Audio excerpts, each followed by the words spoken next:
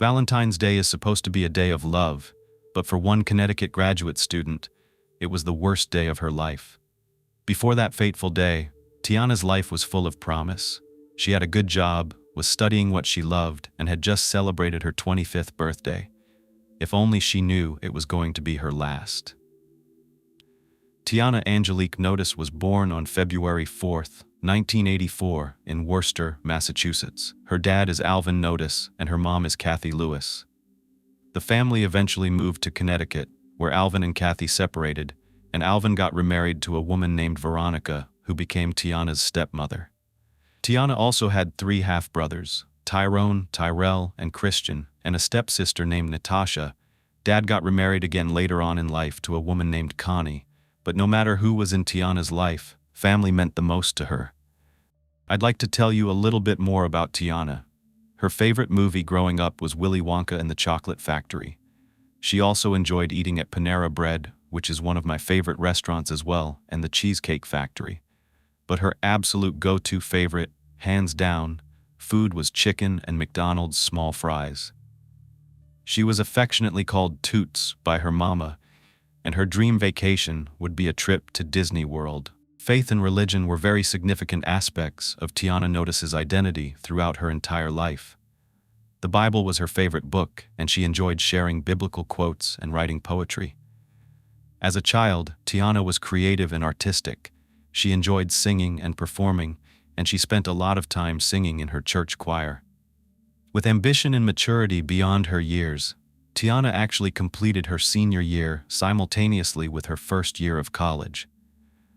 After officially graduating from high school, she enrolled at the University of Hartford, studying political science. It was perfect because the college was just down the street from the University of Connecticut, where her stepsister Natasha was studying. It's always nice to have family nearby when you're moving somewhere new. While attending the University of Hartford, Tiana was an honor student, and she became an activist. She was passionate about several issues plaguing the nation, and on campus, she founded a chapter of the Roosevelt Institute, which is an on-campus club. It's a think tank, a campus network, and it strives to help the country move forward toward a more democratic and prosperous future. Its members conduct policy research on the world's most pressing political issues and present their research to policymakers. They're all about change. Tiana actually served as a campus leader, and she mentored the chapter's students. Her activism on campus did not end there. In addition, she volunteered at the Campus Women's Center during her time at the university. After graduation, Tiana, who at this point was known as T by her friends, enrolled in the Department of Communication at the University of Hartford.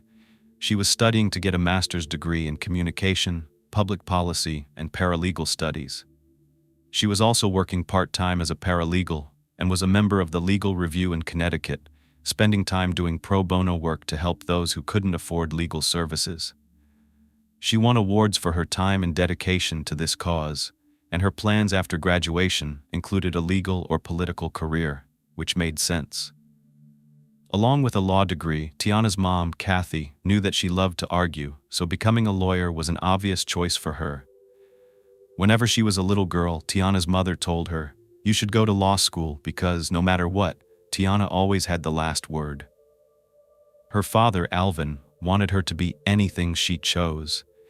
And while a student at the University of Hartford, not only was Tiana brilliant, but she was beautiful. It didn't matter how dark a room was, when Tiana walked in, it became brighter with her presence. She had the whitest, brightest, most beautiful smile. Tiana was generous and had an excellent sense of humor. Throughout her life, Tiana was able to accomplish anything she set her mind to. She had many friends, a great job, a supportive family, and was studying what she loved. She had a lot to be grateful for. Someone looking from the outside in would think that Tiana had it all. However, there was something missing from Tiana's life, and that was romance. In 2007, social media was gaining popularity, and MySpace was #1. So the 23-year-old Tiana and her best friend, Anna Petrosky, were among the millions of young people using the website. One afternoon, Tiana received a MySpace message from a handsome man named James Carter Jr. She wasn't interested in meeting anyone or getting into a relationship, especially because she did not know who this guy was. But that's how social media works. Strangers can become friends, and even more. They started exchanging messages back and forth, and the more they did, the more Tiana realized they had a lot in common. James seemed to be a catch to Tiana. She thought he was very desirable. He was 27, working in the insurance industry, and he was attractive. James took an interest in Tiana. Anna, Tiana's best friend, was urging her to pursue something with James, especially since she had just recently ended a relationship with her boyfriend of 5 years, Robert Dennis. Tiana had been struggling for a while before their breakup. Robert and Tiana had been college sweethearts, and during a conversation with Tiana, he confided in her that he was struggling with mental health issues. He felt that he needed to return home to Virginia with his parents with the goal of getting better and finishing his degree. But that meant the pair would be apart.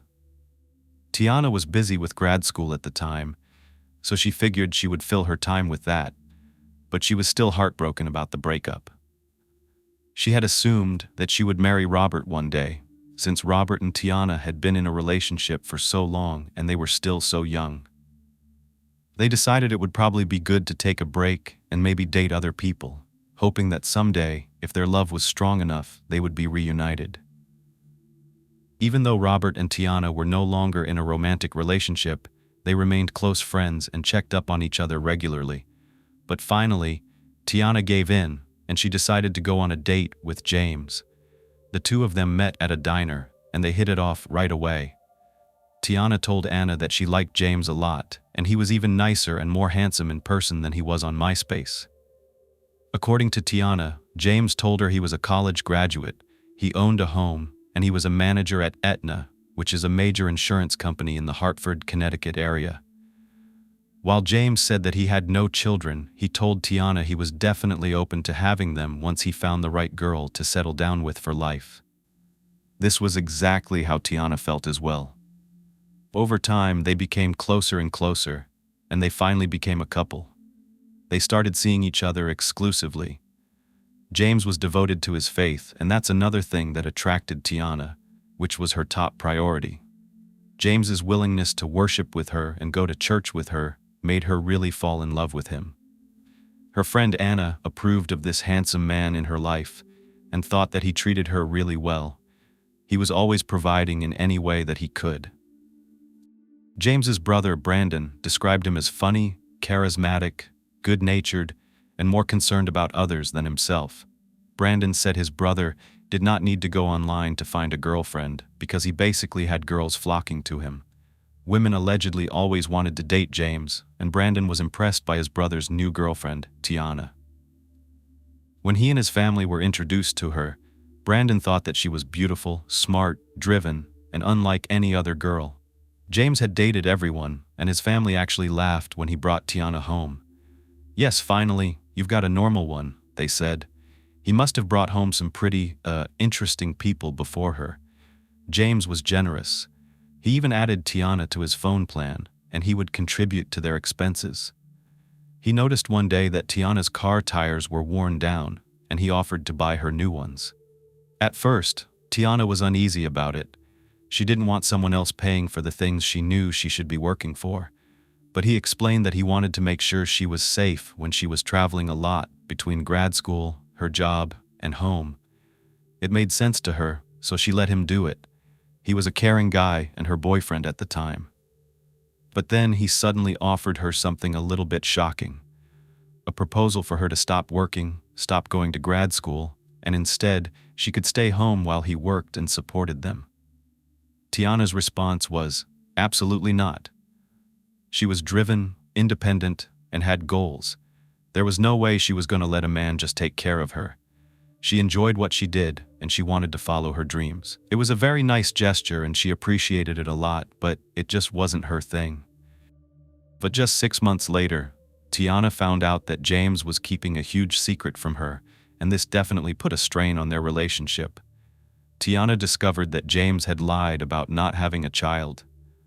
Remember when the couple first started chatting on MySpace? James told Tiana he did not have children, but maybe he'd want them one day, and Tiana believed him. But get this, In the summer of 2008, Tiana was invited to a birthday party with James. They were walking into this backyard where a barbecue was going on, and this little boy who looked just like James ran up and hugged him. It was confusing. She didn't want to jump to conclusions right away, but then the little boy called James Dad. That would definitely be a giveaway, and it was quite shocking for her. James, of course, tried to explain that yes, he had a son, but he didn't have a relationship with him during the school year because the boy lived with his mom. The only time he saw his son was during the summer. But you still have a son. You still have a responsibility to another human being that is biologically yours. So this was definitely a red flag. He had lied. James was dishonest with her, and it wasn't about something small. However, the couple got through it. But there was something else that bothered Tiana about James as time went on. Tiana had always been popular. She had a lot of friends, some of whom were men. However, that was not something James was okay with. He was jealous anytime he saw her with another guy. It could be a guy she was in class with, maybe they had a project together. It didn't matter. He wanted her all to himself. There was seemingly a reason that he was this way, though. About 4 months into the relationship, James shared something with Tiana. It was about his past and maybe the reason why he acted a certain way when it came to relationships. His family was finally glad he had found someone like Tiana. He admitted that he had gone through a horrendous ordeal with his ex-girlfriend. James said that after they broke up, she became vindictive and went so far as to try to get him in trouble with the law by saying that he hit her. But he didn't. He told Tiana, "I didn't do it. She's just doing this to make me look bad. She just wants me to be miserable." However, he told Tiana he was arrested as a result, and now it was coming back to haunt him.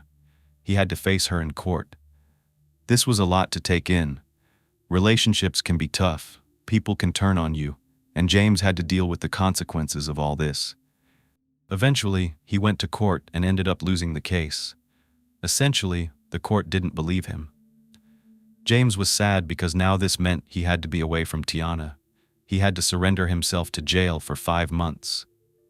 The revelation that James was headed to jail shocked Tiana. This wasn't the type of guy or relationship she was looking for. She wasn't even looking for one at the time.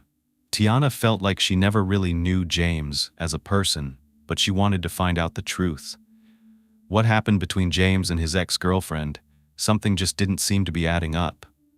It was in Tiana's nature that whenever she met someone, she always looked for the good in them. She didn't try to be judgmental, and she believed in the power of forgiveness.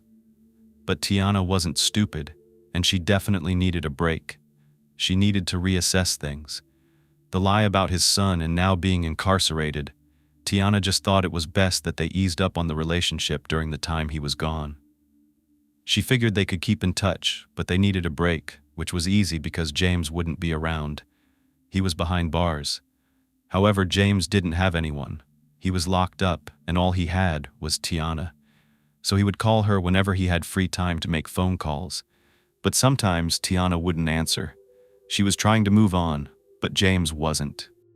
During his incarceration, he and Tiana maintained contact and exchanged letters. Since Tiana was remaining very cautious, she avoided being romantic in the letters to James. She was making it very obvious she didn't want to be together, but she wanted to support him during his stay. Otherwise, she had walked away from this relationship emotionally. As James served his sentence, Tiana started chatting with her ex-boyfriend Robert again. It didn't take long for them to reunite. Robert was truly Tiana's true love, and maybe this was exactly what they needed. This break, and now her break from James, to see what she was truly missing and realize the hope of her and Robert being together could actually come true. Months later, when James was released from jail, he was under the impression that he and Tiana would just pick up right where they left off. So on the day of his release, James called Tiana to ask, "Where are you? Why aren't you waiting for me?" She explained that they were not together anymore. It had been months, but he was not taking the hint that the relationship was over. He kept pestering Tiana to meet with him. He would call her and text her constantly. Eventually, as Tiana continued to refuse to respond to him, he began to look for her, following her wherever she went. She hadn't told James that she was back with her ex, and when she finally admitted she didn't want to be with him anymore, James did not take it well. We already heard that he would get jealous of mere guy friends or people in her classes. Now, her being back with Robert definitely set him off. This was an opportunity for Tiana to really make sure James knew it was over. She was the type of person that, once she made up her mind, that was it. There was no turning back. But James wasn't giving up. She was the girl he wanted. She had all the qualities he wanted in a woman. He also felt that she owed him. After all, he had helped her with gas money, her phone bill, tires on her car. He wasn't just going to let her walk away like that. Whether Tiana was at the grocery store, working out, or doing something else, James was always lurking in the shadows. Occasionally, he would surprise Tiana by accidentally running into her while she was running her errands. He just happened to be there. Since Tiana was nice, she'd say hi, but she tried to keep it short. She wanted to send the message that she was no longer interested. By the fall of 2008, Tiana and James's relationship was over, but his calls weren't. There were still some of her belongings at his house, so she enlisted the help of her best friend, Anna, and Anna's husband to move these things out of James's home. For the sake of keeping the peace, she needed her friends to be there. She wasn't sure how James was going to handle the finality of it all. There were times that this man would call her for 12 hours straight, from 8 p.m. to 8 a.m. non-stop. After Tiana's visit, she was shocked when James showed up at her apartment with the Plainville Police Department. Apparently, James requested a police escort to go to her house and retrieve items that he owned. He told the police that he needed them because she was emotional and things could get a little volatile. He didn't want a repeat of what happened with his ex-girlfriend, with the altercation that sent him to jail, so he was being proactive.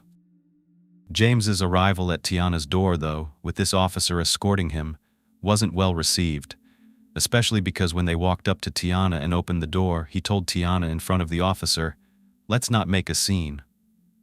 He said, "I'm only here to get my stuff." Tiana was confused and angry. She didn't understand why James needed a police officer to accompany him to her apartment. It was like he was making the scene for her. But this wasn't James's first rodeo. He knew he had to portray himself as the victim to get the police's attention and make sure they were there as a witness in case anything happened. This did not sit well with Tiana, not at all. She did not trust this man. Something wasn't right. Several days later, Tiana appeared in New Britain's family court to request a restraining order against James Carter Jr. After this, an officer had to actually issue James with this order, banning him, his parents, or anyone acting on his behalf from getting in contact with Tiana. She wanted to make it crystal clear to him that she didn't want anything to do with him anymore. And in the event that James violated this order, he would be arrested and brought to jail by the police. It's a felony in Connecticut to violate a restraining order, so James would probably serve a lengthy sentence, especially because of his recent incarceration. After Tiana obtained her restraining order, James went to the Plainville Police Department in January 2009 to get his own restraining order against Tiana. The officer who was taking James's statement didn't notice any signs of injuries on him. The reason he gave for wanting the order was because Tiana hit him. While the police questioned Tiana, she, of course, denied the alleged incident ever occurred. The police found no probable cause to arrest her. Is this what James went through with his ex? If so, it's obvious to see why a court found him guilty and sent him to jail. He seems unhinged. Tiana just wanted to move on, but soon after this happened, she started to receive emails from an unknown email address with the name Jessica Banderas connected to it. This stranger said that she was James's new girlfriend, and she was mad at Tiana because apparently this Jessica girl was under the impression that Tiana still wanted her man. So this woman, James's girlfriend, wrote in one of her emails, "Tiana, you need to leave my man alone. Stop accusing him of stalking you." Tiana replied to this email. She said she didn't care what this person had to say, but it just kept coming. She received another email saying, "I'm emailing you because why put out a restraining order against James when he wants nothing to do with you?" This person was trying to get to Tiana, and it was getting to her. She responded with, "You shouldn't be emailing me." She was warning this person that she had a restraining order against James, but the woman responded by saying, "I'm not on your restraining order. What's your problem?" Tiana went on to explain further that, yes, you're indeed on this restraining order because you're a third party contacting me on James's behalf.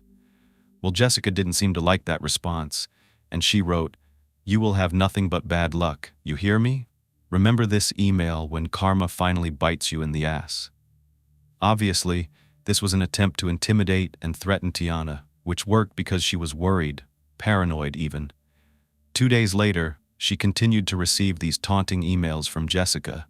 The messages that she was getting were disturbing. There were things like, "Be prepared if you aren't already suffering, coward. P.S. You've seen me before, in person and on the phone." Now Tiana is on edge. She's checking the windows, she's making sure her doors are locked, and she's not feeling very safe, even in her own apartment. So on January 13th, 2009, Tiana called the Planville Police Department to report that James had violated the restraining order.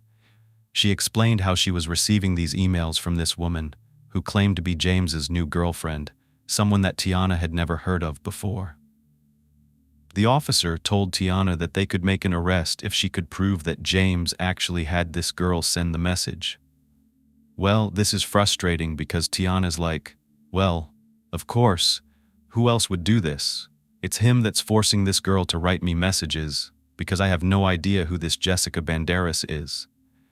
Therefore, the only reason she would be writing me is because of our connection to James. Although the officer understood and agreed with Tiana, he explained he couldn't comment on the email since he hadn't seen them himself, but it was like the police were making light of the situation. And I don't agree, but I've read that a lot of times, police don't take these things seriously because they see it so often. There are two people. They break up, they make up, or there's just a mess going on between one another, and then over time it turns out to be nothing. It just subsides, and the parties move on. But Tiana was adamant that this was serious. This man had been arrested before over an alleged altercation with a girlfriend. She wanted a supervisor, and that's when the officer told her, "Fine, I'll look into it for you." Tiana went home and even cried to her sister, saying that the police just wouldn't help her. But there was someone who would. Robert. He had had enough of this. He told Tiana that he wanted to be by her side and even confront James if it didn't stop. But they were still long distance. Robert was going back and forth between Connecticut and his home in Virginia. He was finishing up his studies, but he told Tiana, "You know what? I'm going to come there in about a week, and I am going to protect you." He also told her at the time to clear her schedule for Valentine's Day because he had something very special planned for the two of them. Tiana didn't know this, but Robert was going to propose. It was the perfect time, right after her birthday, which is on February 4th, and on a day dedicated to love, Valentine's Day. Meanwhile, the police did end up meeting with 28-year-old James, who told them everything they needed to know about this Jessica person. He gave them a description of her, including her height, her weight, her physical appearance, her address, and how they met. It turns out he says he met her while he was seeing Tiana, which I'm not surprised about. But they recently got together after James got out of jail, and while Jessica was over at his place one day, she asked him to give her Tiana's email address. The investigators were even given a phone number for Jessica, and when they asked James, "Why is she pestering Tiana? Why are you pestering Tiana?" he said he wasn't. He didn't want anything to do with her anymore. He had moved on, and it was just Jessica that was hung up on it. Well, then James returned to the police department the next day to inquire about whether his restraining order included protection for Jessica as well as himself. They explained that he needed to add Jessica to the order, and there needed to be a hearing in court. James went ahead and moved forward with it. Tiana gets an unexpected knock on her door, and once again it's the police. They ask her to step outside to have a word with them. They serve her with notice to appear in court, and this is in reference to that restraining order that was just issued by James. She can't believe this. She finally decides it's time for her to really dig into James's background. That's when she finds out he doesn't even work for Aetna. He's a limo driver. He didn't have a master's degree like he said. He didn't even own the home he was living in. It was owned by his parents. Oh, and he had 2 children, not just the one that she met at the barbecue. Not only that, he had a documented history of physical altercations with women, and his last relationship ended as a result of an altercation that almost ended in his ex's death. That's why he was in jail. It was just lie after lie. She relays all of this to her family, and they are truly in fear for her at this point. When Tiana and James were ordered to appear in court for that hearing, Tiana's mom, Kathy, asked her, "Do you need me to be there for support?" And she politely declined. She told her mom, "I got myself into this mess, and I'm going to find a way to get out of it by myself." During the hearing, Tiana addressed the court. She talks about James harassing her. She shows the judge the emails that she received from this Jessica person, and then it's James's turn. He accused Tiana of doing terrible things to him, but there was no evidence to support any of his allegations. However, remember how Tiana declined her mom coming to court to support her? Well, James's mom was there, and she testified on his behalf. She claimed that her son told her that Tiana had hit him, but she didn't see it herself, so obviously he could be making it up, and Tiana knew he was. That was the most frustrating part of all this. Tiana knew James was lying. Finally, the judge just asked them both, "Look, do you intend to get back together?" They said no, so the judge issued a 6-month restraining order on both parties, and finally, everything seemed to be resolved. However, the situation was still a little murky because both James and Tiana had restraining orders. Since both of them had restraining orders, the officers didn't really know who the aggressor was. And I'm no expert in all this, but I have been told that it's best not to respond when someone that you have a restraining order against is harassing you or doing things to you. It's best to just be silent. But remember, Tiana would write back to Jessica, and I'm not saying that I have all the emails to look at because the responses can be seen as instigating the situation, even if that's not your intention. But finally, it felt like Tiana could really move on. However, that feeling would be short-lived. On January 31st, 2009, just a few days before Tiana's birthday, she was having a party with her best friend Anna when there was a knock on her front door. At first, when Anna opened the door, Tiana thought that she had surprised her with a male stripper dressed like a police officer. However, it wasn't a stripper at the door. It was a real officer from the Bloomfield Police Department. He told her that he was there to discuss a letter that she had sent to her ex-boyfriend, James Carter. Tiana was just so confused. She had to drive to the Bloomfield Police Department, where the investigators were asking her for handwriting samples and fingerprints. They even did a criminal background check on her. Throughout this entire time that she's being questioned by the police, Tiana is denying ever sending any letter. She's like, "What are you talking about?" They tell her that day, James walked in. It's a half-hour drive from his house, and he goes all the way there to make a report against Tiana for violating his restraining order, but she didn't do anything. But according to James, Tiana wrote him a letter. He hands it to the police. It's a letter written on a white sheet of paper, and in the middle was a tiny, low-quality photo of Tiana. It said, "James, please contact me. It's Tiana. Notice I need to talk to you ASAP. I still love you, handsome. I hope you did what I said to do. At least consider it an option." He wanted to file a criminal complaint against Tiana with this letter, but there was something that raised the officers' suspicions. First of all, they found it really strange that if Tiana wrote this, she would date the letter and also provide a picture of herself. I mean, if this was your ex, wouldn't you know what she looked like?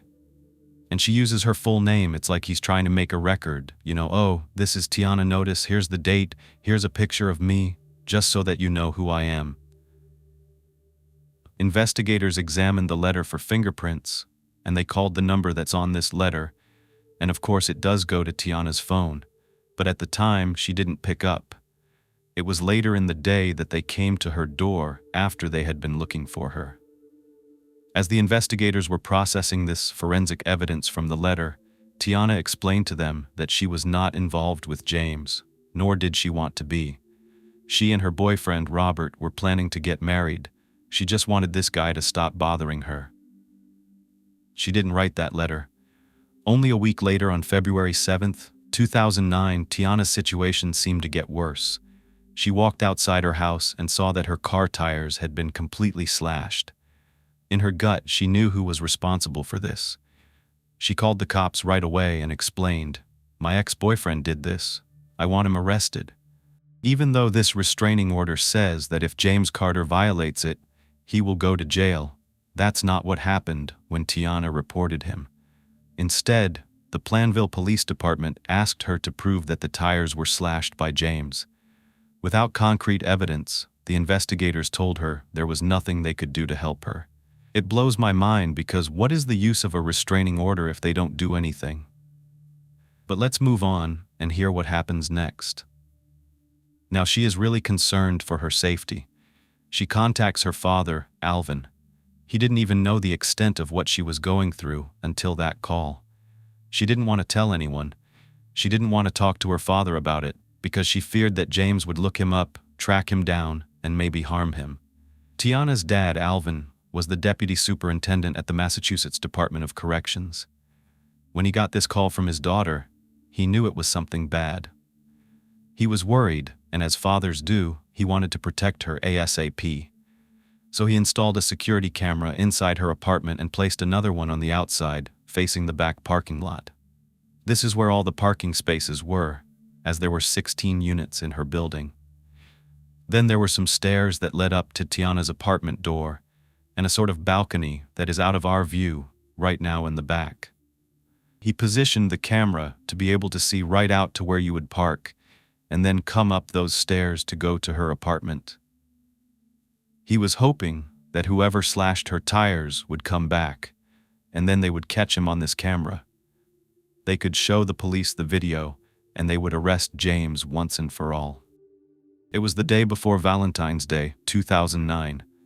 Tiana was at work in the admissions office when a call was transferred to her line. It was James. He somehow found out where she was working and called her. Tiana hung up. He immediately called back and wouldn't stop. Seeing this as a violation of the restraining order, she told her coworker to stop transferring his calls. Tiana's coworker heard James's voice on the phone, and now there was a witness to this harassment. So, Tiana called the Plainville Police Department again. She told them what happened, and they said, "Well, can your coworker identify James? Does she know who he is?" She said yes, she does. The officer told Tiana, "This seems pretty straightforward. You have a witness, file an official statement after you get off work." So she did. She drove down to the Plainville Police Department where she was informed, "Oh no, we can't accept your report." Why? According to them, there was an error in her report, and there wasn't sufficient evidence to arrest James. According to the officers, Tiana needed to report the incident to Waterbury because that was where the incident occurred. That was not their jurisdiction. So Tiana drove all the way to Waterbury with a signed statement from her coworker and a copy of the restraining order to show their investigators. When she got there, she spoke to an investigator, and after everything she had done, explaining everything, the whole backstory, you can just imagine having to reiterate every single thing she had been through. She was shocked because, as they were reviewing the restraining order, they accused her of fabricating it. They looked at her and said, "You know what? This doesn't look real." Tiana sat there explaining, "This is a copy. This is what the Plainville officers told me to bring. They said I could bring a copy. But they said no, we need the original." She was frustrated. She reiterated to them that the investigator at Plainville had the original, and they made a copy for her to bring, but they wouldn't accept this faxed-over copy from the Plainville Police Department. She had done everything they asked for her, yet she was being denied the help she needed. When I was reading all this, I couldn't help but feel Tiana's pain, her frustration, and probably her fear as well. Her time was consumed with making sure the man was out of her life, and it's like she's helpless. These are the people who are supposed to be there to serve and protect, yet it didn't seem like they were doing that. And again, Tiana is trying, She drove back to Planville, and on the way, she called her mom, Kathy, who was a former probation officer and social worker. Kathy was furious. She was mad that no one was enforcing her daughter's restraining order against James. So her mom finally spoke to one of the sergeants, and he had the audacity to inform her, "You know what? It's President's Day weekend. All the detectives have gone home, so there's just no one available to work on your daughter's case." That's nice. I mean, I understand that police need vacations too, but criminals don't. They work overtime. During her conversation with the sergeant, Kathy explained that she didn't want her daughter to become another statistic. After she said that, the sergeant had the nerve to tell her, "Nothing's going to happen to her. Just tell her to come in after the weekend." How does he know that? Does he have a crystal ball? All I'm going to say is, I wish he had. On Friday, February 13, 2009, at approximately 7:20 p.m., Tiana came home to find a note inside her apartment. It looked as though someone had pushed it underneath her door. It said, "Tiana, please forgive me. I never cheated on you. And if you don't believe me, read Psalm 32. If I'm lying, may God take my life. I never cheated on you. Please forgive me for everything else." Despite the note not being signed, Tiana knew who sent it. The same person who slashed her tires, James. And right away she was thinking about the security cameras.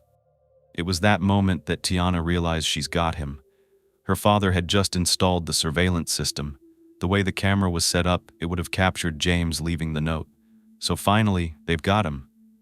I can't believe this, but when she checked the security footage, she realized the tape had run out. Stop it. This poor woman. The camera system used VHS tapes, and it stopped recording before James left the note. It seemed like no matter what she did to try to keep herself safe, nothing worked in her favor. Nothing. On the following day, Saturday, February 14th, 2009, this is Valentine's Day. Also, during President's Weekend, Tiana didn't have the most pleasant start to her day. Robert was set to propose to her, but he had gotten very sick with the flu. Even though he tried to pull it together because he really wanted to come, he couldn't make it to Connecticut for their official engagement. So he had to postpone it. Tiana didn't know he was going to propose, but she was disappointed he wouldn't make it to Connecticut. However, she understood and told Robert they could wait until the following weekend to do whatever it was that he had planned for them. Even if it wasn't on Valentine's Day, Robert knew they were going to spend the rest of their lives together. So what was one more week? If only they knew what was going to happen. Now, going back a few days leading up to Valentine's Day, Tiana kept telling Robert about James's harassment, specifically the letter. She told Robert that she was afraid, but she was determined to stop this behavior now. Not only was Robert delaying the engagement, but that meant he wasn't coming, so he was delaying protecting Tiana like he had promised. Later that day, Tiana checked her email and saw another 2 messages from James from the day before, on the 13th, clearly in violation of the restraining order. These messages came straight from James's email account, in his name. James wrote in the emails, "God told me to write you, so please don't tell the police about this. Please get rid of the restraining order so I can get a job, hire me a lawyer, and see what's going on with my son. I'm extremely nervous. You know I'm taking a big risk by talking to you." These messages were somewhat apologetic, saying that he knew he messed up, things like that. James seemed desperate. The other message said, "I'm going through a life-or-death situation right now, and you're the only one I can talk to. Have you ever been close to death or thought you were gonna die? I'm going effing crazy. My dad said he had a dream that our neighbors gave us 2 tombstones at our house. Please call me." Wow, this guy is clearly unwell. And as nice as Tiana was, she knew, President's Weekend or not, she couldn't give in. She knew what she had to do. She returned to the Planville Police Department around 4 p.m. that evening to show them James's emails. This time, she had actual proof.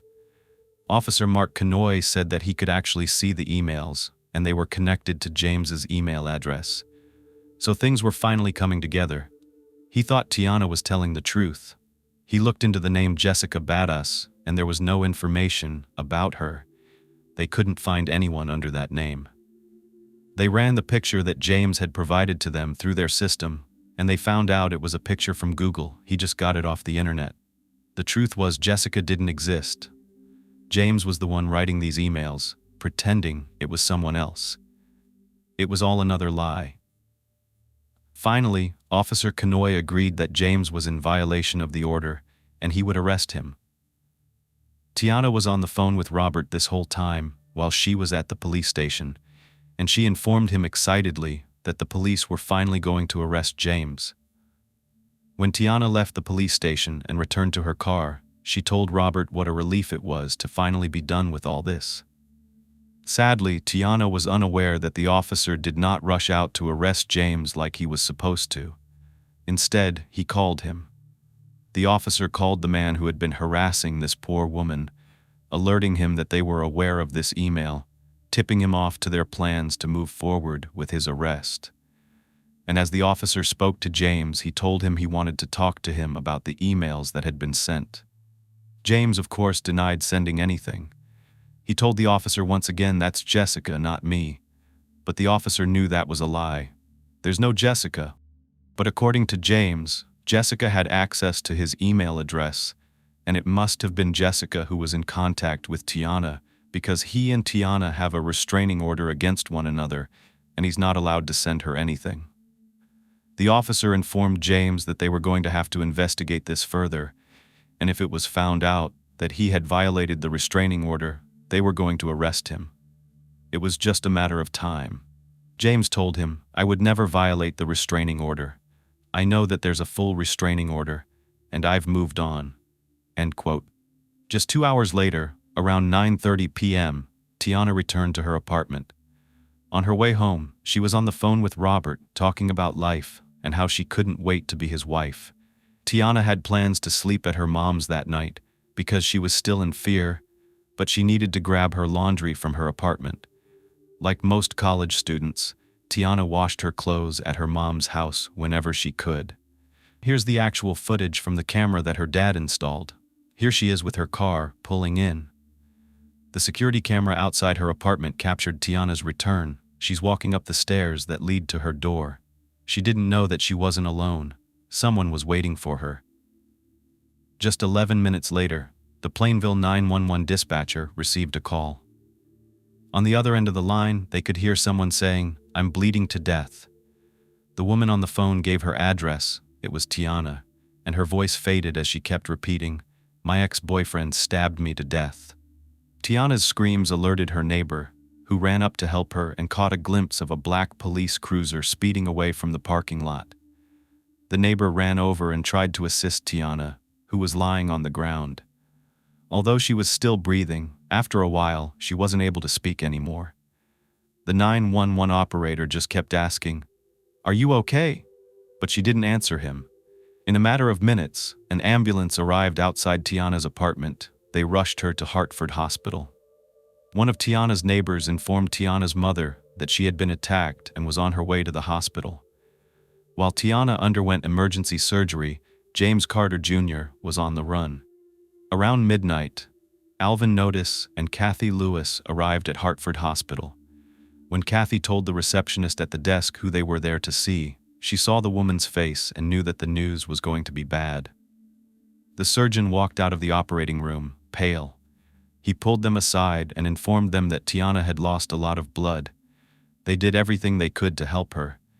They even opened up her chest and massaged her heart, but they could not bring her back. Alvin was the one who had to identify his daughter's body. She was covered in wounds. Her parents gave the name James Carter to the police, saying they knew he was the one that did this to their daughter.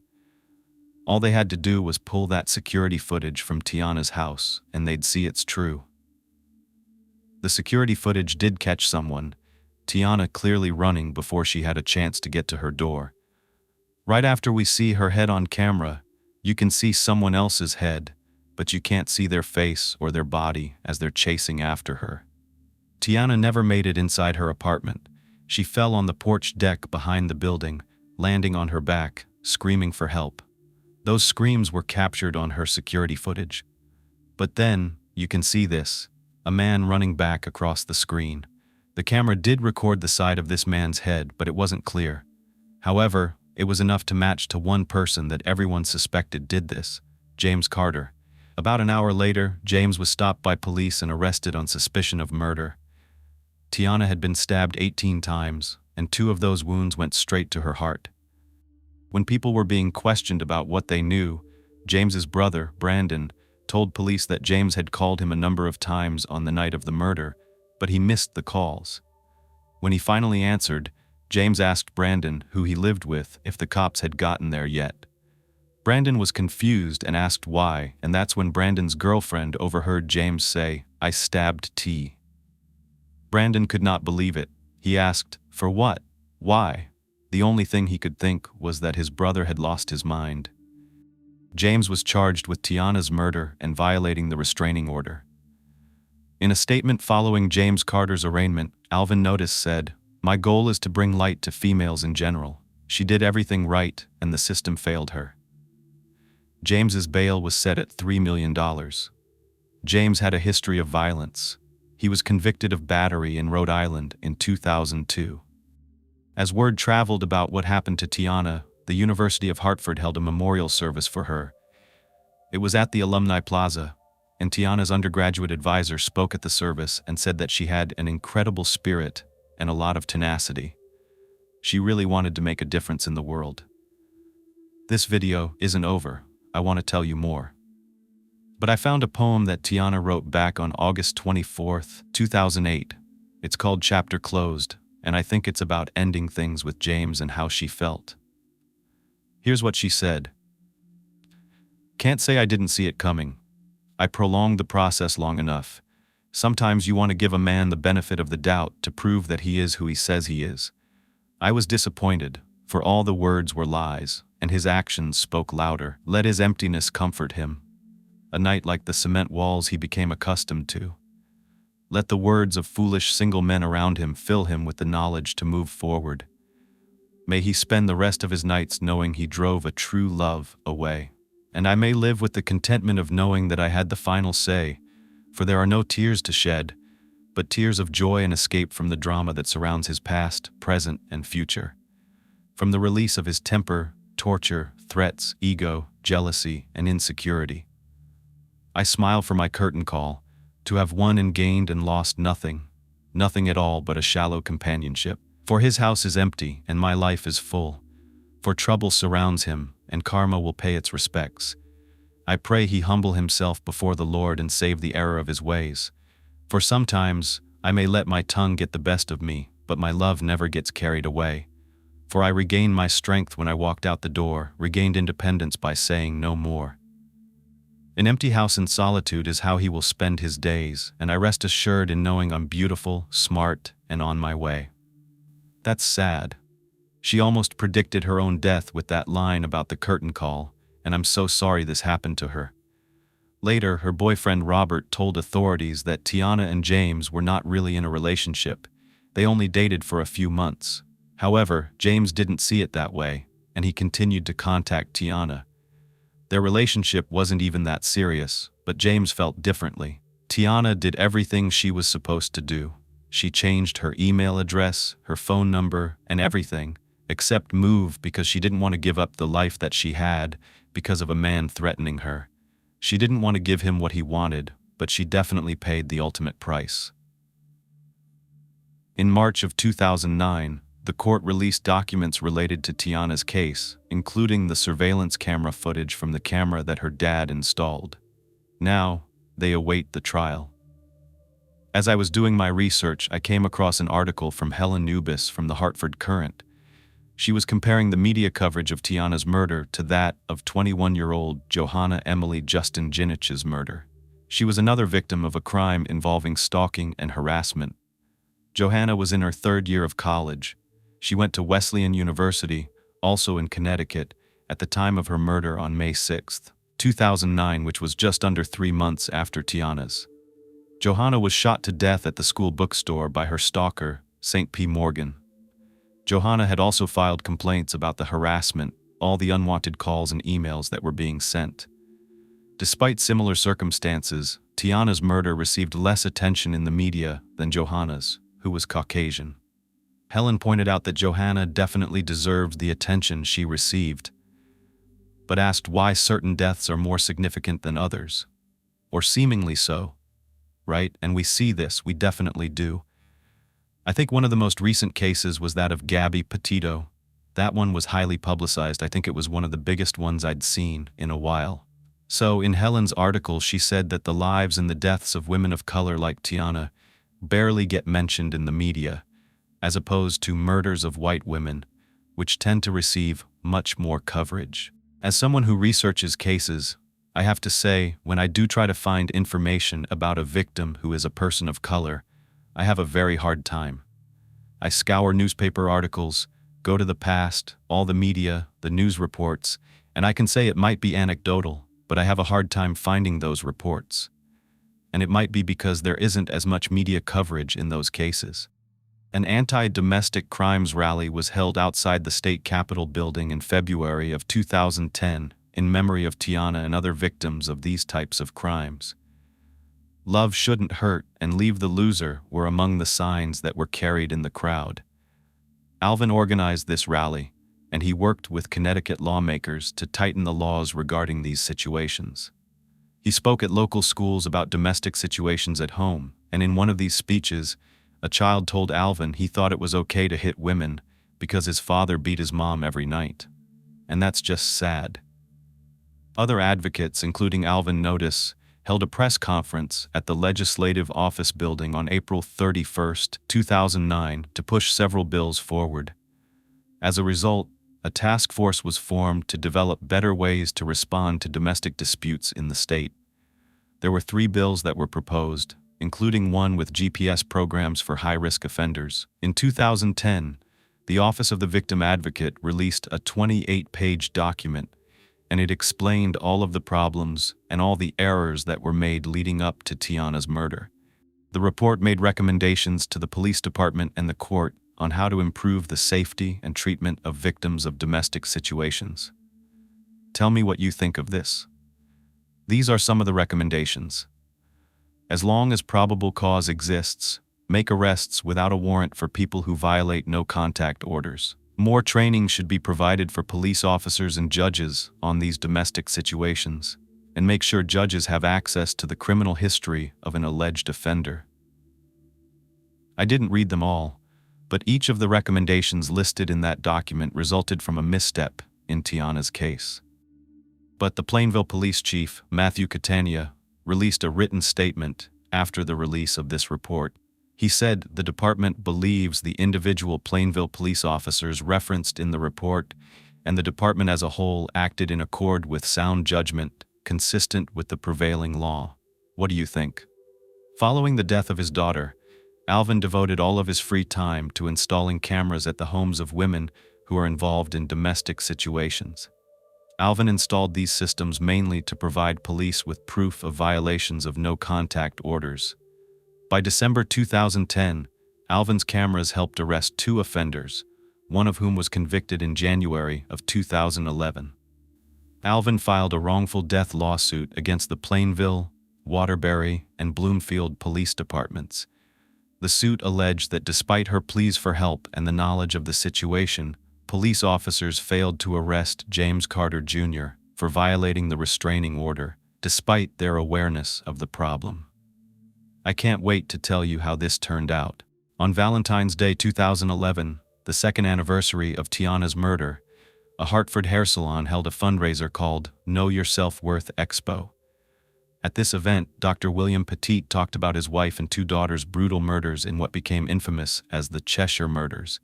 He spoke about how society can ensure the victims' rights are protected, and during the event, Alvin gave a speech as well. In regard to James Carter, he ends up rejecting a plea deal that was offered by the prosecution for 45 years in prison instead of going to trial. But no, he wanted the trial. He pleaded not guilty to the charges against him. As the jury selection process for his trial began in 2011, his defense attorney filed 3 motions to suppress evidence regarding statements he made and information regarding clothing that he was wearing at the time of Tiana's murder. In October 2011, James Carter Jr.'s trial began. One of the officers who responded to Tiana's apartment on Valentine's Day night testified that he saw stab wounds on her arms and her abdomen. He also testified that she was unable to speak when he was there. The defense team tried to prevent the state from presenting the 911 call to the jury, but the judge overruled them. While Tiana's 911 call played in the courtroom, her screams and her last words, "My ex-boyfriend just stabbed me to death," were heard by the jury. And as Alvin listened to Tiana's pleas for help in the courtroom, he struggled to keep his composure. A neighbor of Tiana's testified they found her in a pool of blood, crying and praying. She was able to tell them it was her ex-boyfriend who stabbed her. An expert in forensic science testified that the blood on James's clothes belonged to Tiana. She said that a DNA profile like that would be found in 1 in a billion people. On October 20th, 2011, 2 representatives from 2 different locksmith companies testified that they received calls from James shortly before Tiana was stabbed. On the stand, a representative from a company called USA Locksmith said that this caller referred to himself as John and told the locksmith that he had been locked out of his apartment. The locksmith identified Tiana's apartment as the address where this caller requested help, and that is just frightening. Another company called All American Locksmith had the co-owner testify that she received a call that same night around 9:20 p.m. from James Carter, but she didn't answer because she was on the other line. Wow, he was really trying, wasn't he? He wanted to get into her apartment. Brandon Carter, James's brother, and his girlfriend testified against him in the trial. During his testimony, Brandon said that his brother confessed, "I stabbed Tiana," shortly after Tiana's murder, and that his girlfriend overheard him on the phone as well, admitting to killing her. As his brother was testifying, James became extremely emotional and had to be escorted out of the courtroom. James wrote 2 letters to the court while he was in prison, months after he was arrested for murdering Tiana. These letters were read during the trial. He actually expressed his disdain for Tiana in both letters and wrote, "I don't regret what I did." The defense had a forensic psychiatrist who testified that he did not find any indication that Tiana's murder was premeditated. According to him, James was explosive and paranoid, and he had these uncontrollable episodes of intense rage. He had a disorder called intermittent explosive disorder. Hostility, impulsivity, and recurring aggressive outbursts were characteristics of this condition, and in his report, the psychiatrist noted that James was unemployed, under financial pressure, and that he didn't even remember much about what happened when Tiana died. She was murdered, but as rebuttal evidence, the state presented a letter that James wrote while he was incarcerated in the summer of 2011. In that letter, which was received by the correctional officers, he wrote, "Even the doctors think I'm crazy. I'm just playing along. Oh my God, I can't even believe this, but am I surprised? No." While James's defense attorney presented his closing arguments, James cried out in anguish and was removed from the courtroom.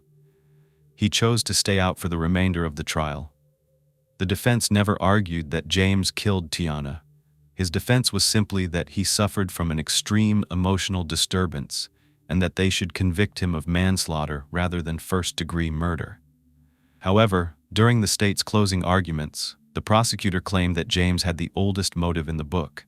Since he couldn't have Tiana, nobody else could. According to the state, James had planned Tiana's murder, and he was found guilty of first-degree murder and given the maximum sentence of 80 years in prison.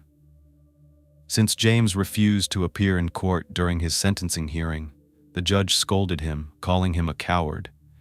Tiana's dad described the verdict as a weight being lifted off of his shoulders, and Kathy told the Hartford Courant, "I know my daughter is doing a happy dance in heaven, and I thank the good Lord that justice was done." Days after Tiana's murder, her family founded the Tiana Angelique Notice Foundation.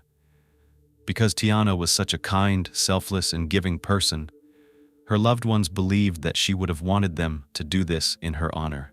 As part of its efforts to help prevent domestic violence, the foundation provides the following educational materials: the cycle of violence, the importance of being confident and empowered, raising awareness about violence against women, and legal and financial assistance. GPS laws are in place in Connecticut, and they work. It's possible to predict with accuracy when an abusive partner is about to commit murder.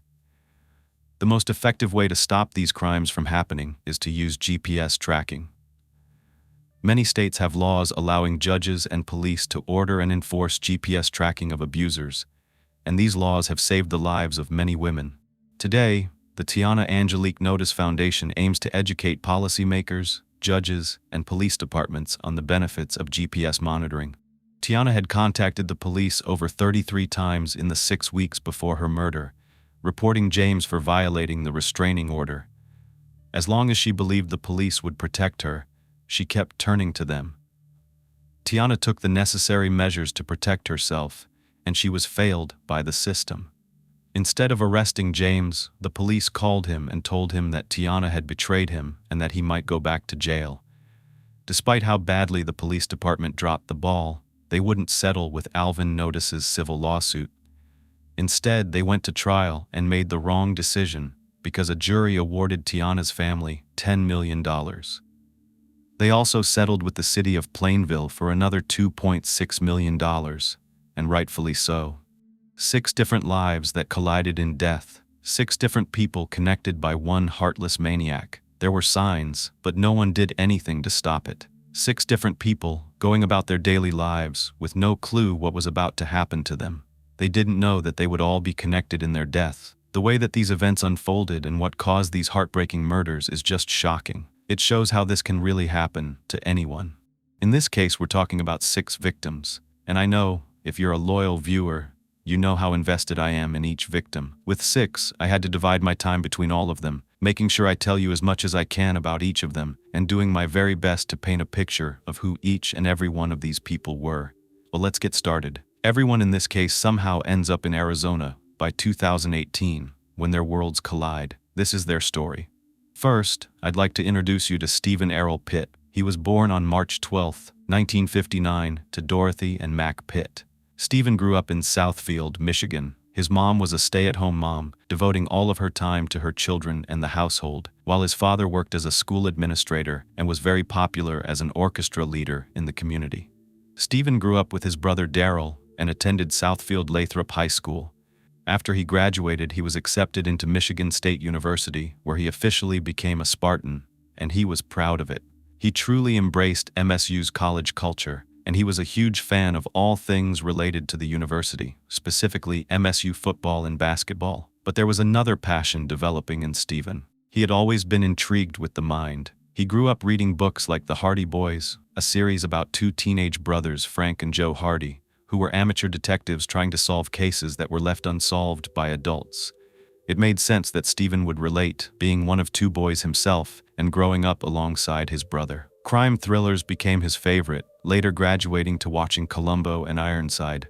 Columbo is a show that ran in the late 60s and early 70s. It's about a very intelligent, blue-collar homicide detective with the LAPD.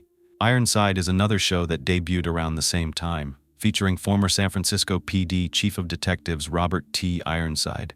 After he was hit by a sniper's bullet, paralyzing him from the waist down, the department hired him as a consultant. He used his intelligence and detective's intuition to solve cases.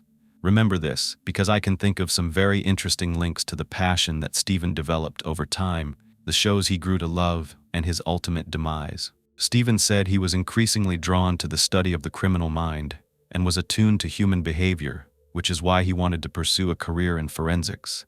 Specifically, he wanted to be a forensic psychiatrist, examining the minds of the most deranged and evil people. After graduating from MSU, Stephen was accepted into and attended Michigan State University's College of Osteopathic Medicine. A doctor of osteopathic medicine, DO, is a licensed physician who focuses on improving the patient's overall health by treating the whole person, not just the condition or disease. But Stephen's goal was to use this degree as a stepping stone. He completed his residency training in psychiatry at the University of Michigan's Medical Center, then went on to complete his fellowship in forensic psychiatry at the University of Maryland School of Medicine, where he was mentored by Jonas Rappaport, the founding father of the American Academy of Psychiatry and the Law. Ultimately, Stephen became a forensic psychiatrist, just as he had wanted. Psychiatrists and psychologists are different. Psychiatrists are medical doctors who are experts in psychiatry, the branch of medicine focused on the diagnosis, treatment, and prevention of mental, emotional, and behavioral disorders. As serious as Stephen was about his studies, and you'd have to be to get this far, his friends from high school said he was a great guy who was always laughing and joking around. He definitely had a really good sense of humor. One of his lifelong friends, Jay Goodman, said Stephen had an adventurous spirit and loved to travel to exotic places all over the world. While his work often took him to the dark side of human nature, he had a legendary sense of humor and loved to make other people laugh. Jay added that Stephen thrived on meeting new people and was always interested in figuring out what made them tick. His rabbi, Harold Loss of Temple Israel, who knew Stephen very well, said, "When you met Stephen, you immediately felt a connection. He had a very serious professional side, but at home he had the ability to put that in its place and be there for you as an incredible friend, brother, son, etc." Stephen was actually a father as well. He met a woman while he was studying in Michigan. Her name was Susie. They got married and had 2 boys together, Bo and Asa Pitt. Stephen and his family ended up moving to Phoenix, Arizona, where he began working at the Arizona State Hospital. By 1997, he was the director of forensic psychiatry and held the role of clinical associate professor in the Department of Psychiatry at the University of Arizona's Medical Center. It didn't take long for him to make a name for himself locally at first, and then nationwide.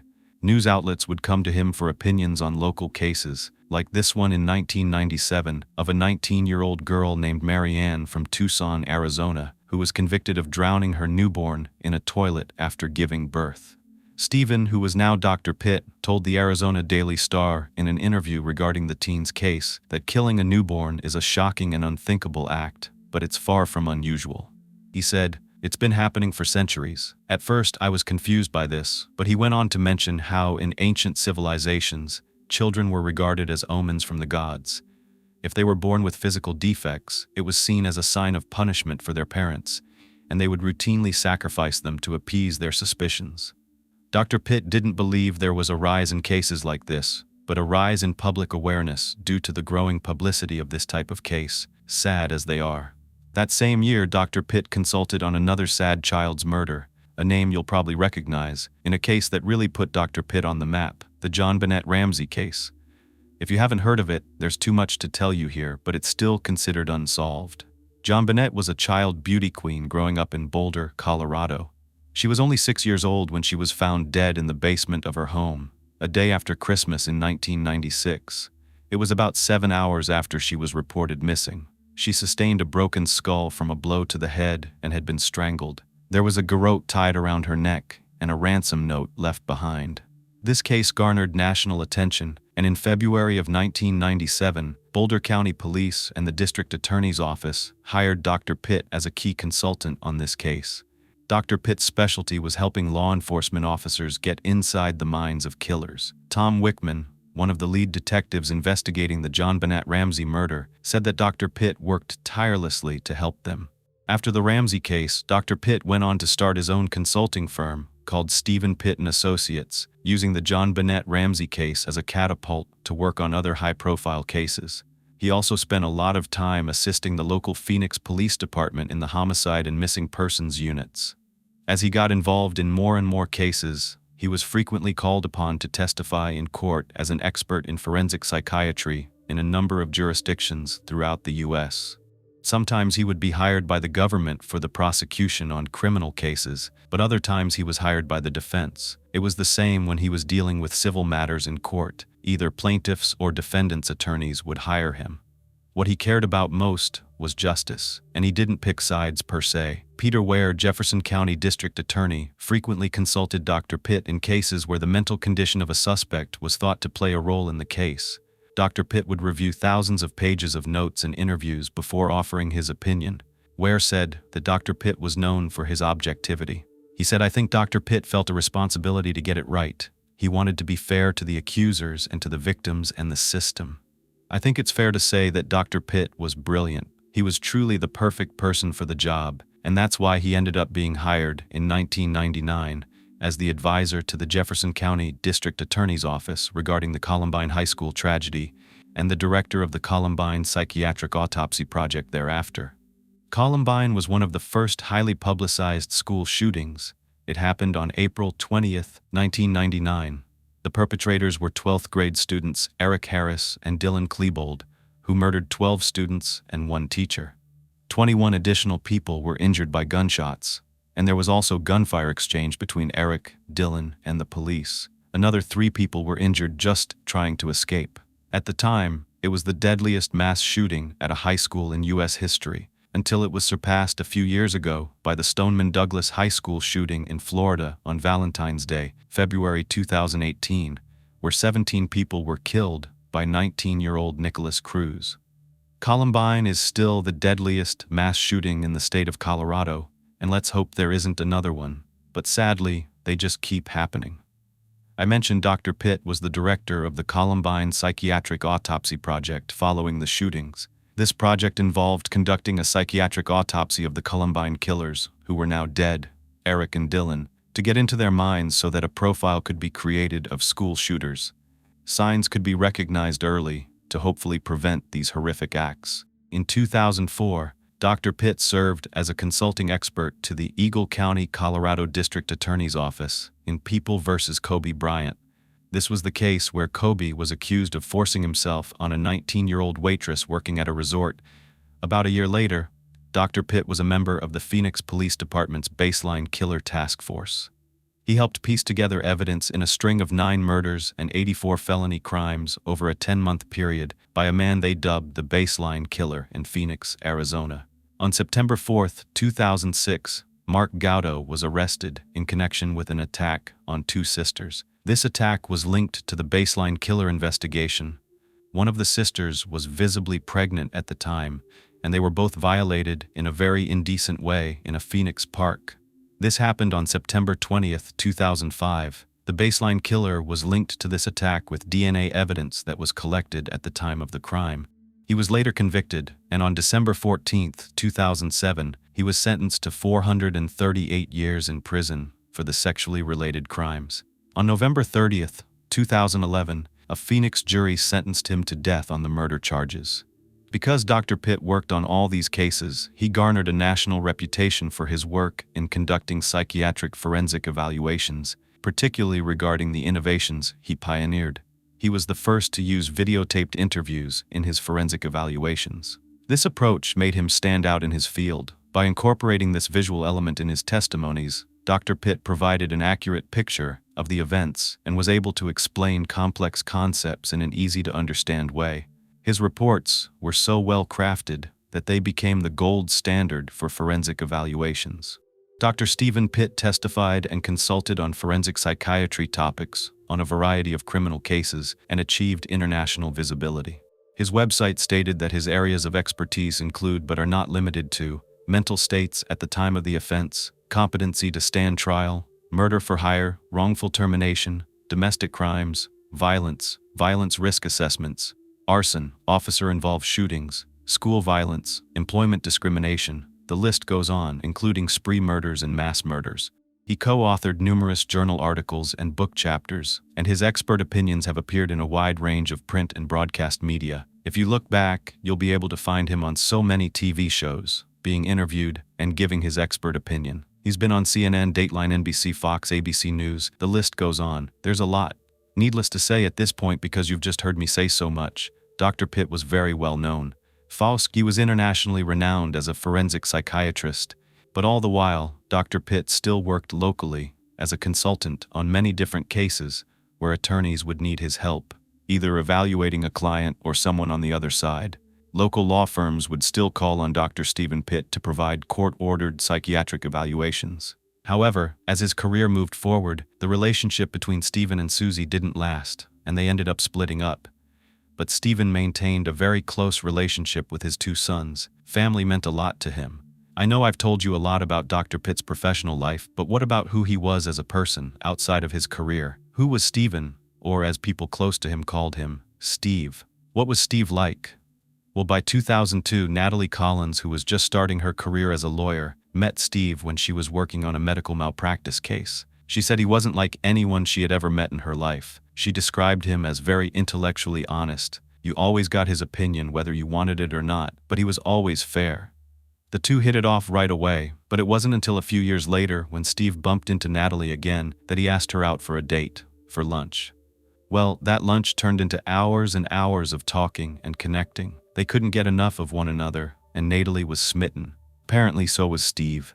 People thought they made the perfect couple. They just looked like they fit together. Plus, it was a lawyer and a forensic psychiatrist. It seemed like a perfect match. Something Natalie admitted about Steve was how much he loved his sons. His world revolved around them. Steve's motto, and something he would tell his boys, was, "Work hard, don't say can't, be nice, and have fun." Steve seemed to be able to make friends with anyone and everyone, and maybe it was because he read people so well. For example, in 2016, Steve was interviewed by Josh Mankiewicz on Dateline NBC for the 20th anniversary of the John Bennett Ramsey case, and soon, the two became friends. Josh interviewed a lot of people, but he could tell, right when he met Steven, that they were going to become friends. This was not common with people that Josh interviewed, but Steve was different. And I know I've been calling him Steve, Steven, Dr. Stephen Pitt. He went by all of those names, depending on who he was with and what role he was playing. You could even add dad, brother, or fiancé to that list. Yes, fiancé, because after the couple had been dating for some time and had many adventures together, Steve proposed to Natalie. Life was good for the Arizona couple. I told you that worlds are going to collide, that lives that would seem to be disconnected from one another will ultimately be connected in death. One of those lives was of a woman named Valeria Sharp. She was born as Valeria Roscoe in Wake County, Raleigh, North Carolina, on November 28, 1969, to Theodora and Albert Roscoe. Those close to her called her V, and she also had a sister named Natasha. After graduating from Inlow High School in 1988, Valeria enrolled at Wake Technical Community College. She worked hard. She dedicated herself to her studies. She was looking forward to making something of herself, and she was confident that her studies in computer operations would be the first step in achieving her goal of obtaining a degree in paralegal studies. She went on to attend Johnston Community College, where she graduated with her paralegal degree in 1996. Around 1998, Valeria married a man named Saber Sharp. They had met online in a gospel music chat room. I'd never heard of such a thing before, but they hit it off. Friends said it was a divine match orchestrated by God, and they thought so too. Saber was drawn to Valeria because of her intelligence, her love for God, and her passion for life. She was so fun to be around. They said that her laugh was so unique that if he didn't know where she was in a crowded room, all he had to do was listen for her laugh, and there she would be. It didn't matter who she was with or where she was, everything around her came to life with her presence. She didn't take herself too seriously either. She could definitely take a joke and a jab at herself and would banter back and forth with Saber, teasing one another. He would tell her they couldn't even go into a grocery store without her making a new friend because she loved people. Saber said he could be having a down day, and when Valeria came into the room, the whole atmosphere would change. I can just tell that Saber and Valeria were so similar and that they just loved each other so much. They built each other up. When they met each other, they met their person. After the couple got married, they initially settled down in Portland, Oregon, where they had 2 sons, Anthony and then Jaden. This shows picture of little Anthony when he was born prematurely. It was said that Valeria could fit her ring around his arm. That's how tiny he was. They believed that he was their little miracle. They had to wait 3 months to take him home, driving back and forth every day to the hospital to see him. Valeria was an amazing mother. She was very dedicated to her boys. They were her world, and you can tell just how close the Sharp family was. Saber and Valeria were so in love. Both Valeria and Saber were religious, and their faith was at the forefront of their lives.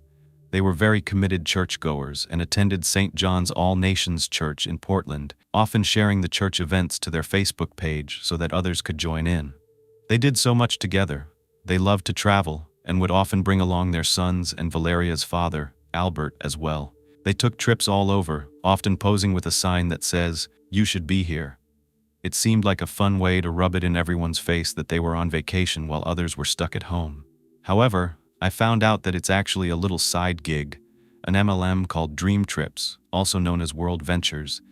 Basically, you go on trips and get others to sign up for them, and you get a kickback. The Sharps were into it, but they both had real 9-to-5 jobs. As a matter of fact, that's what brought them to Arizona from Oregon. It was on July 1st, 2017.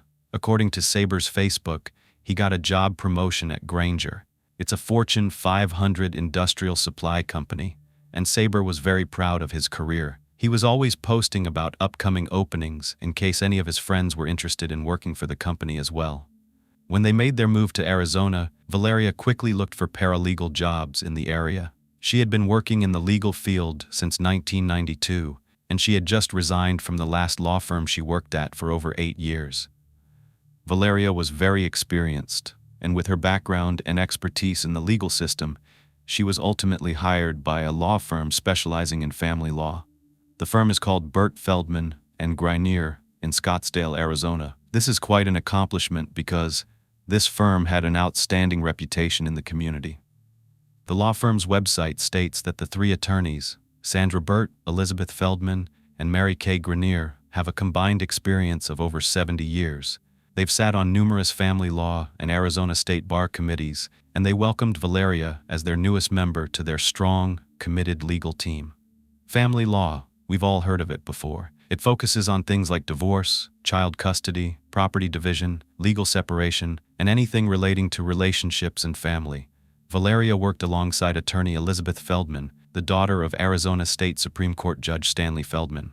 Elizabeth thought Valeria was perfect for their firm. In family law, tensions and emotions run high, but Valeria's calm and level-headed attitude helped ease their clients' anxieties. She was a great addition to their team. Her helpful nature made it so easy to like her. She brought joy and warmth to their office and completed her work with compassion and understanding. She became a treasured member of their work family. When she was with her real family, all she did was devote her time to creating lasting memories, and she enjoyed living her life to the fullest. She had that in common with one of her colleagues, who she met at the law firm, Laura Anderson. Family was important to Laura too. Laura welcomed Valeria into their work family and helped prime her for her role, as Laura had been with this firm for about 10 years when Valeria joined them. Laura was very well known in the office building they worked in and in the legal community. She was also a very dedicated paralegal to lawyers at Burt Feldman and Grenier. Attorney Elizabeth Feldman said that Laura knew the job better than she did, and I believe it. Elizabeth relied on Laura and knew she could trust her. She was smart, capable, and could accomplish any task that she set her mind to. Laura Ann was born July 4, 1968, in Sun Valley, California, to her mom, also named Laura, and her father, Victor Pengen. His friends actually called him the Filipino Reynolds back in the day. Look at this picture of him. Laura's parents had 4 children, including Mary Jo, Kimberly, and Victor Anthony, named after his father. Laura had beautiful green eyes and strawberry blonde hair. She grew up in a house full of laughter and love all around her. Just look at that smile.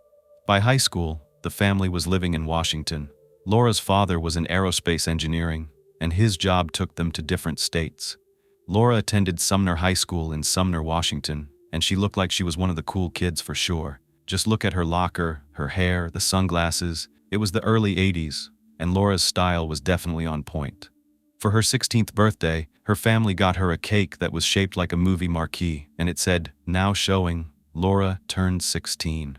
Eventually, Laura's parents did get a divorce, and in 1985, when she was around 17, her dad remarried to a woman named Nita, who had 3 boys of her own, Herbert, Joseph, and Christopher. So Laura was now part of a blended family on her dad's side, adding 3 new brothers to the mix.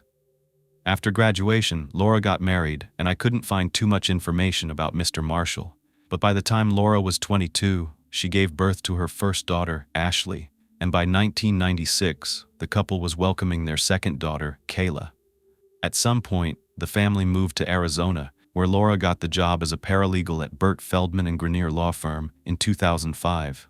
By 2008, she had gotten a divorce and also remarried to a man named David Anderson. They ended up having a little girl together named Brooklyn Anderson.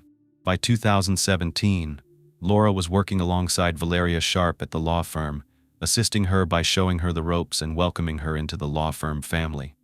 By 2018, Laura was preparing for her 50th birthday. It's a pretty big deal, and she also became a grandma. Her daughter Kayla had a son, Carter, and Laura and David were planning a 10-year anniversary celebration on a cruise ship. 3 people, 3 lives. They connect to so many more. Their spouses, children, grandchildren, family, co-workers. So many lives touched by each of their presence, and all three living and working in Phoenix and Scottsdale, Arizona, by the summer of 2018. Laura and Valeria have already collided with one another, both employed at a successful and well-known law firm. So now, how do all six come together, and who were the other three? Well, that's where I'm going next with this story. This series of unfortunate and horrific events began on Thursday, May 31st, 2018.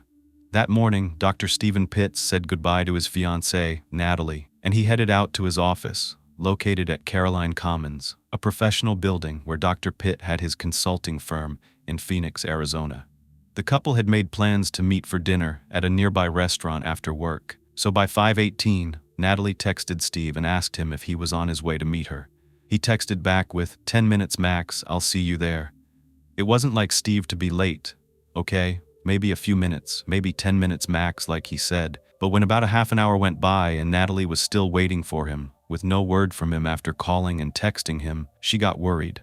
What happened? Why wouldn't he answer? Did his phone die? Did his car run out of gas? His office wasn't far from where she was, so she left and drove over there to see what was going on. As she pulled up, she knew something was wrong. She saw police cars and yellow tape, as well as his Range Rover still in the parking lot. In that quick moment, as she tried to make sense of everything around her, she saw something on the ground that she thought looked like medical supplies.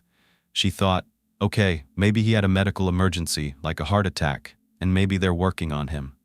Or maybe he stopped to help someone else, and he couldn't call her, and he'd appear any moment. But in her heart, she felt like something really bad happened to the man that she loved. There was no way for her to get past this cordoned-off area, and no one was giving her answers.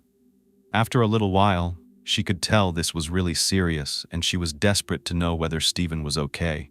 So, she called up a mutual friend of theirs who was a police officer in the area. When he picked up, Natalie said, "What's happening at Steve's office? What's going on?" As soon as he began to answer, she could tell just from the sound of his voice that it wasn't good. He said something really bad happened, and there was a pause and a crack in his voice. Then he said, "Stephen's been shot." Not only was she speechless, but then she asked, "Did he survive?" And her friend answered, "No." Everything after that moment was a blur. I can't even imagine. She asked the question she didn't want the answer to, but at the same time, you have to know. She had to know. But now what? That reality doesn't just sink in because those words were spoken to you. Where was Steve? Who hurt him and why? Natalie remained at the crime scene until 4 o'clock in the morning, when investigators finally removed Steve's body and transported him to the medical examiner's office. She knew from the news that was coming out at this point that the shooter was still on the loose. Natalie asked the officers, "Is it okay for me to go home? Is it safe?" And they replied that they didn't know. They couldn't tell her anything. No one had any answers until a couple of days later, as the police gathered more and more information from witnesses, friends, and family. By the next day, Phoenix Police Sergeant Vincent Lewis told news outlets that the 59-year-old prominent psychiatrist was confronted by a man as he left his office around 5:23 on Thursday evening. Witnesses who were in the building working told the police they heard a loud argument, followed by gunshots. When someone ran out to see what happened, Dr. Pitt was on the ground. When officers arrived, he was pronounced dead at the scene.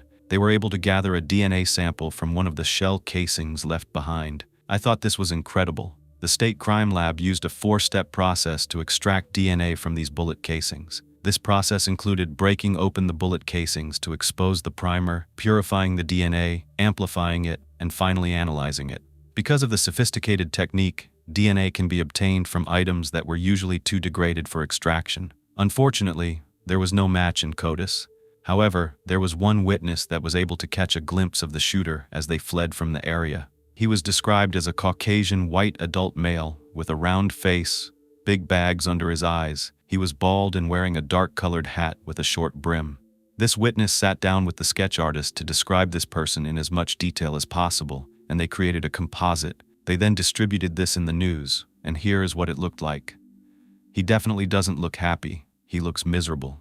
I mean, you would have to be a miserable person to resort to killing someone else in almost every instance, except maybe self-defense. He looks scary. Of course, Natalie and Steve's family, colleagues, and friends were notified about his murder, and they were also being questioned at this really difficult time. But they knew they had to, in order to get answers. The investigators wanted to find out if they knew anyone who wanted to hurt Steve. A Phoenix area psychologist named Dr. David Weinstock came forward and told investigators that he and Dr. Pitt knew one another from their work on forensic cases. He said that he believed Dr. Pitt may have been killed by a person connected to one of his high-profile criminal cases. He said, "I could be wrong, but the timing and the circumstances sound a lot like someone who was waiting outside of his office for him." He went on to say, "I suspect that this was one who either got out after Steve helped put him away, or someone whose case he was working on who felt threatened by what Steve could do." This is because Dr. Pitt's opinions have a bearing on what happens to criminals in court cases. He's called on to evaluate these people, and if he believes that they're competent to stand trial or they're violent, whatever opinions he gives could result in the outcome. And when it's not the criminal's favor, that could be a problem. Dr. Weinstock said that he and Pitt had so many discussions about this in the past. They knew there were risks, but they never thought it would actually happen, but it did. Investigators are not sure. Investigators think it sounds plausible, so they continue to ask those close to Steve if anyone was out to get him. Natalie remembered something she thinks is relevant. She tells investigators that she knew her fiancé's job could threaten him and his loved one's safety. She and Steve had in-depth conversations as they became closer with one another during the relationship. She worried about him. Steve, however, didn't seem that concerned. He always reassured Natalie that if anyone was angry about a case he worked on, chances are they would target a judge or an attorney first, not the doctor working on a psych evaluation, since most times it's ordered by the court anyway. If someone took issue with the outcome of their case, they would most likely go after the people who brought down that verdict. And if that ever happened, that would be Stephen's warning. As soon as someone he worked closely with was ever harmed or killed, he would contact law enforcement and he would know what to do next, how to protect himself, hide out, and make sure they were all safe. It sounded like it made a lot of sense to Natalie, but for good measure, Steve told her something else. He said, "Anytime I'm working on a case involving someone dangerous, I'll show you a picture of them.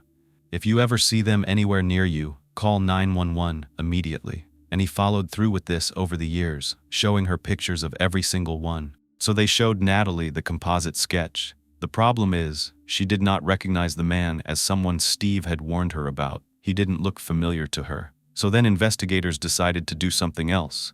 They searched through the court documents to find out whether Steve had filed any protective orders against anyone, and there were none on record. Had he been targeted, or did he just come out of the building at the wrong time?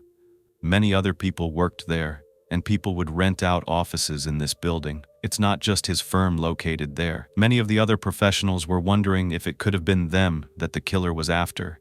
And maybe Steve happened to get in the way and put up a fight to deter the man from going any further, and then he got caught in the crossfire. This sounds like something Steve would do to protect others. Joanne Sanchez, the manager at the complex where Steve rented his office space, was interviewed, and she said that Stephen was not just a tenant, he was a friend, a close friend. She said his nickname was Tin Man because he had the biggest heart ever. This was despite the fact that it appeared to everyone on the outside that he was serious all the time.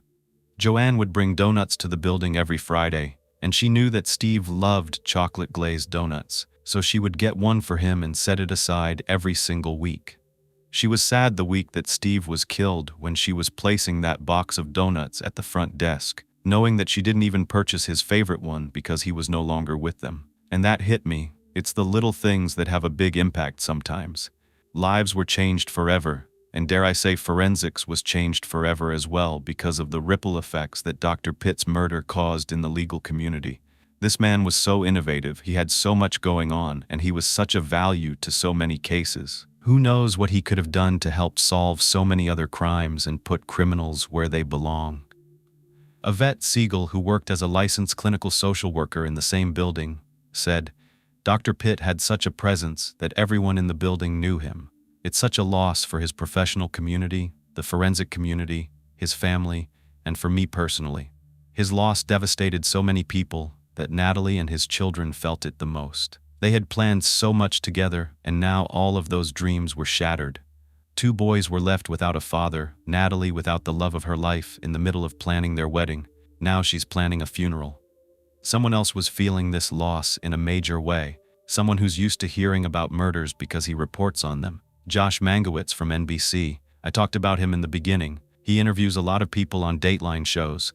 Well, now he was the one on the other side of one of those interviews, uttering the words he's never said in his entire life. My friend was murdered. Wow, that's quite a way to flip the script.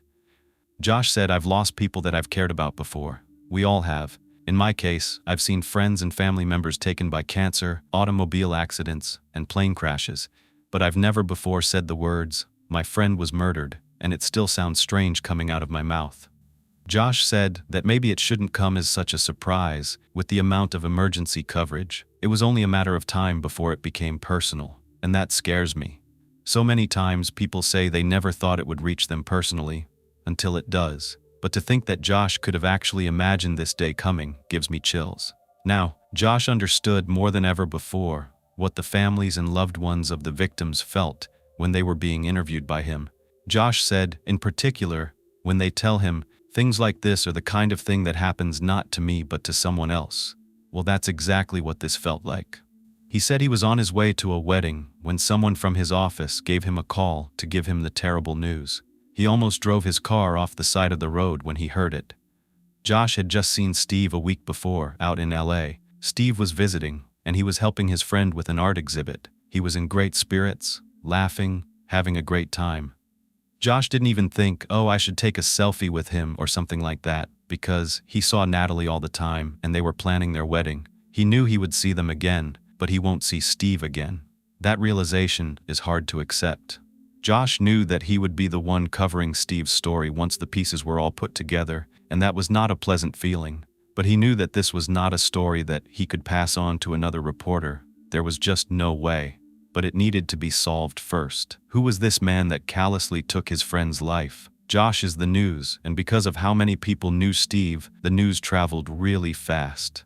It was an unbelievable story of a gunman on the loose who shot and killed a famous psychiatrist whose life had been devoted to catching killers. It sounds like a made-for-TV movie script, but this was real life. Someone else I mentioned got a similar message that day following Steve's murder. On June 1st, attorney Elizabeth Feldman, the lawyer that Laura and Valeria work for, got a text from one of the other law partners informing her about the news that Dr. Pitt had been killed.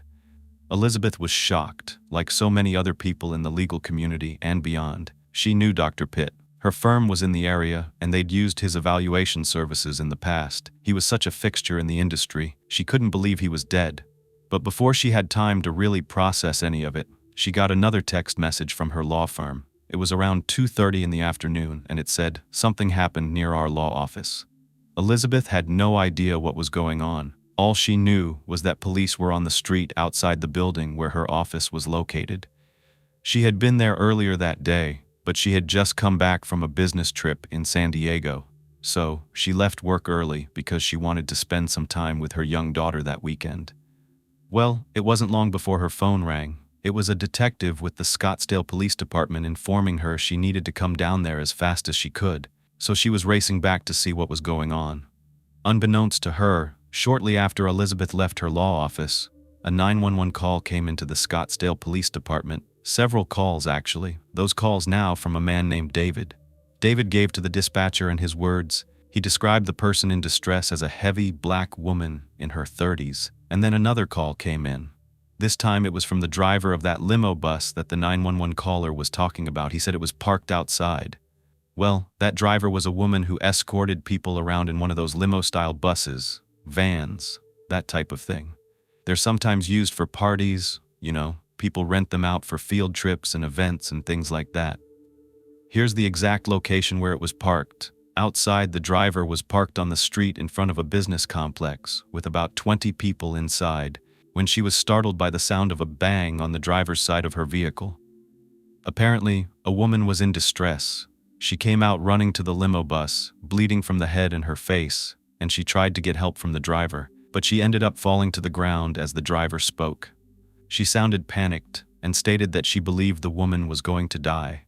The driver was in this area at the time because she was taking a group to a park in downtown Scottsdale when this woman in distress approached her and said that she thought she was dying. There was fear and anxiety in the driver's voice. I can only imagine witnessing something like this. During the call with the dispatcher, the driver explained that they could not speak with the woman because she had gone unconscious. She had maybe even stopped breathing. The driver couldn't tell. At this point, help was on the way. So, patrol was sent out first, and officers arrived at 1st Street and North 75th Street. This is an area that's close to both the Scottsdale prosecutor's office and City Hall. Now they're trying to speak to this passed-out woman who is now profusely bleeding, and they're calling out to her several times, but she's unresponsive. This officer, I know he was probably just doing his job, but when he came up, he just kept repeating the same thing to her, over and over again. I know he didn't understand what was going on, but he just kept saying, "Ma'am, can you talk to me? Wake up." Scottsdale police, and there was just no response. There wasn't anything being done to help this woman, and that upset me. If you were down on the road, "Hey, is she okay? Can you accept the police?" And then, "Are you okay? Can you talk to me? Maybe you're okay, please?" "Yeah, she's unresponsive. I'm feeling pretty good from the state. Yeah. I don't know if you got this side, and everything is awesome. You just want to roll it over? We might have to be, yeah, you're gonna have to agree. I don't know where it's coming from. There's no shoes on, and can you talk with me? Can you live for me? Yep, that's the police. It looks like from the face again. Can you talk with me? You have to talk with me. Shut the police, I don't know." At one point, they're trying to decide, should we turn her over? They didn't know, but they saw that there was blood coming from her mouth, and they were scared that she was going to choke on it. One of the other officers had already called for EMTs and fire rescue, and the others were just sitting there trying to determine what happened to her. Within minutes, paramedics arrived on the location. Initially, no one had any idea what they were dealing with. They believed that this woman had just fallen to the ground and hurt her face during some kind of medical emergency, like a heart attack. The officer explaining to the paramedic that this woman is in bad shape. "She's in bad shape, oh yeah." Something like, "He was bleeding a lot from her face, and I don't want to roll her over because I don't want her to, yeah, I don't know what it is. I don't know if I should do that or not." Regardless of how she became injured, the paramedics already knew this woman's condition was dire because she was bleeding from the head. That's always a cause for concern, so they began to get her ready for transport to the hospital. This is a very busy area of town. Lots of people are coming and going. Like I mentioned, it's right near the library, City Hall, and the prosecutor's office. It's a crowded area, and after hearing and seeing this commotion in the middle of the street, people began coming out of their businesses. This is the exact location here on 1st Street. So, police began blocking off this area, but that didn't stop people from gathering outside, trying to figure out what was happening. It's a small street in the middle of the city, now peppered with onlookers, flashing lights, red and yellow crime scene tape, and sirens. Police created a perimeter and started to block it off so they could keep people out of the vicinity. This woman was lying on the ground with blood flowing out of her head, the puddles getting deeper and deeper and bigger on the sidewalk, while paramedics were struggling to determine where she was bleeding from. But it wasn't long before the medics determined she had suffered a gunshot wound, and this changes everything. It's a much different situation because she has been hurt by a weapon, and now police are trying to see if the shooter is present on the scene. This makes for an even more chaotic climate. The paramedics finally got the woman into an ambulance and rushed her to a nearby hospital. They couldn't identify her because she didn't have anything with her. No purse, no wallet, no phone, no shoes. All they knew was that this was a woman in distress, dressed in her business attire, and she came running down the street barefoot. The police began questioning witnesses. David, who made the 911 call, he's now talking to one of the officers about what he witnessed. "What I saw was I turned, and all of a sudden I see the limo driver lady get out of the car, see her door open, she was, oh my God. And then I looked, and I see the lady on the ground, the victim on the ground, face down, blood all over, and I thought that she landed on her nose and busted her nose, kind of thing. Yeah, that's all I saw, but as I was witnessing it, she was trembling like she was having a seizure." "Did you actually see her fall down, Geeks?" "No, sir. So you saw the limo driver get out of the car, get out, and she's looking at the woman on the ground. And that's when I took note, and the lady was on the ground, blood coming out of her head, a head area, and it looked like she was having a seizure, like she was shaking profusely, and then she just stopped." "Okay, and then what did you do?" "I called 911. How long had you been here?" "About 45 minutes. I was just hanging out back here. Yeah, I was going to the library to type a memo. I saw the girl walk in here. She saw her go, of course. So you saw her walking down? Yes, sir. Just another girl walking. But then you didn't. Nothing caught your eye until the driver of the limo. I said, oh my God, when I looked, and I saw the woman on the ground. I thought maybe she got out of the truck and fell by mistake or something. I didn't realize any of the blood was there until I got closer and didn't touch her again. How far did you walk up? I walked up, okay, and that you saw her, you saw the blood. She was trembling as I approached, and by the time I got there, officer, she had stopped shaking. There was no movement. To recap, he says that he was on his way to type up a memo at the library, and he took a seat on the back of his van, drinking some water. Then, he heard a commotion, turned around to see the victim lying on the ground, bleeding. He thought she had fallen and busted her nose, but soon she began to convulse, and then she stopped. That's when he called 911. He said there was a woman walking by who saw more, and they told the officer they should interview her because she would have more information. This witness is Aaron Rand, who works nearby and was on a stroll. This witness says she saw the victim running and could tell she was in distress. Something wasn't right. She couldn't see the blood until the victim ran up to the van, which was a light-colored silver, and that's when it was apparent she was bleeding, because she could see it on the exterior of that van. She couldn't tell where the victim was coming from, though.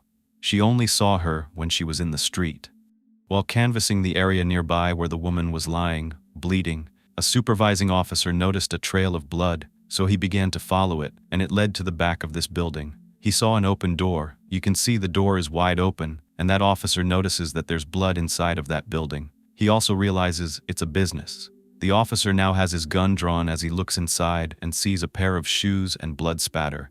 They have another officer go to the front door to get the address, and meanwhile they call for additional units. It's a law firm office, and it looks like this at the time, 7509 East 1st Street. This is the law office of Burt Feldman and Grenier. The Scottsdale Police Department's High Enforcement Arrest Team, or HEAT, arrived at the scene. HEAT is specifically trained in high-stress, high-stakes situations, and with the urgency of not knowing the shooter's whereabouts, they had to move quickly and efficiently to ensure that the public was safe. As the HEAT officers prepare to enter this building, they don't know what to expect. Maybe there's just going to be a witness in there that can provide more information about what happened to the woman, but they're also prepared for the worst. The shooter could be in there hiding.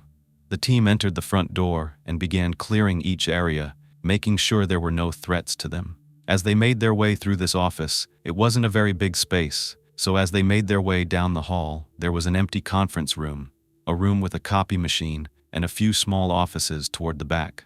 They saw a door open, and when they got closer, it was apparent that there was a person on the ground. The body cam is from a canine officer, and you can hear his dog panting in the background.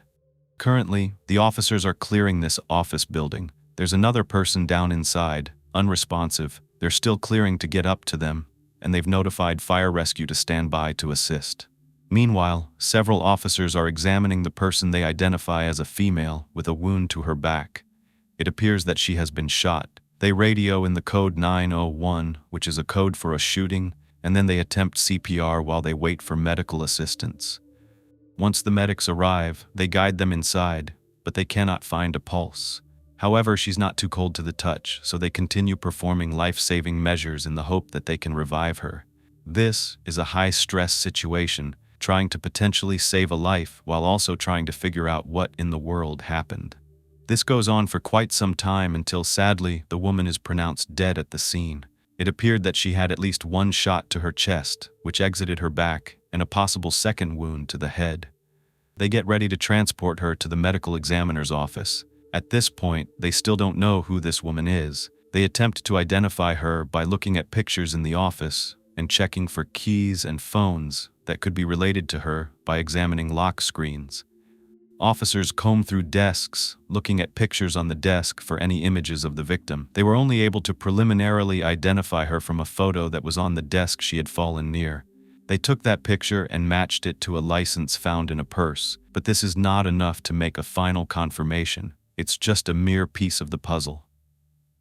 They still can't find a gun, and aren't sure if the woman who was bleeding out on the street could have been the shooter, possibly stashing the gun somewhere and harming herself, or if there was a shooter still on the loose. While all of this is going on, other officers are canvassing the entire area. They had just been informed that the first victim, the one they found bleeding on the sidewalk, had also died from her wounds. This was now considered a double homicide. When those officers had initially approached the front of this law office, they saw a man exiting, so they stopped him. He said he just stopped by to do a job. He yelled inside, but there was no response, so he left. This man told the officers that he was only inside for maybe 10 seconds before turning around and leaving. After checking him for weapons, the officers asked him why he was there and who he was, and according to the man, he was contracted to paint the law firm. Although this man was detained, he truly was not involved in any crime. This is just an example of someone being at the wrong place at the wrong time. Can you imagine? Do you have no idea that a shooting is going on and you're walking right inside the building?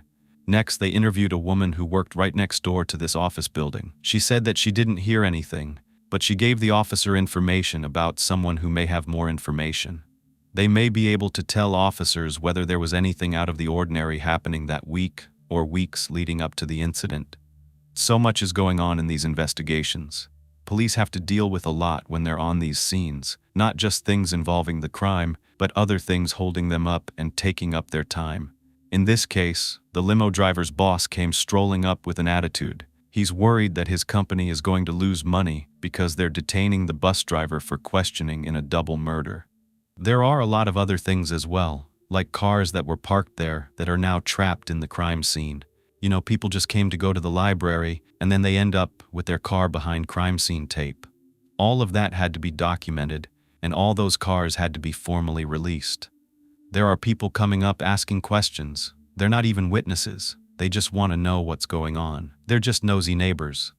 They also have to figure out if any of the vehicles are related to the crime, so they have to take an inventory of the ones still left behind. There are just so many moving parts, and I thought it'd be interesting for all of you to see that, because we don't always get that vantage point of these investigations.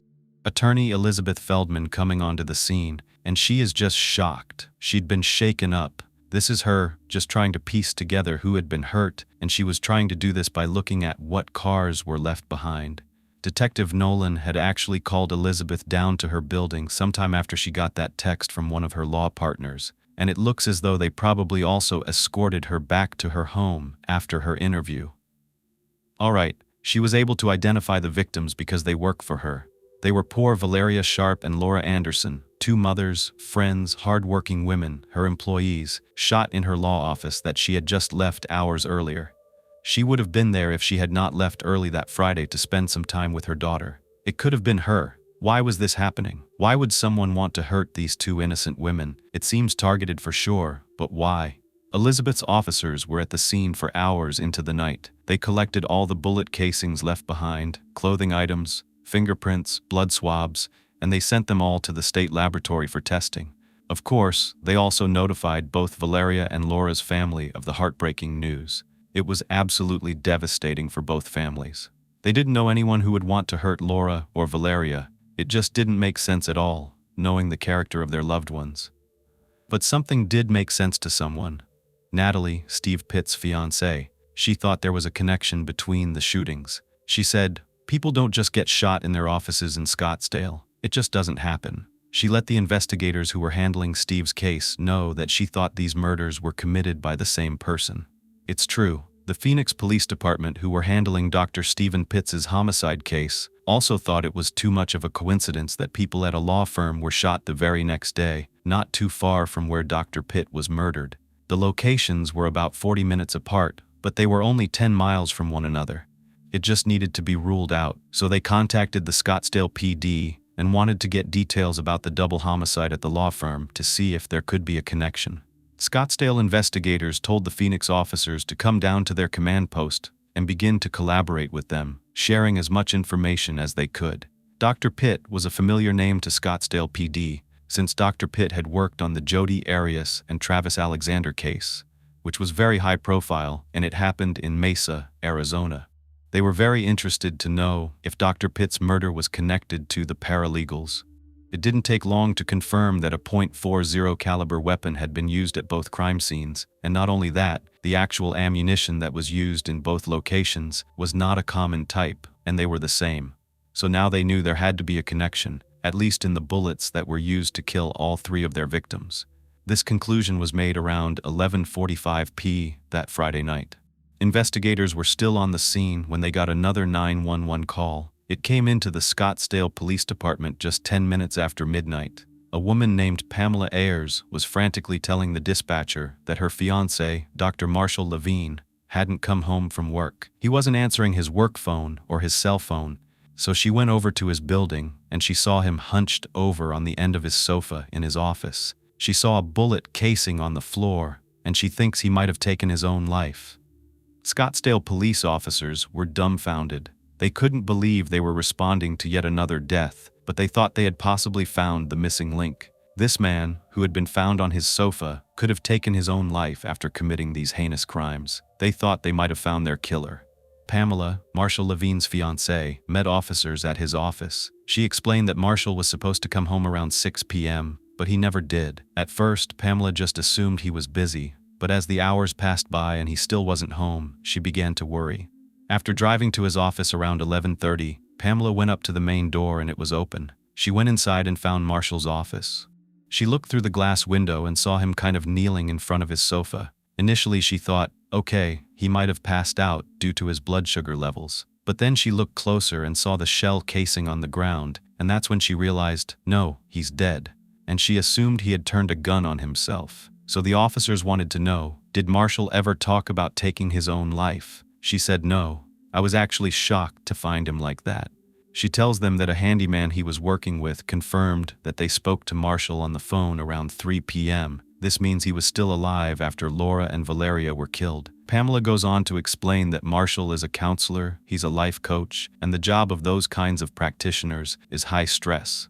His office was only 7 miles from the law firm, and it was also between the two crime scenes. This office was located at 820 East Morgan Trail in Scottsdale, and this was yet another one of those shared office buildings where many professionals work. Marshall's specific office was with Karen Colby, a licensed mental health counselor. Her name was in the window on top of Marshall's. The officer said, I think this is going to be another 901. That's because, a second earlier, the woman officer had made an observation that there were 2 bullet casings on the ground. They still hadn't located a gun, but the officers said, it looks like he's been dead for quite some time, and the gun could be underneath him. They weren't going to assume it wasn't self-inflicted just because they found 2 shell casings. It didn't mean he didn't do this to himself, because it could have misfired or even fired at someone else before taking matters into his own hands. So they had to keep looking. The officers say that this could be related to the other homicides going on. He's referring to Laura, Valeria, and possibly Dr. Pitt, if he's even aware that there's a connection at this point. They continue to look around Marshall's office while Pamela makes calls outside, trying to create a timeline. She also gives them Karen Colby's information, and they take a drive out to her house. This is around 3 o'clock in the morning. They're knocking on her door and she's awakened by that noise. She doesn't want to answer because it's late at night, but they do not stop knocking. So, finally, Karen's husband goes downstairs, and once he's informed of what's going on, he marches up to their room and says, Karen, you need to get down here right away. The police are here, and Marshall was found dead in his office. Karen tells the police that Marshall had actually been leasing the space from her for the last 2 years, and he owned a company called Peak Life Solutions. Karen said she had been at the office earlier that day, but she left early, before 3 p.m. The officers want to know everything she knows about Marshall.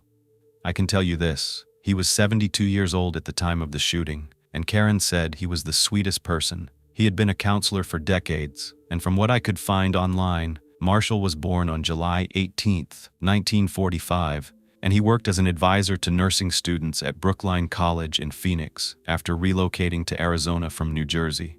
He was always focused on the success of his students and was passionate about helping them become successful nurses.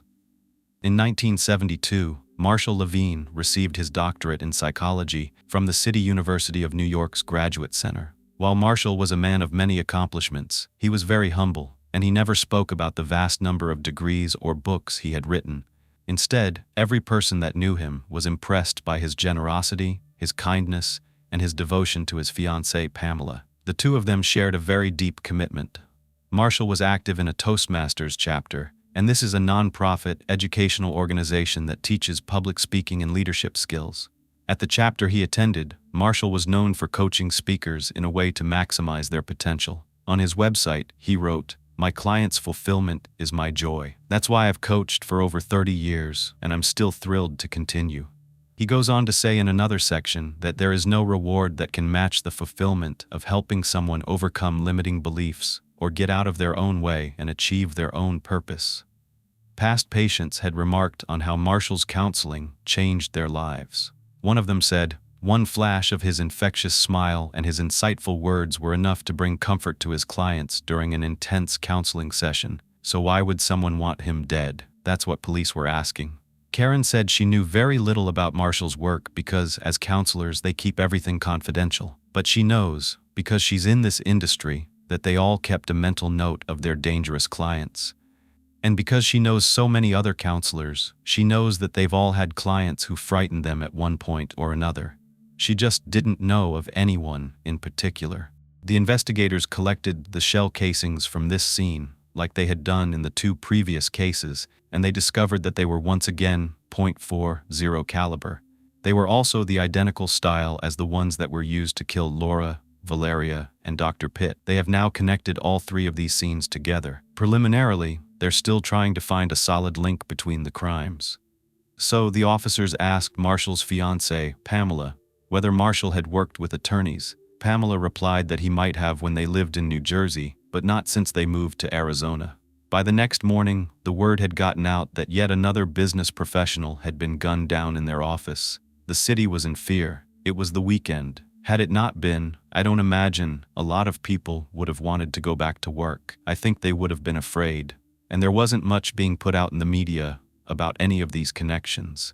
The investigators were still working this case, but the killer was still on the loose, and the community was terrified. Someone was out there taking people's lives at random. As far as they were concerned, Steve's fiancée, Natalie, heard the news yet again. 4 people were now dead. She was scared, but now, more than ever before, she believed this was personal.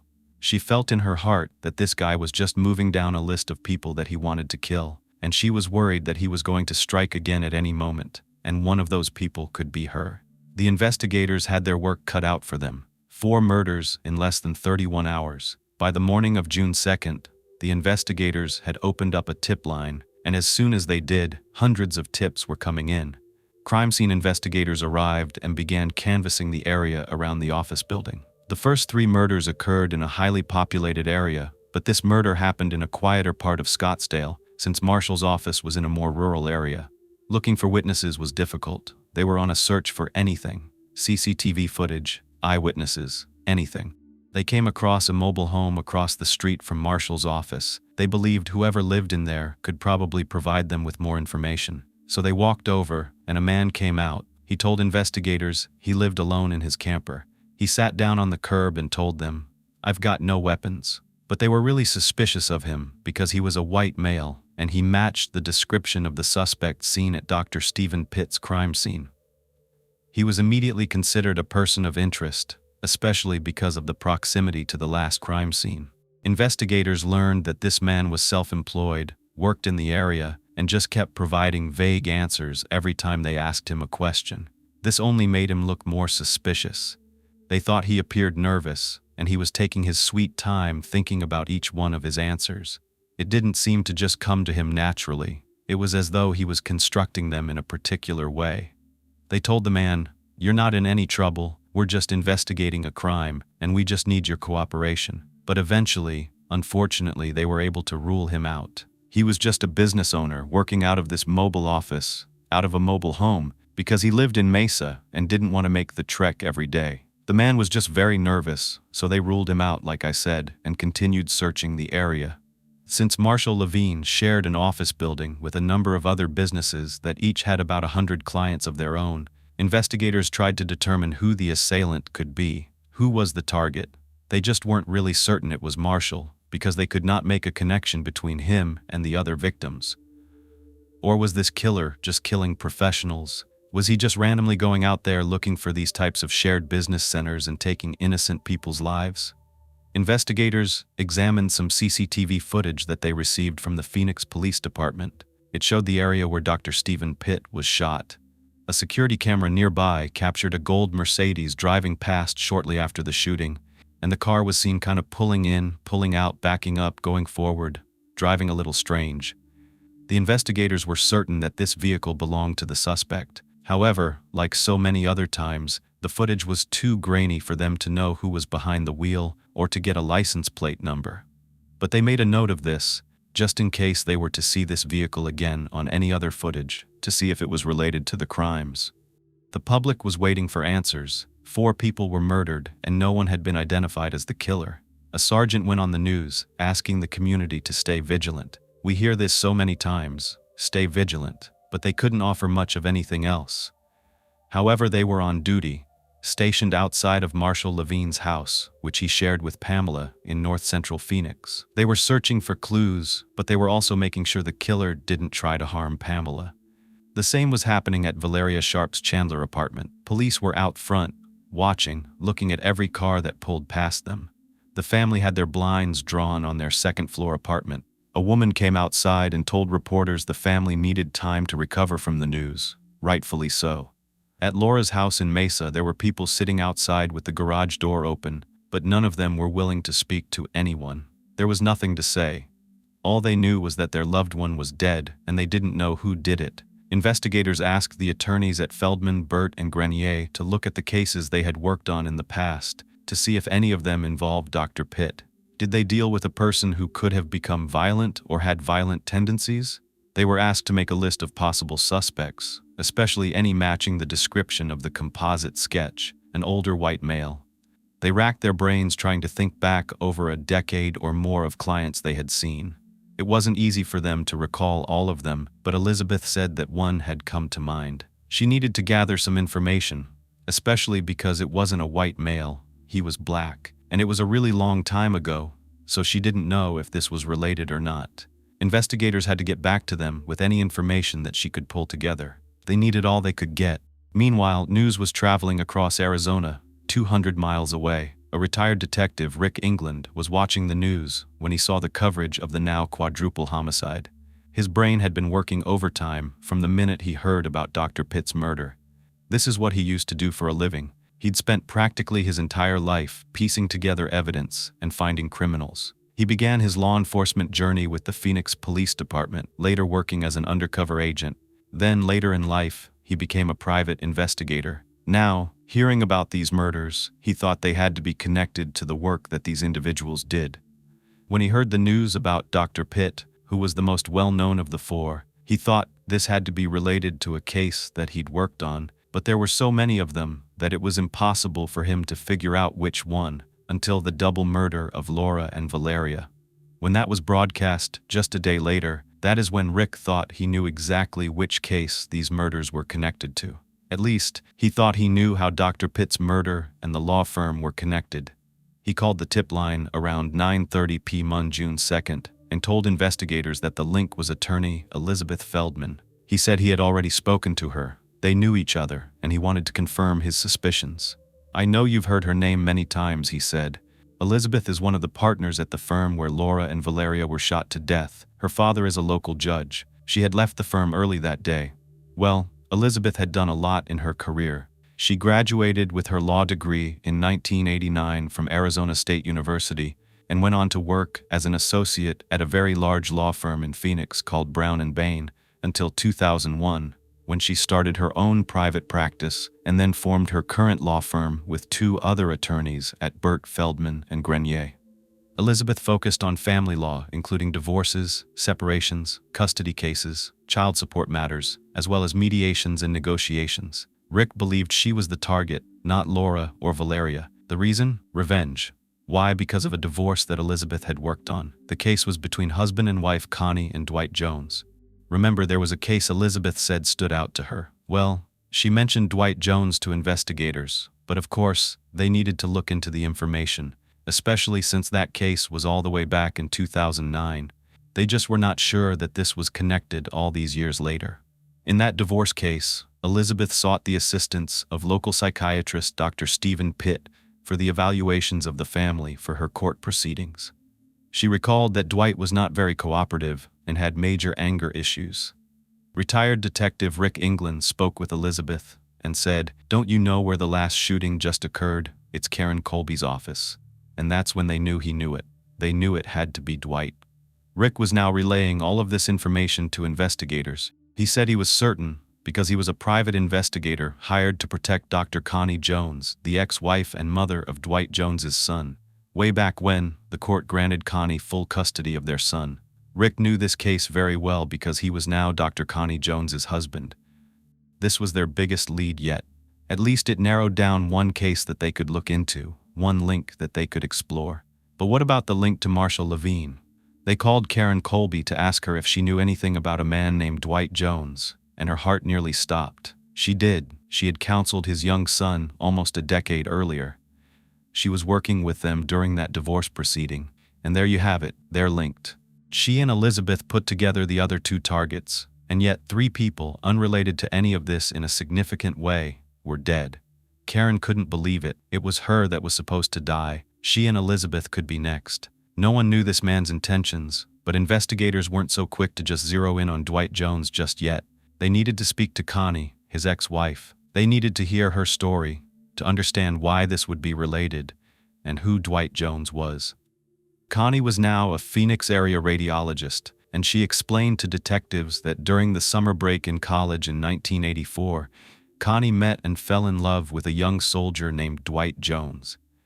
At the time, he was 22 and stationed at Fort Bragg, North Carolina, and Connie was only 18, which she said was way too young. Dwight was her first boyfriend, and she realized how naive she was.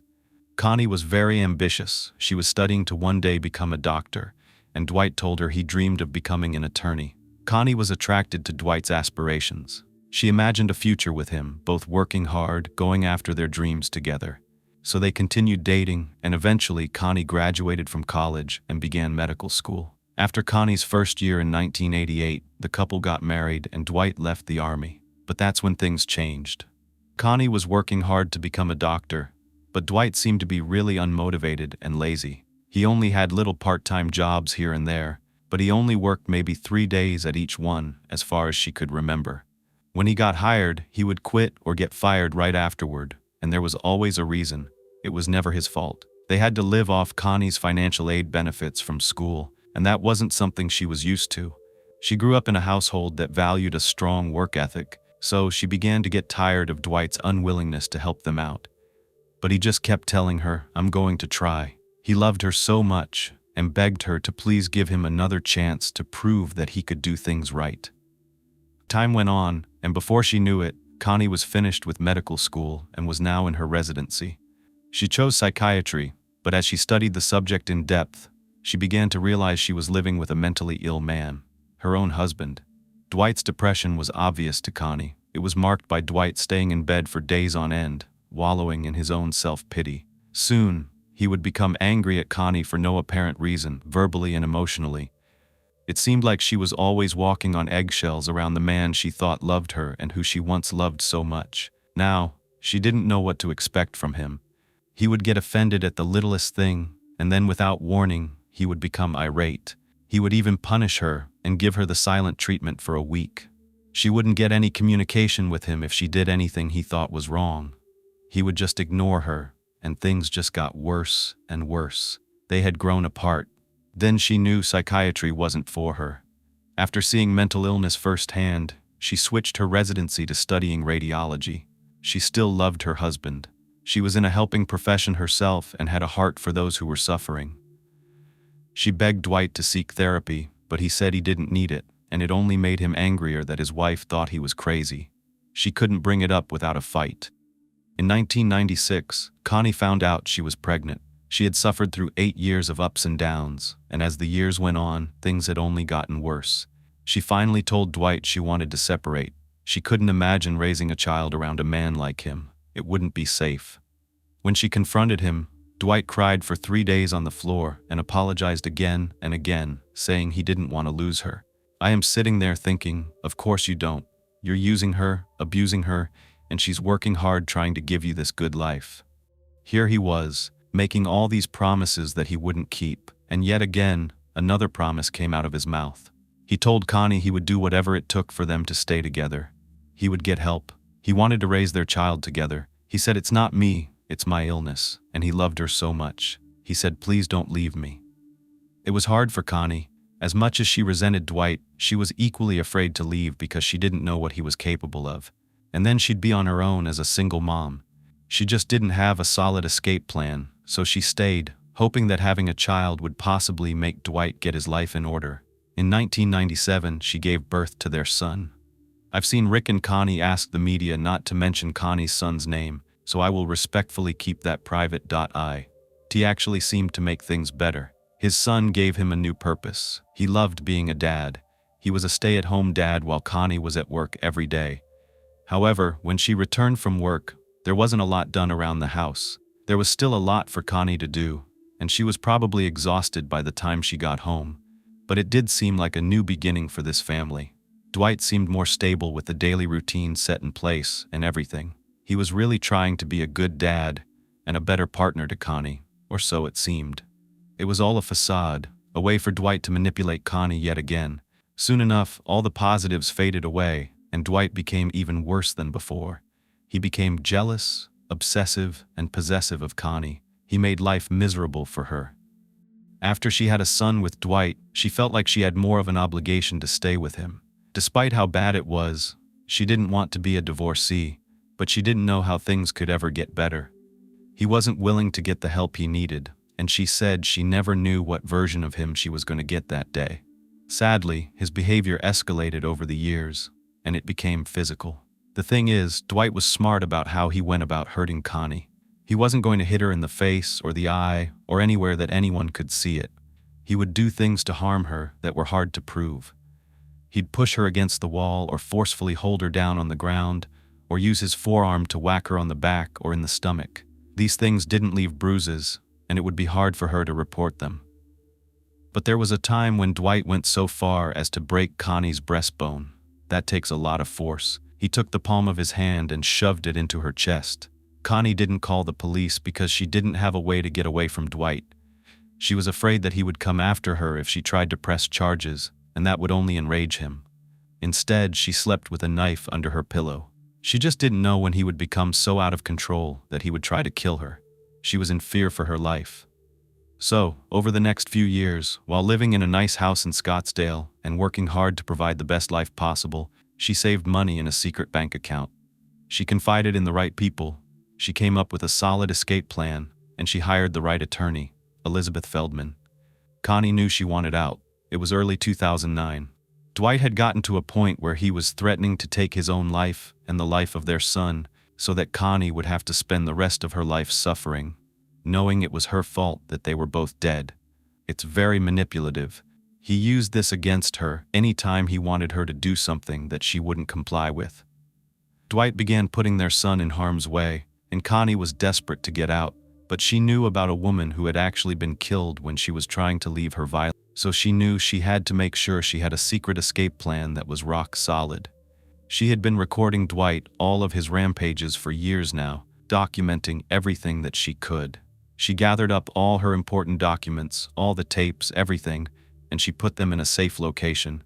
She began packing and buying clothes, leaving them at work, just getting things together, everything that she and her son would need once they fled. And Elizabeth Feldman, she was the one giving Connie advice and support. After all, this was Elizabeth's specialty.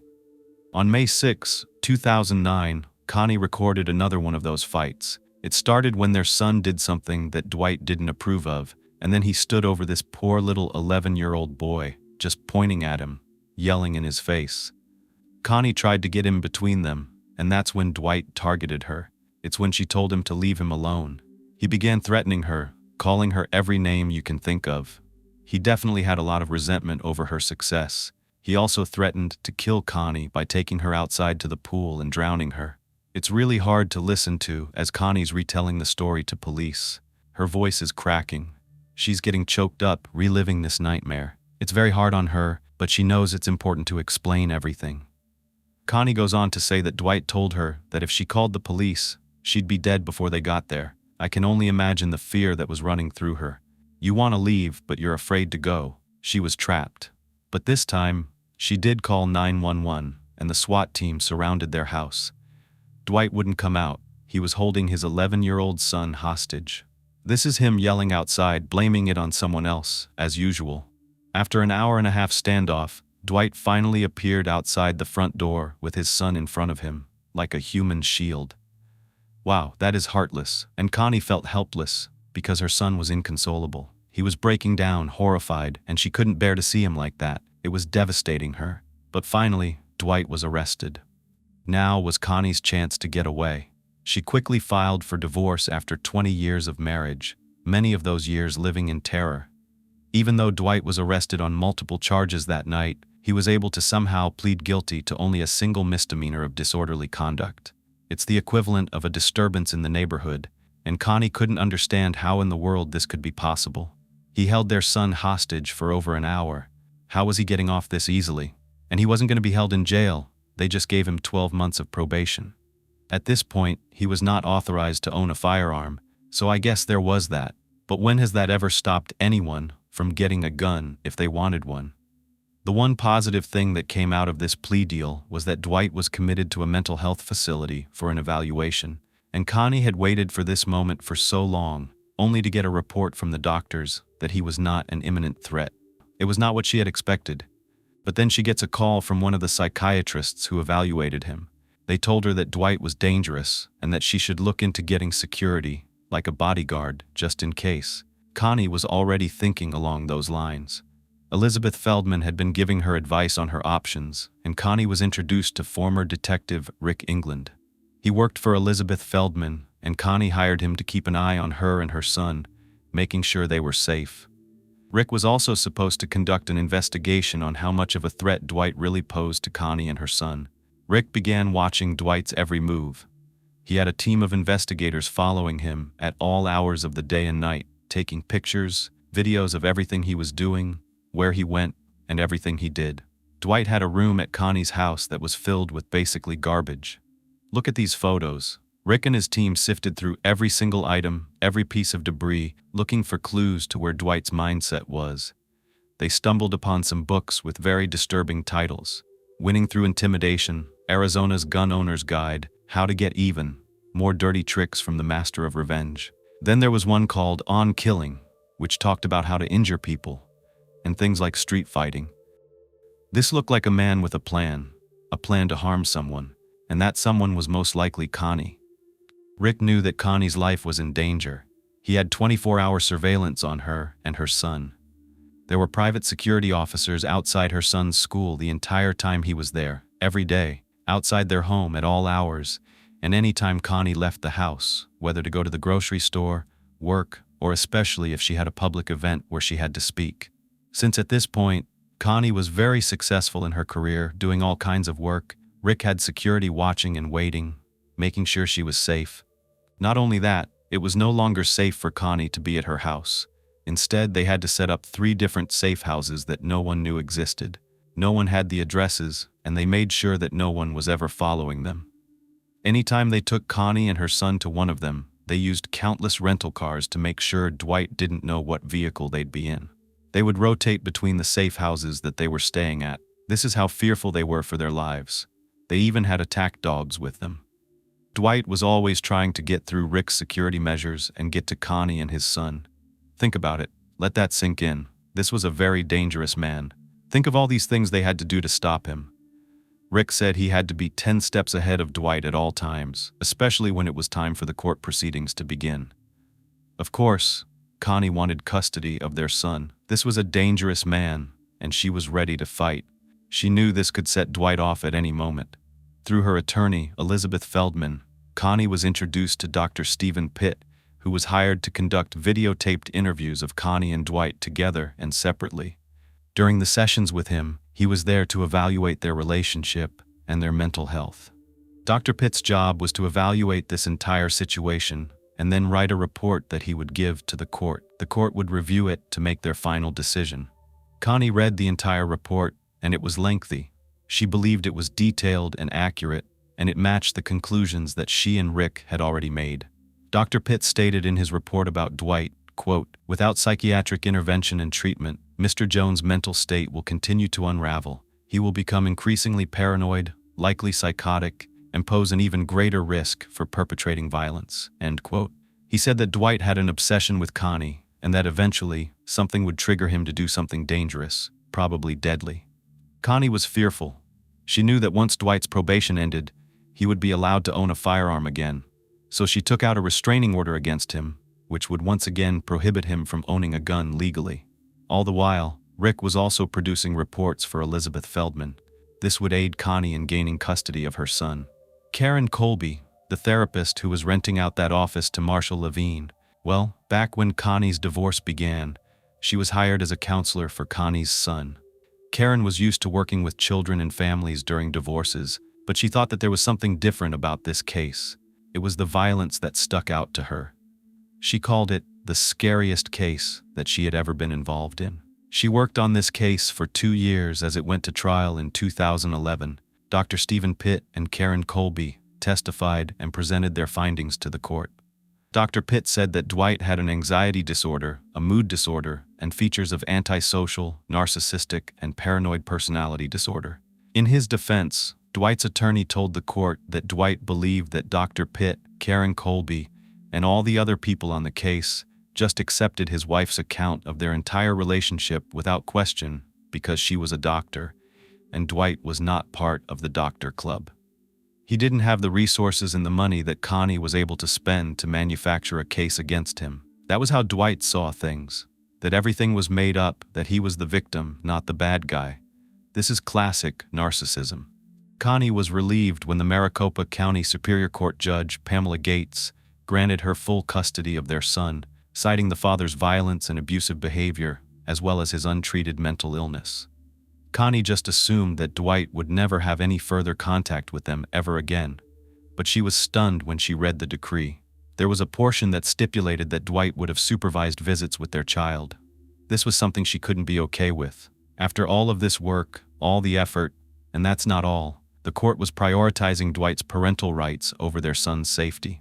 Under Arizona law, Dwight also had the right to monthly spousal support from Connie. Because of her successful medical career, she would need to be paying him $6,000 a month.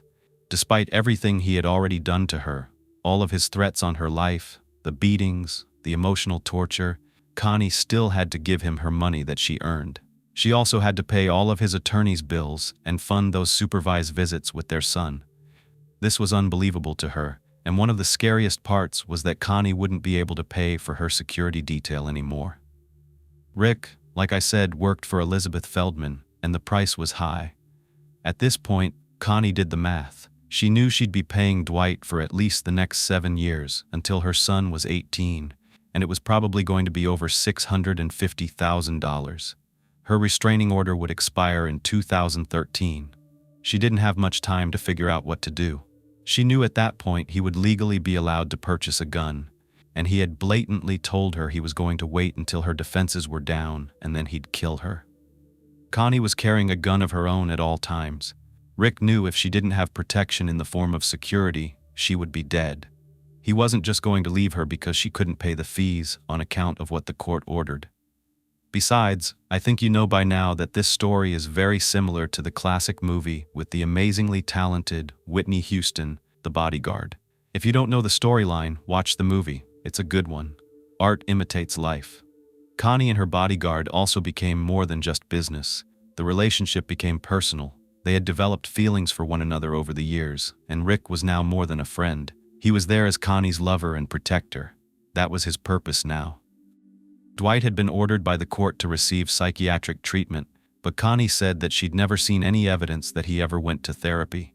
Instead, Dwight isolated himself from society. He got a hotel room at an extended stay hotel in Scottsdale, and the court allowed Jones 2 hours of supervised visitation every week. Connie begged the court to terminate it. She showed them evidence that this man was increasingly unstable, and through their investigations, they found he had even purchased a machete. He had drawn a map outlining where she worked and how to get there. Connie's request was still denied. So, she tried her best to move on in her life and her career, despite all that Dwight had done to try to destroy her. She pressed on, even authoring a book about breast cancer screening. It's called The Breast Test Book, A Woman's Guide to Mammography and Beyond. This book was designed to help patients be more confident about their treatment options, and it sounds like a very valuable resource. Connie was a very knowledgeable doctor. For years, Connie and her son lived in fear. Everything they did had to be planned in advance. So much effort went into it, even going to a movie or a nearby store. It all had to be orchestrated with their safety in mind. They had to change all their habits. Connie couldn't have favorite places that she'd like to go, celebrate birthdays for example. No, not anymore. Her life had to change. She could no longer enjoy those things because they were too risky. Dwight knew about them. They were married for 20 years. He knew too much. It's almost as though Connie had to take on a new identity. She couldn't even make new habits. She couldn't have a favorite place. Even the places she shopped couldn't be the same every week. No patterns could ever be made. Connie had to learn to use a gun, how to defend herself. She took self-defense and defensive driving courses because Rick predicted that one day Dwight would confront Connie. He would find some way to hurt her because he promised he would. Ultimately, that spousal support that she was paying to Dwight ended in 2016, and the mandated visits with her son did too.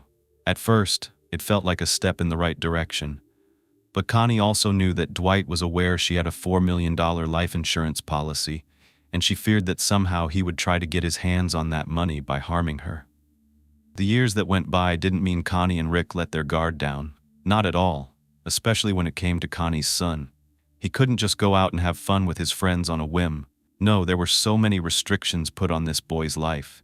Connie believed things may get worse, that Dwight's money would soon begin to dwindle. He was living in an extended stay hotel for a decade.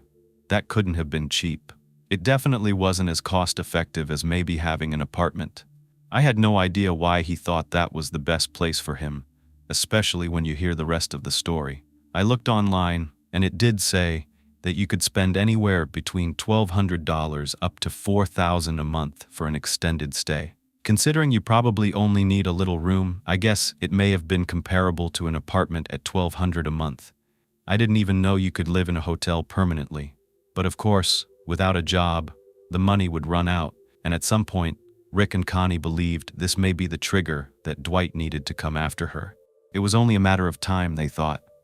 2 years passed. Weeks prior to the events that unfolded, beginning on May 31, 2018, Connie and Rick finally were able to take a vacation. They went on a cruise, but it took them 6 months of planning. They were far away from Arizona, far away from any threats, but they didn't know what was going on while they were gone. They had no idea whether Dwight had tried showing up at Connie's work or trying to find her. When they returned, they were immediately taken to an isolated cabin they owned.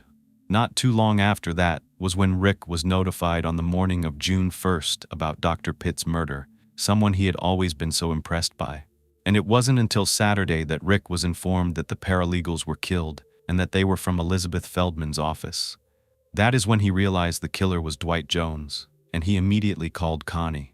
He let her know, "You are in grave danger." Then, knowing about the third crime scene, only solidified Rick's suspicions even more.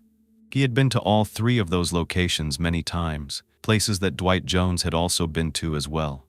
He knew they were all connected, and that is when it was time for him to reach out to the Phoenix PD. He talked to the Violent Crimes Unit, and now we know everything from where we left off.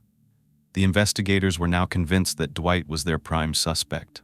They had pored over tons of police reports, divorce documents, psychiatric evaluations, and orders of protection, and I did the same. Here I am scrolling through the court records, and there's a lot. I'll tell you that one of the most telling and terrifying things was probably from Connie's 2010 plea for protection. Her attorney, Elizabeth Feldman, wrote, "Dwight has made numerous previous threats to kill Connie, that if she left him, he would wait until things settled down before taking his revenge." Rick gave the police a description of Dwight Jones as well as the make and model of his vehicle, a 2001 gold Mercedes and an EC20 recall. The police had footage of a gold Mercedes in the vicinity of Dr. Pitt's office at the time the crime was committed. Rick also explained that Dwight was a major flight risk because, during his investigations in the past, his team noted the fact that Dwight lived in a hotel. He only kept a few articles of clothing and even had paper plates. This was a sign that he could up and leave at a moment's notice. They had to move fast. What didn't add up was the composite sketch of the killer being a white man when Dwight was not white. Maybe the eyewitness had seen someone else leaving and assumed it was the killer. They weren't sure, but now they knew who they were looking for and where he'd be, because Rick told them Dwight had lived at this extended stay for 9 years. 9 years. And that whole time, Rick and his friends and even family members in law enforcement said they had never heard of someone staying in a hotel that long, ever. Sometimes, to help Rick out, they would drive by to see if Dwight's car was still parked in his usual spot, and it was. At this point, they had stopped doing actual surveillance. 2 years had gone by. They were now in isolation and protection mode, because the investigators had that DNA from the bullet casings they found at the crime scenes. They collected a sample of Dwight's son's DNA and waited for results. Almost immediately, the lab notified them and said, "It's a match. Dwight Jones was indeed the shooter." And even though Connie knew how dangerous Dwight was, she was still shocked that he really did this. He really carried out his deadly revenge. She had always called Dwight her personal terrorist, but she never imagined his behavior would have such a devastating impact on the community at large. Around 11 p.m. on June 3rd, Dwight's car was spotted in a neighborhood called Fountain Hills, near Kit Fox and Paradox Roads, but the police had still not made contact with him until 3 p.m., when they saw Dwight driving his gold Mercedes around Scottsdale. The surveillance team started to follow him. He made several stops, visiting a convenience store, going to McDonald's, then to a friend's house, and then to McDonald's again. On that second visit to McDonald's, the surveillance team watched him get out of his car with a paper bag and throw it in a dumpster. Well, after Dwight got back in his car and drove away, investigators scoured that dumpster. They found the bag, and inside was a .22 caliber pistol, but they knew that this one was not used in the 4 murders. It was the wrong caliber. Everyone was killed with a .40. So the investigators were curious about why Dwight would need to dispose of that gun and where the murder weapon was. They started to backtrack and found evidence that Dwight was at a residence located at 14906 East Kit Fox Place around 12 to 1 p.m. earlier that day. So they wanted to try to make a connection between that place and Dwight, but they couldn't. So they sent out some units to go up to this home and investigate. They knocked on the door, but no one answered. They walked around the house. It was pretty normal, nothing going on. This was a really pretty house. They didn't see anything out of the ordinary. It was about a 30-minute drive away from the extended stay hotel, so it seemed like Dwight was kind of going out of his way to go there. They wanted to know why. It was on a dead-end street, a cul-de-sac, and had a winding driveway. As investigators walked around the home, knocking on windows and looking inside, they still weren't getting any answers. Now, usually, it wouldn't be too much of a cause for concern, but considering what they found at the last 3 places they knew Dwight had been in the last few days, they were even more concerned. So, eventually, they took a ladder, put it up to the house, and looked inside of a window. This gave them a view into the main portion of the home, and that's when they saw the body of a man lying on the ground. It was obvious to them that he had been shot. At this point, they forced entry into the home, and that's when they discovered a second body. It was a female this time. Both were deceased and had been shot with a .22 caliber weapon. This matched the caliber of the gun that the investigators found in that dumpster that Dwight had discarded. The victims were identified as 70-year-old Mary Simmons and her 72-year-old boyfriend, Byron Thomas. They were able to determine from records that the gun actually belonged to Byron Thomas, but they had no idea what the connection was. However, they knew that Dwight had killed them, and he had now taken the lives of 6 people. Mary Lee Simmons was born in Missouri on December 18, 1947, and she was the second oldest of 12 children. She had 10 sisters and 1 brother: Velma, Shirley, Grundy, Pearline, Luana, Denise, Brenda, Gloria, Felicia, Teresa, and her brother James. That's a full house. After Mary graduated from high school, she moved to Chicago, Illinois, and started her career as a dental assistant. She later became a dental hygienist. In 1979, she married a man named Ernest Durham, and together they launched Durham Hair Products, which included Curly Grow, Chicago Curl, Leisure Curl, and many others that were popular in the 1980s and throughout the 90s. Mary eventually moved to Arizona, where she met her loving companion, Byron Hayward Thomas. Mary was a caring person, and she became Byron's caretaker because, at the time he was killed, Byron was reportedly blind. Sadly, I couldn't find out much about Byron, but I know that Mary loved him very much. They enjoyed traveling, and Mary loved playing tennis. That's actually how she met Dwight Jones. She met him about 5 years prior to her murder, and it appeared that they just had a casual relationship. They enjoyed playing tennis together at different local parks. Mary was known to be quite the superstar on the court, and Dwight apparently called himself a tennis instructor. How odd. Now this is a very loose connection which had nothing to do with Dwight's divorce proceedings, so it didn't really make sense. Why would he kill this couple? Neighbors were shocked. Harriet Hasmodeus, who lived next door, heard the news and said, "Are you kidding me? Mary and the killer played tennis together?" She continued, "I knew she was playing tennis and she was very active, but I didn't know she played tennis with him. Why would he kill her?" Harriet also said, "I think there must be more to the story. Why would he pick Mary and poor Byron? They had nothing to do with it. This is not a reasonable explanation. You play tennis or some kind of sport, and then they come and kill you." Clearly, everyone who lived close to Mary was on edge. Murder after murder, and now right in their own neighborhood. So I can understand their fears. After Mary and Byron were found, investigators started to plan a way to catch Dwight and bring him into custody, knowing he was going to kill again. They devised a plan and were going to put it into place as soon as possible. By 1 a.m. on Monday, June 4th, in the middle of the night, Rick and Connie, doing investigations of their own, found a lot of stuff on social media, a smear campaign led by none other than Dwight Jones.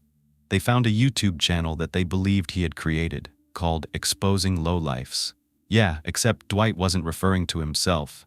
No, he was attempting to expose Connie to the public.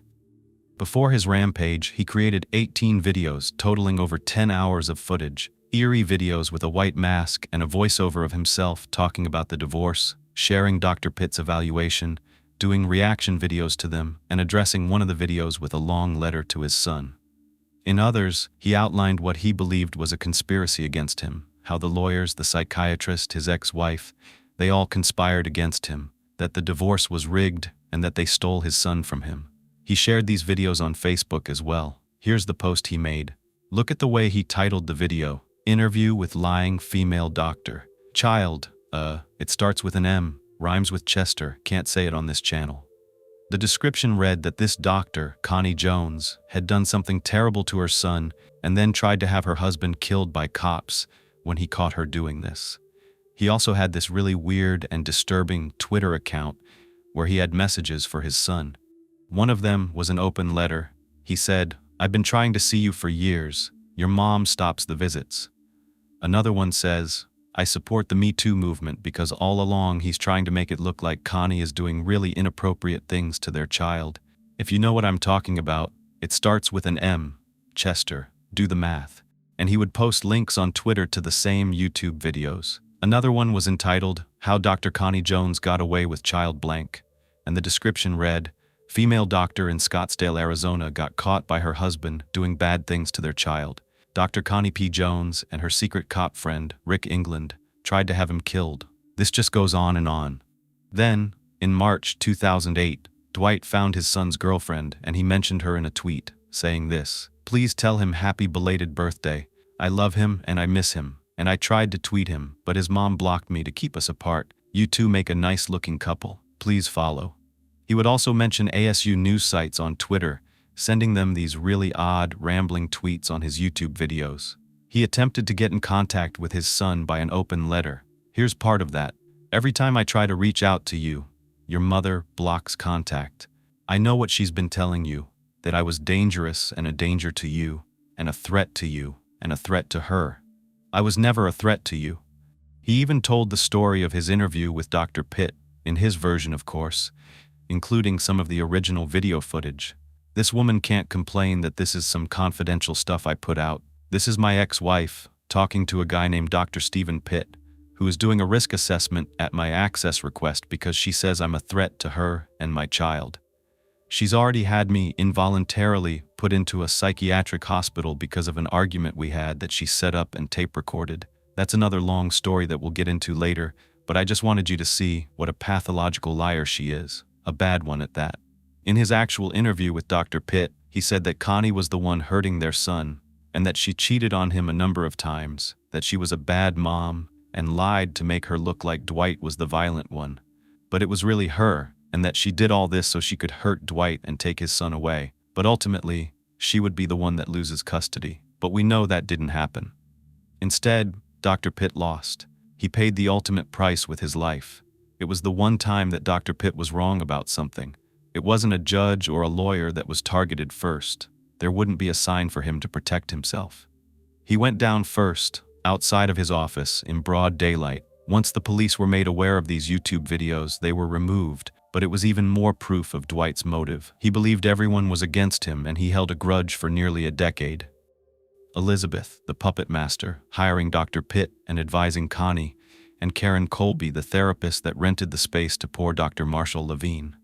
The way that Dwight saw it, she was responsible for turning his son against him. Innocent people were dead because of this man's twisted mind, and he was still on the loose. The YouTube channel, like I said with all those videos, was taken down, but I have a few clips that I can share with you. He just sounds unhinged. He was talking about how people with power can cover up their crimes because they can pay people to protect them. And he gives examples. Dr. Larry Nassar, Bill Cosby, Sandusky, Weinstein, and he says, that's how they all got away with it for so long. People enabling should be held accountable. They should go to jail. That's how Larry Nassar, National Dr. Larry Nassar, got away with it for so long. And this new guy at UNC, I can't think of that doctor's name. That's how he got away with it so long. That's how Bill Cosby got away with it. Sandusky, Weinstein, all of these people had money and titles, and they had people covering up their crimes. Just like Connie, how many people does she have to grow? How many children does she have too much before she's brought to justice? And by the way, if you're not familiar with these cases that he mentioned, they were all doing sexually inappropriate things to children and women, and they had money and power, and that's what he thought they used so they could keep doing it. Some of that may be true, but then he goes on to compare them to Connie and her entourage, saying that those evil men had people covering up their crimes, just like Connie has the lawyer and doctors covering for her. She has the money and the power, and Dwight didn't. He's basically talking nonsense, and the evidence was piling up. They really didn't need more.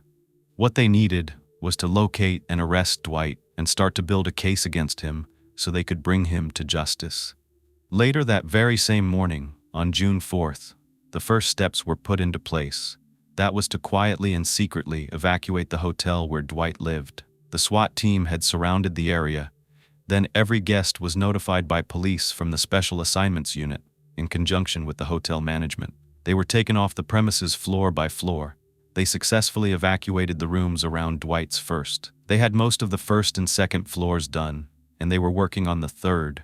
That's where Dwight's room was. When he sensed their presence, he came out of the door and began to fire at them. Between 7 to 8 rounds were fired, but luckily none of the officers were injured.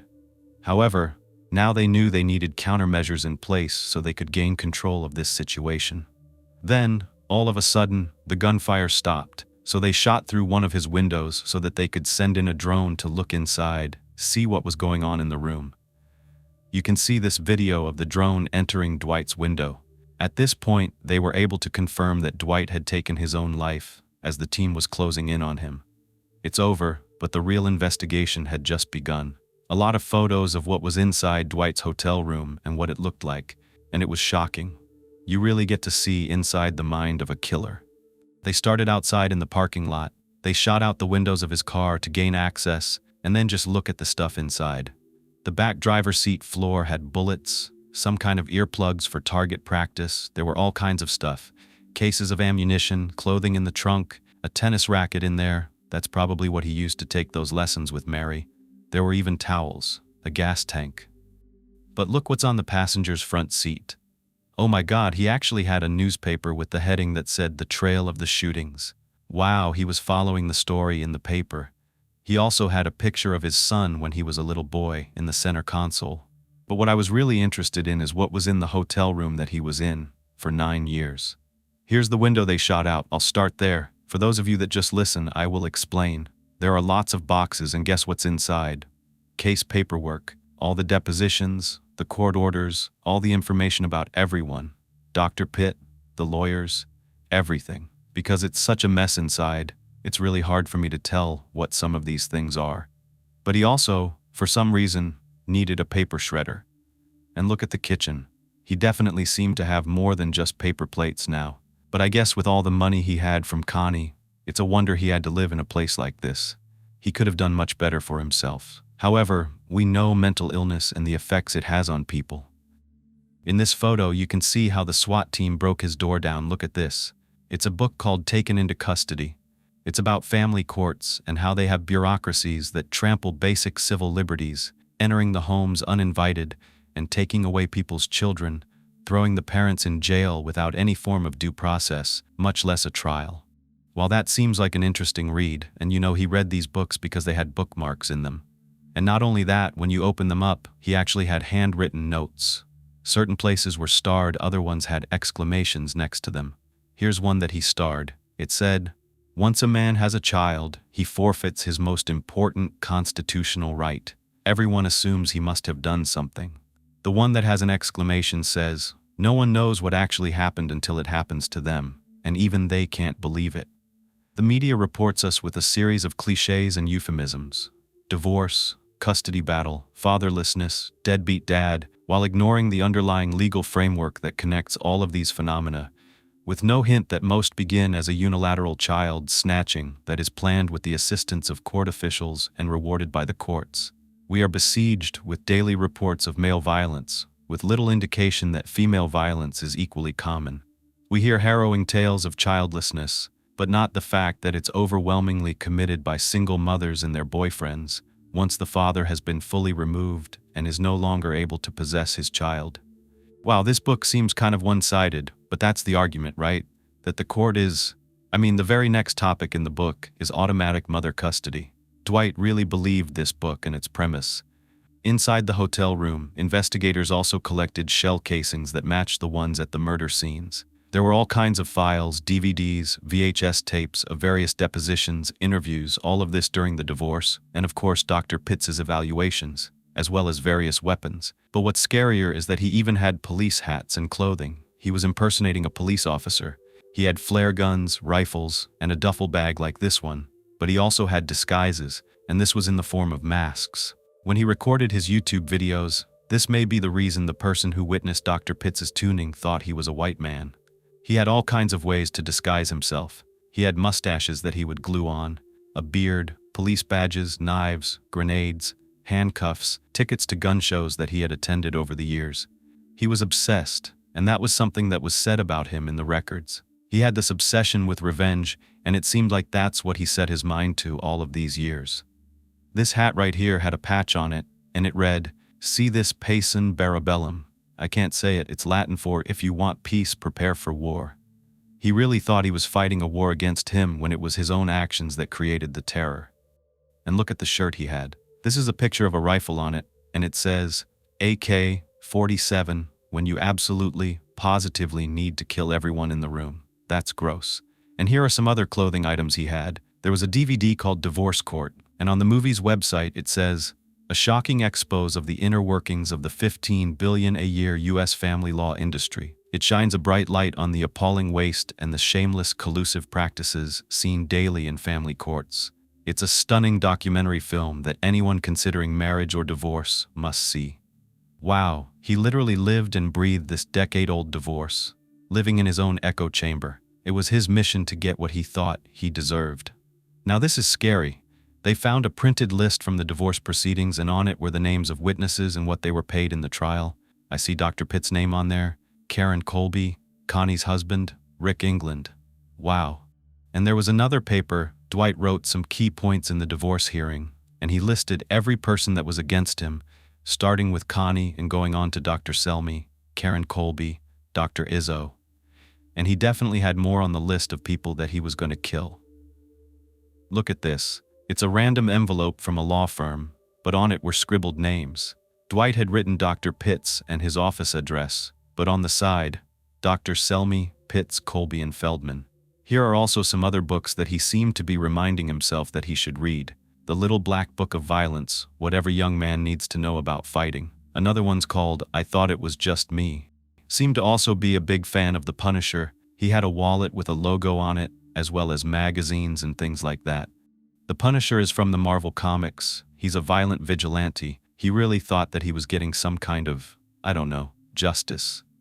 This case was wild. It was unbelievable. It's scary. It just goes to show you that you never know what someone is doing, what they're thinking, and what they're planning. A grudge held that long, so many years, and it's just so sad that so many innocent people had to die because Dwight wouldn't get help. He wouldn't get over what happened. And it's sad. People don't always work out as couples. They change, and no one has to be with someone. It's our right to choose who we want to spend the rest of our life with, and you shouldn't live in fear of the person that's supposed to love you. Relationships are hard. Breakups can be even harder, but life can go on, and you can be happy in the aftermath. Time heals as long as you're willing to be healed. But the message, I think, or the takeaway is, go to therapy. Self-reflection is so important. I truly believe Dwight loved his son, but because of his mental illness, that love took on an evil form. In the days following the murders and the death of Dwight Jones, Rick, Connie, and Elizabeth made statements at a press conference. That's actually where I got a lot of my information. I was going through their timeline because they explained how all of this played out and how Rick had a hunch, and he reached out to the police department and he alerted them that he thought Dwight Jones was responsible. Here's Connie. This tragedy has profoundly affected me and my son. Firstly, because we know that we were the primary target for Dwight Jones, and we are very grateful to be alive today. Secondly, we feel great sorrow for the families and for the victims, 6 innocent people who were killed at the hand of a maniac. Now, a word from Rick. We're given the press conference so that our family can get back to some resemblance of a normal life, which we're not sure what that's going to be right now. We wanted time to grieve for the victims of this tragedy.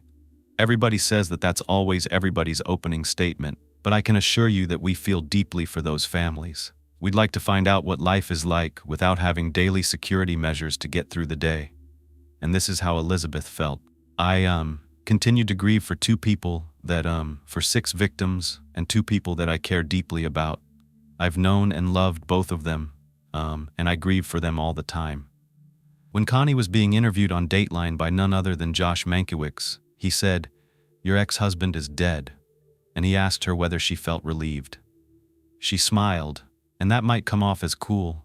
Nobody should really hope that somebody dies, but I thought about it, and I felt like this is probably the very first time she could breathe, the first time she could feel like she was truly safe. And that's what she related to Josh in the interview. Can you imagine being so scared that only someone's death can make you feel safe from them? I hope none of us have to go through anything like this. Imagine you're just starting your day with your son, his girlfriend, and friends. It's a sunny morning on Memorial Day weekend. You're cooking breakfast together, smiling, laughing, joking, and then all the happiness turns to shock, horror, and complete devastation. That's what happened to the family we're about to talk about. This case has haunted me for a very long time. The murder of a Florida woman by a clown is by far one of the hardest to wrap my head around. And what's worse is that it took police 27 years to make an arrest. The first thing I want to do is set the stage for this horrific story, and it starts with living the good life. The location is in Wellington, Florida. It's an exclusive, upscale, and highly sought-after part of Palm Beach County, which is a very affluent area, well known for Trump's 20-acre Mar-a-Lago, the Oceanside Kennedy compound. Bruce Springsteen lives there, and it's where Bill Gates bought a $59 million horse farm. Wellington is also well known for its equestrian community, where homeowners keep horses in their backyards. It's also known for its airplane neighborhoods, and one of them is called the Aero Club. Every house in this type of neighborhood backs up to the community's own private 4,000-foot runway that you can use to land your own plane, and you get your very own airplane hangar. Many residents actually take their helicopters to and from work so they can avoid traffic. So saying that, I think you can tell what kind of people live in Wellington. This sounds wonderful, but there's also stuff like this that happens, but I guess it just comes with living in that territory. A couple named Marlene and Michael Warren lived in the Aero Club with their 2 sons from Marlene's previous marriage, Joe and John Arendas.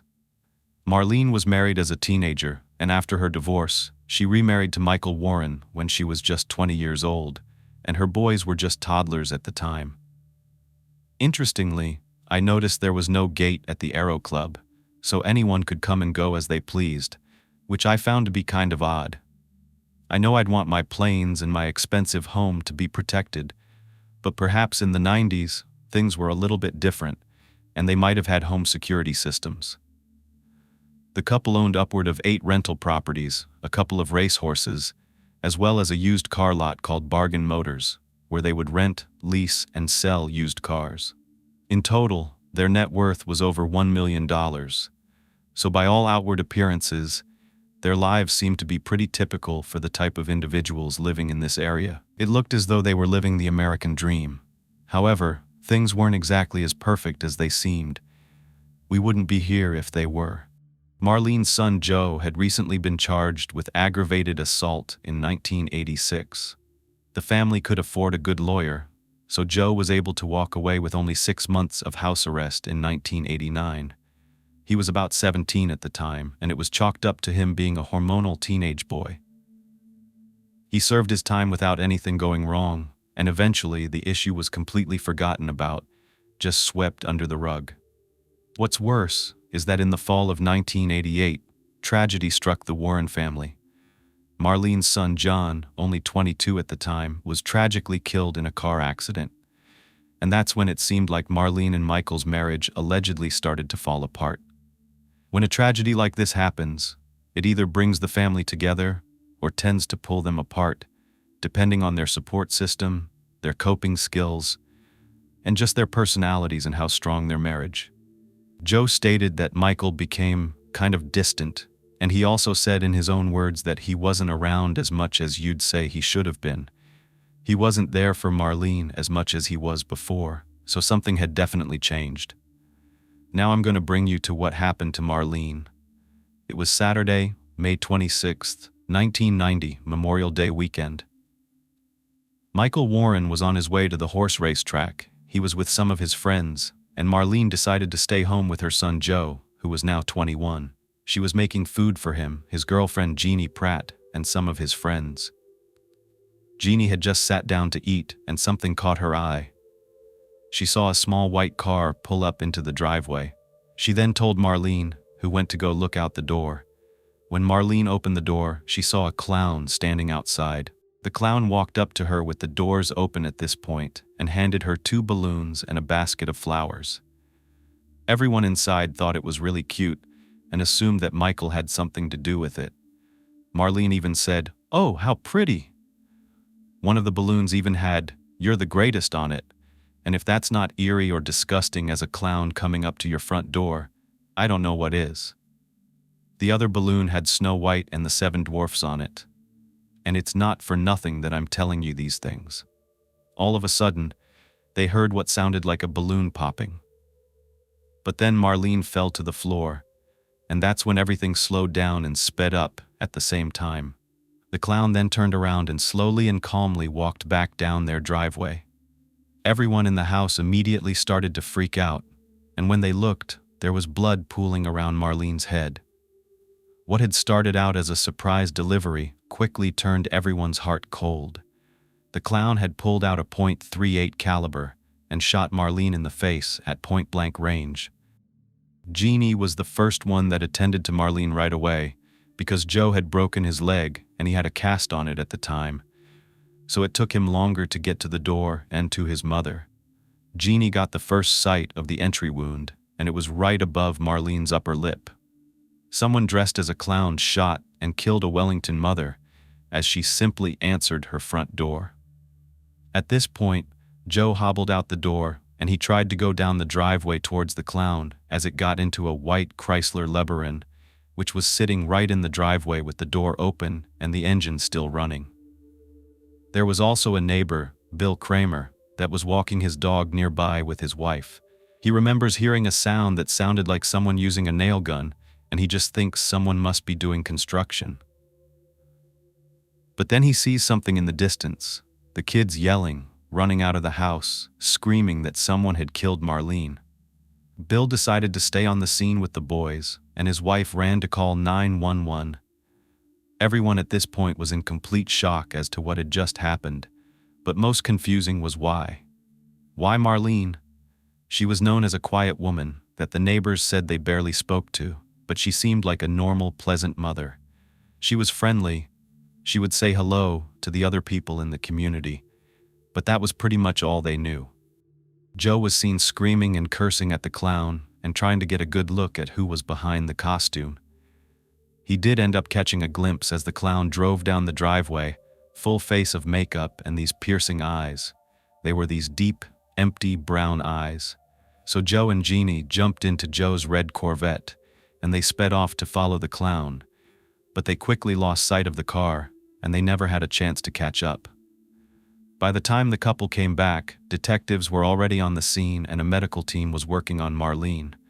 An ambulance rushed her to the hospital as fast as possible, and then she was admitted to Palms West in extreme critical condition. A bullet had gone straight through her mouth into her throat and actually lodged in her spinal cord.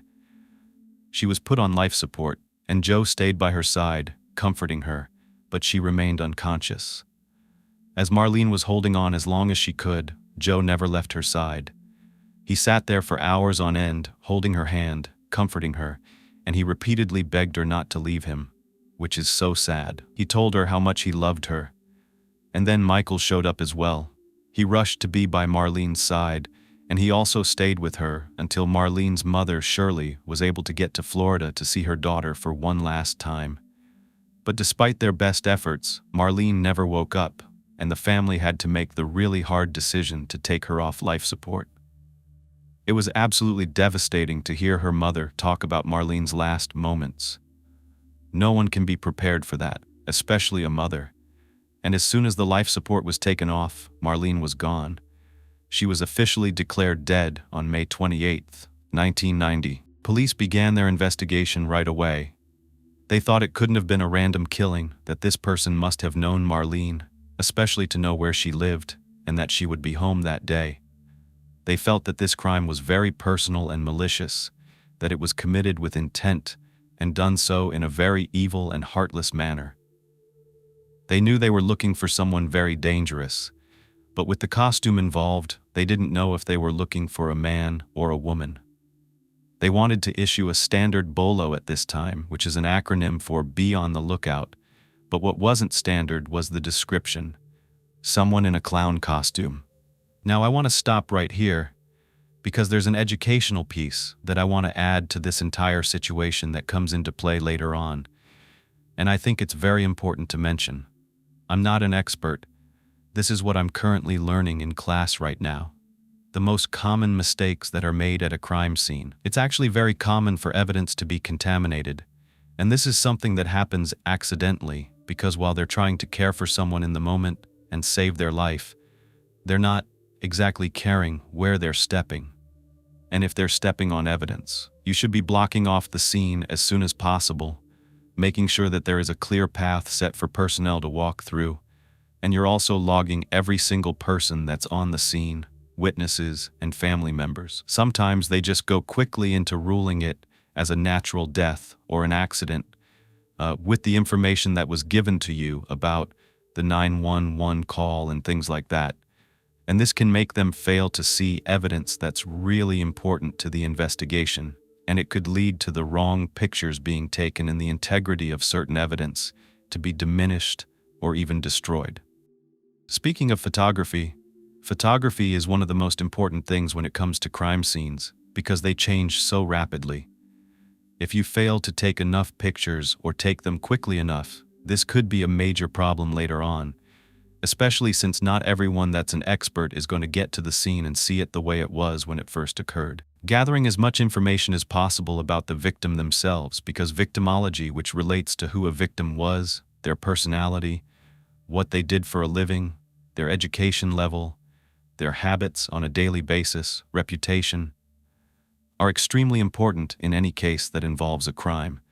And I want to point out that this is not victim blaming. I see that a lot in my comments, in other true crime YouTubers' comments, and all over in Facebook groups. Victimology and victim blaming are two totally different things. Victimology is very important when you're trying to solve a case.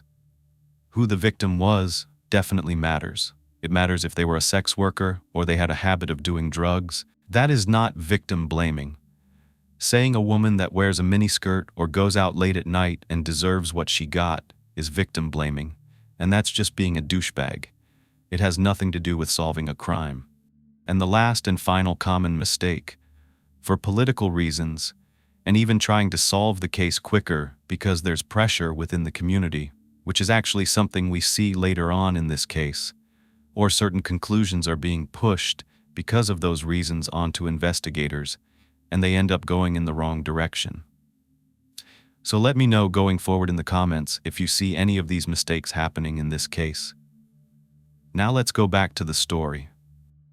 3 hours later, the Palm Beach County Sheriff's Office gets a 911 call from an anonymous caller, and they say to take a closer look at Marlene's husband, Michael. But what was specifically said will come into play a little later.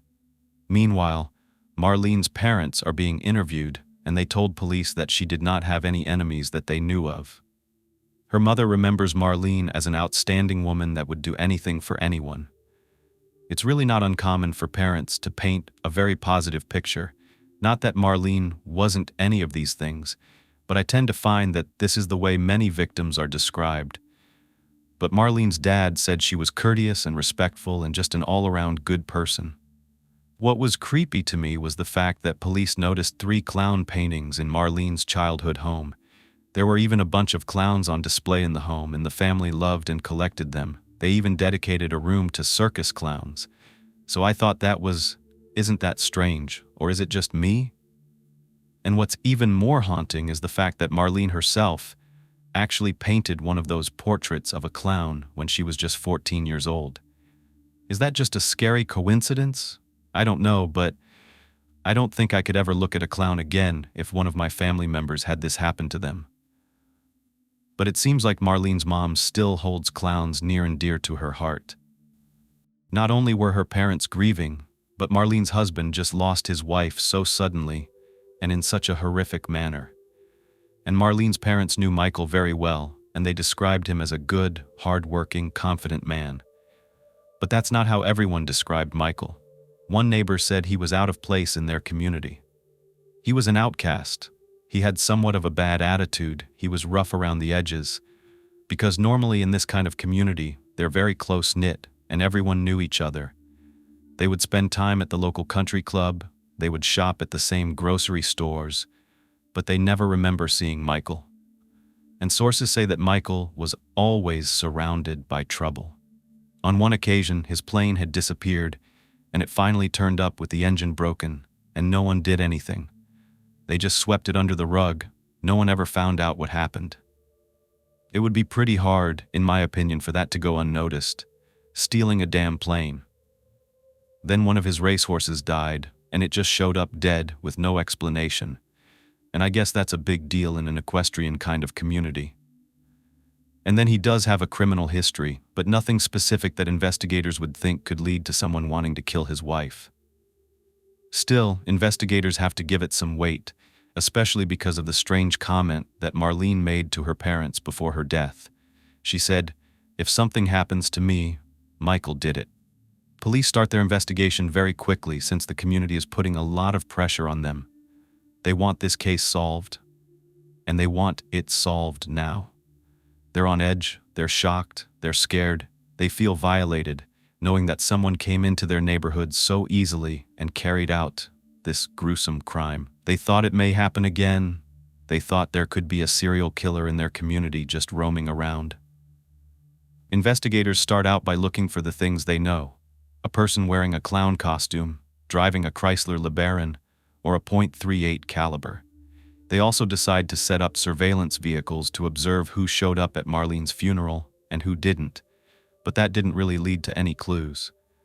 However, leads do start to come in, especially with this high-profile type case in the area.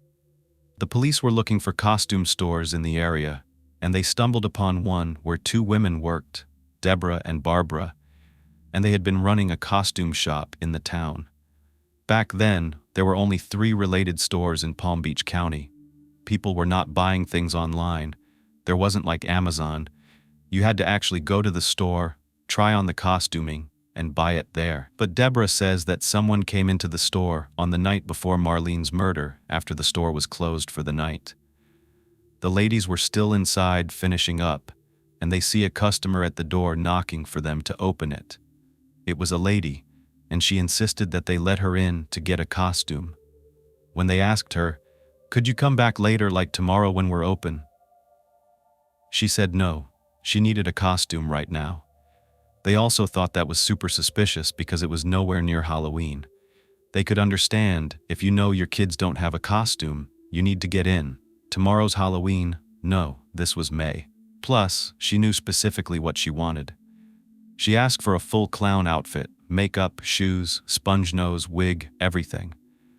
I did some digging, and I found out it was a Ruby's clown costume and Bob Kelly clown makeup, in case you were wondering. I'm pretty sure you're not going to wear this costume for Halloween, but that's what I found out. I wanted to try to be as accurate as possible when I tried to imagine what this person looked like coming up to Marlene's door. A lot of people describe the clown as having the look of Bozo the Clown. Deborah gives police a description of a woman around 5 feet 8 inches with big brown eyes, long, pretty, thick, deep brown hair, wearing a pair of jeans and a men's work shirt. But other eyewitnesses at the house said that they thought the clown was a 6-foot man.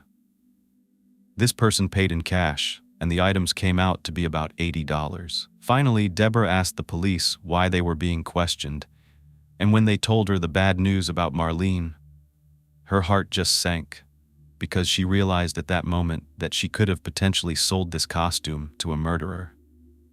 Another interesting turn in the case came when they were examining one of the balloons. Remember how I described them? This seems impossible since it's just a balloon, but as fate would have it, one of them was a special balloon. It was only sold at one Publix grocery store in Palm Beach County. When the employees that were interviewed at Publix, they told police that the person who bought the balloons also bought the flowers. And this was at 9:22 a.m., only an hour and a half before the murder. She was a white woman with long dark hair, and in the 90s, there weren't any cameras to prove that this woman was in the store. She paid with cash, so the purchases couldn't be linked to anyone. But there was one more clue that they had yet to find, and that was the one that would really narrow in on the suspect: the car. They were able to locate the car only 4 days after the crime was committed, and it was abandoned in a Winn-Dixie grocery store parking lot in a Royal Palm Beach shopping plaza, which was only 8 miles from Marlene's house. They went through this car with a fine-tooth comb, and they didn't find any weapons, and they didn't find any fingerprints. Maybe the clown was wearing gloves, I don't know. At the very same time, police were questioning employees of Michael's businesses, and many of them suspected that Michael was having an affair.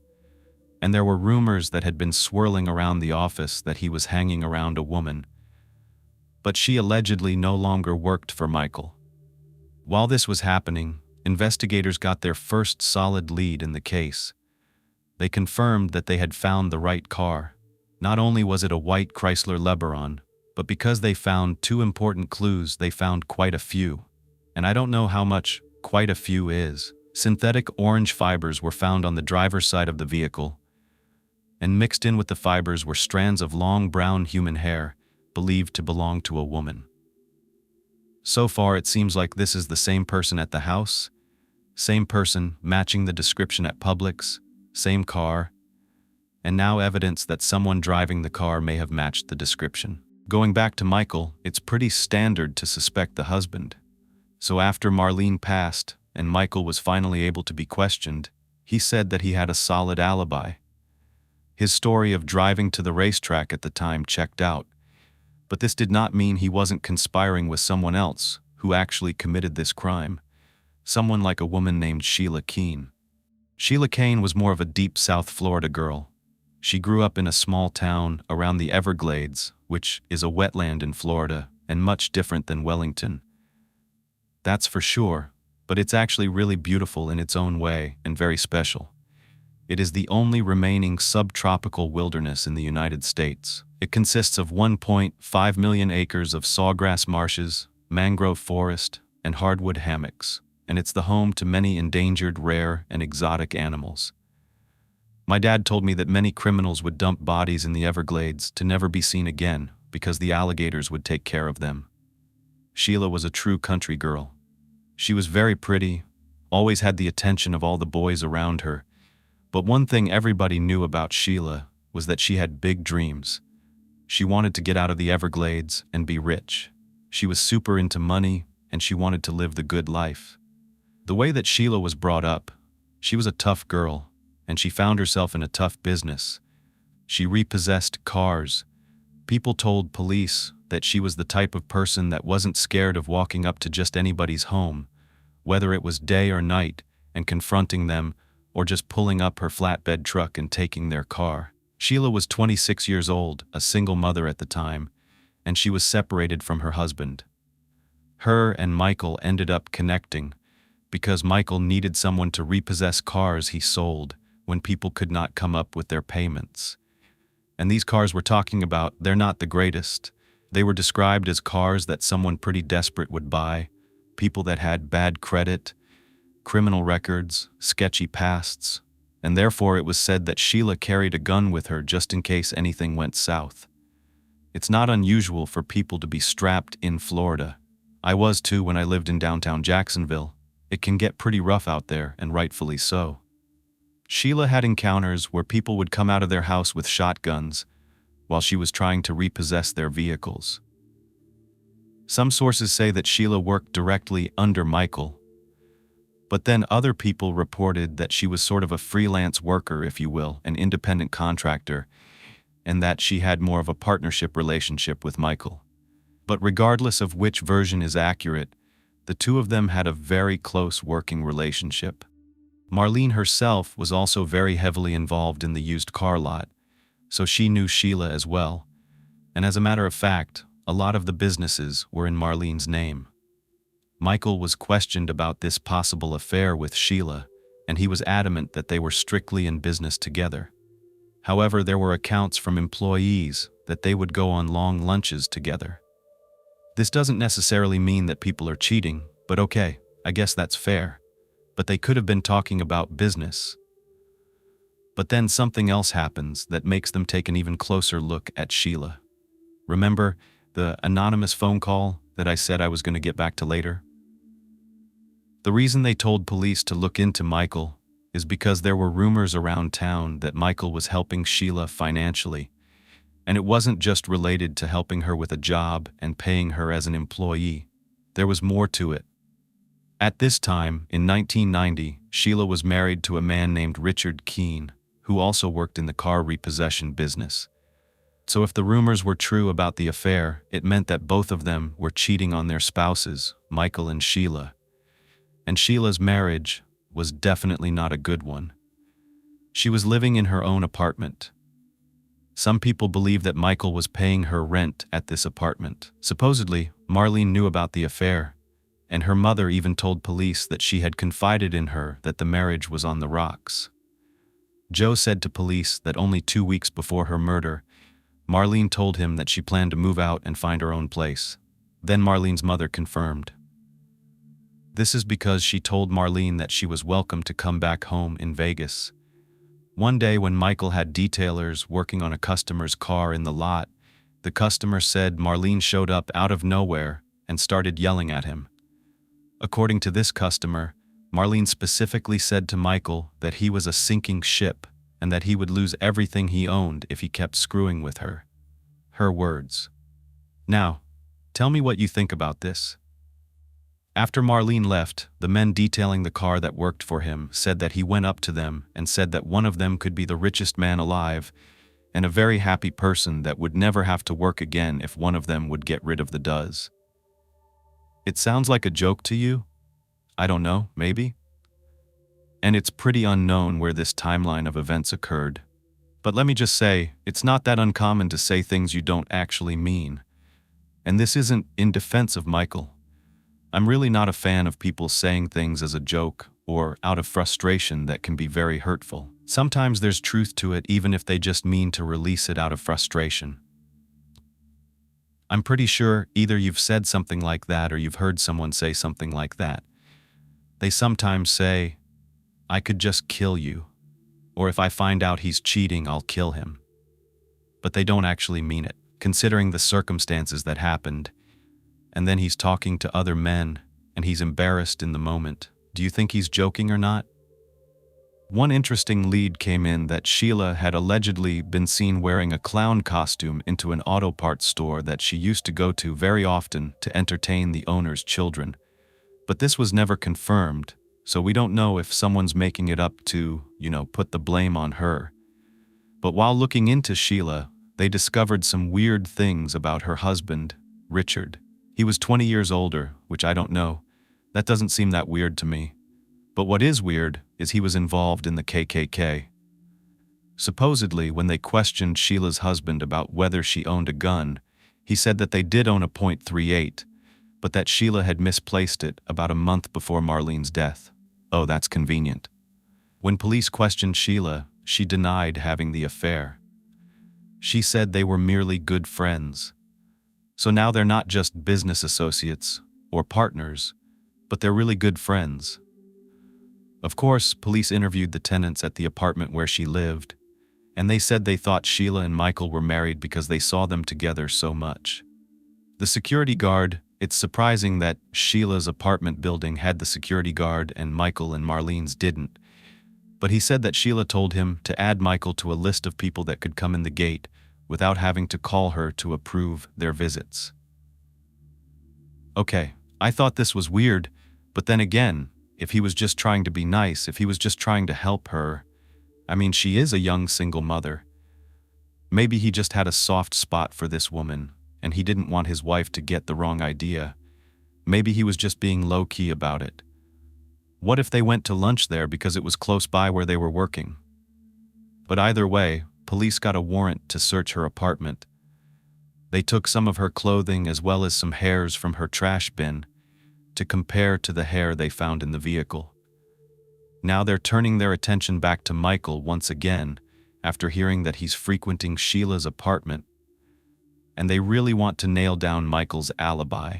And it turns out there was proof that he was driving to a racetrack 50 miles away when the crime occurred, and he had witnesses because his friends were there with him in the car. But what we have to take into account is that the person who stood to gain a lot was Michael. Marlene's life insurance policy, and by inheriting all the businesses, he wouldn't have to split anything. In the event of a divorce, it would have been an over 7-figure inheritance. Marlene's parents were convinced that Michael at the very least knew more than he was letting on, and Marlene's father decided to confront Michael.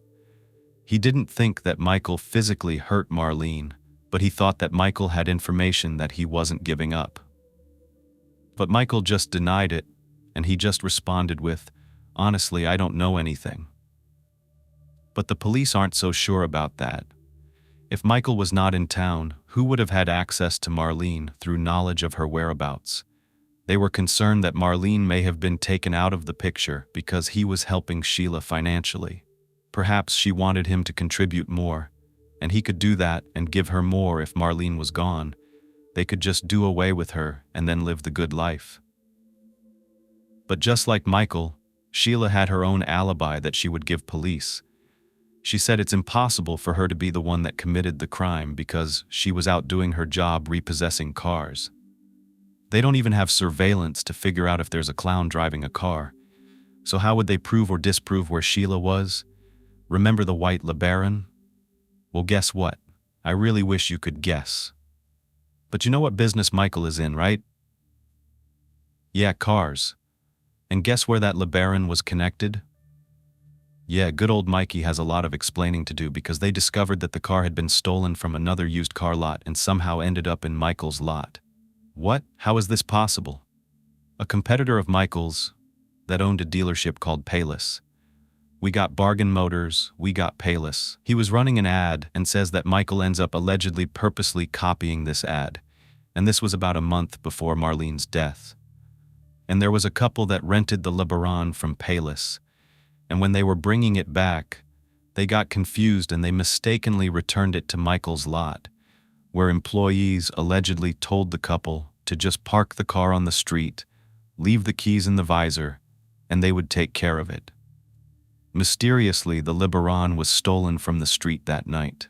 Of course, police ended up doing an even more extensive investigation into the used car lot, and after 5 hours in there going through everything, they couldn't prove that Michael stole the car, and there wasn't any evidence connecting him to Marlene's murder. But what they did find was evidence that Sneaky Mikey was tampering with the odometers. I'm sure you know what that is, But in case you don't, it's the dial on your car that tells you how many miles are on it. And he was advertising that cars had way fewer miles than they really did. It turns out that this can actually be a very lucrative business. It makes the cars more valuable than they really are. He would buy them low and then sell them way higher, and he had been doing this for years. So you can only imagine how many cars were tampered with. They arrest him, they charge him for fraud, and they actually charge him with 66 crimes in total related to his used car business. Not good news. He's convicted of 43 counts of racketeering, theft, and of course, the fraud related to the odometers. One of his bookkeepers comes forward, Della Ward. She was actually on Michael's side. She was upset because she said cops kept pressuring her to talk about Michael, and it seemed like they just wanted to pin everything on him. But she refused to do that because she said he's not a cold-hearted person. He was always very good to her, and she did not believe he would hurt Marlene. But I was thinking, maybe just maybe she was scared she would get in trouble because she was his bookkeeper. And if those books were cooked, then she has something to worry about. Going back 13 months before Marlene was murdered, there was another incident that in hindsight should have been a red flag of what was to come. Remember that Joe, Marlene's son, was on trial? Well, apparently, Michael had gone up to Joe's lawyer, Christopher DeSantis, and asked him a really weird question. If a husband would inherit his wife's estate if he murdered her. Oh my God, Michael. Because this is a giant waving red flag to anyone with common sense. But the police didn't learn about this until 1991, so they interviewed the lawyer to learn more about it. I'll say the rest of what he said in a moment, but let's go back to 1990 and the white car. Even though they could not prove it was Sheila who bought the costume, they had reasonable cause for suspicion. And when they searched the apartment in Pine Ridge of Haverhill, there was a pair of shoes they found that fit the description of what the clown was wearing. And on the shoes they found strands of brown hair and orange synthetic fibers that looked like they came from a wig. Unfortunately, back in 1990, the DNA technology wasn't advanced enough, so they couldn't confirm that the fibers were exactly the same as the ones found in the car. They could only say they were similar. So this means the tests are inconclusive. But at the very least, now you have this connection that is much more solid than an eyewitness account, especially because at this point, the case is so public that many eyewitnesses, whether it's at the costume store or in Publix, they're coming forward and saying that the person they saw buying the items in connection with the case matched Sheila's description. But you can never be 100% sure about eyewitness testimony. It can change once people get more information. They tend to make a connection that might not be there. And also, legally speaking, it is not illegal for a woman to be buying flowers and balloons in a clown suit. And something I found interesting was, as a matter of fact, people that were employed as clowns at this time, while they were being interviewed during the case, they told investigators that the entire clown industry had taken a hit. The entertainers were not able to be financially stable, as they were before, because no one wanted to hire a clown. And then the regular items they would purchase for events became suspicious. They would get stared at when they came into costume stores, and people would even call the police. I mean, I don't blame them. People were just probably trying to be very diligent. They still didn't have enough evidence to give to prosecutors to get a conviction for Sheila, so she was not arrested. And you may be angry about this, but in the eyes of the law, they want to be really confident that they have the right person, and more importantly, that they have enough evidence for justice. Because if not, the killer could go free if a jury finds that reasonable doubt. That's it. And here they had circumstantial evidence, and there's just no do-overs. So remember the incident regarding Michael's son Joe's lawyer and the weird comments? Well, in 1991, the police finally brought DeSantis in for an interview. In addition to what I previously mentioned, he said there was even more incriminating evidence. Hold on to your phones or your computer because supposedly Mr. DeSantis actually answered Michael in depth. In my opinion, especially since later on he said Michael was nuts and that he didn't take him seriously. Really? Well, then why did this attorney respond with this? You ready? Quote, "It really isn't an issue of whether a man kills his wife. The question is whether a man is convicted of murdering his wife, because if he's convicted of murdering his wife, then he wouldn't inherit. But if he were convicted of a lower charge, he would. But if he had a friend do it, and they couldn't tie him as an accessory to the friend, he'd get away scot-free." While none of this proves that Michael actually took the advice literally and did anything, it does provide a potential motive. But before I talk about that, let's talk about the elephant in the room here. You mean to tell me that a lawyer admits he seriously told a man that if he hired someone to murder his wife, but he wasn't caught, that he would inherit his wife's estate? I don't recall learning to give that advice when I was in law school. I think the fact that Michael was even asking a lawyer about murder related to his wife is really gross. And the fact that the lawyer even responded was super unprofessional, in my opinion, because Michael wasn't even his client. Upon his wife's death, not only did Michael receive a payout of Marlene's life insurance policy, but he received all of her estate. He was the sole owner of all the rental properties and the used car business, and supposedly he even cut Joe off from getting much of anything. When Michael was questioned by police, he said that money was of no importance to him. But okay, what about the alleged comments he made at the car dealership, or him having an airplane, or him betting on horses at the racetrack? You're not doing it for money. He actually states no, his wife is the one that owns the properties, that some of the tenants in their properties may have had a vendetta, and that because Marlene was the one that handled everything in regard to the business and the tenants, that someone could have been mad about being evicted and they hurt Marlene. But the police could not find any connection there. Unfortunately for Michael, he was not spending any of the money that he inherited anytime soon, because he was charged in 1992 for the aforementioned crimes, and eventually he was sentenced to 9 years in prison. Michael had a good lawyer. He had money, so he only served 3 years and 9 months of his sentence. All the while, Marlene's case went cold. So both Michael and Sheila got to move on with their lives while Marlene's killer walked the street.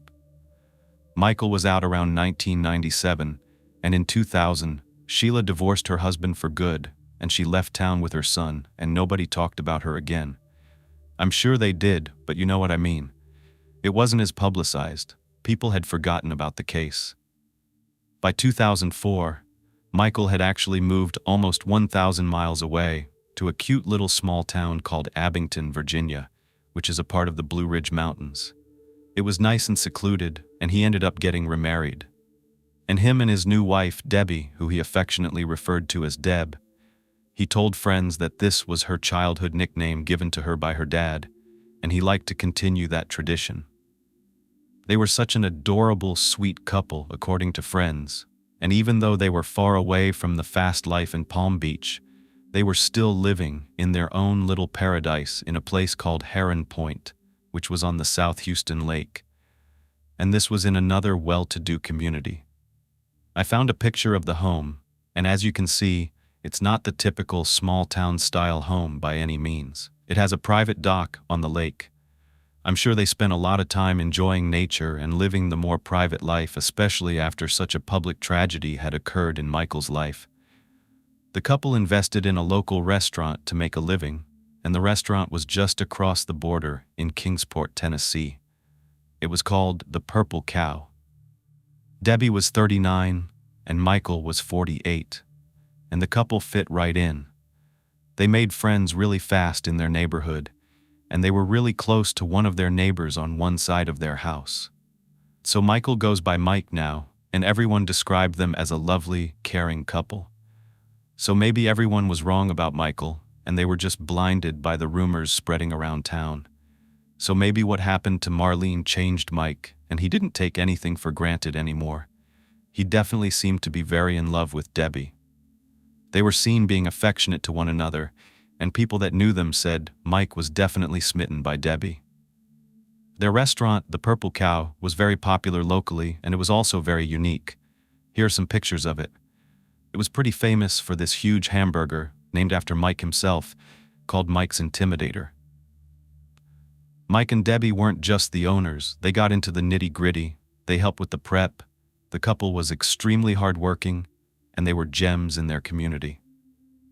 Nobody knows about Michael's past. There were some employees that told a different story, because reportedly, Debbie was intolerable to work for. She was always irritable and often pretty unreasonable when asked to accommodate the employees' requests, whether they needed time off or it was just something really simple. She demanded perfection, and she would let her employees know that when their performance wasn't up to her standards.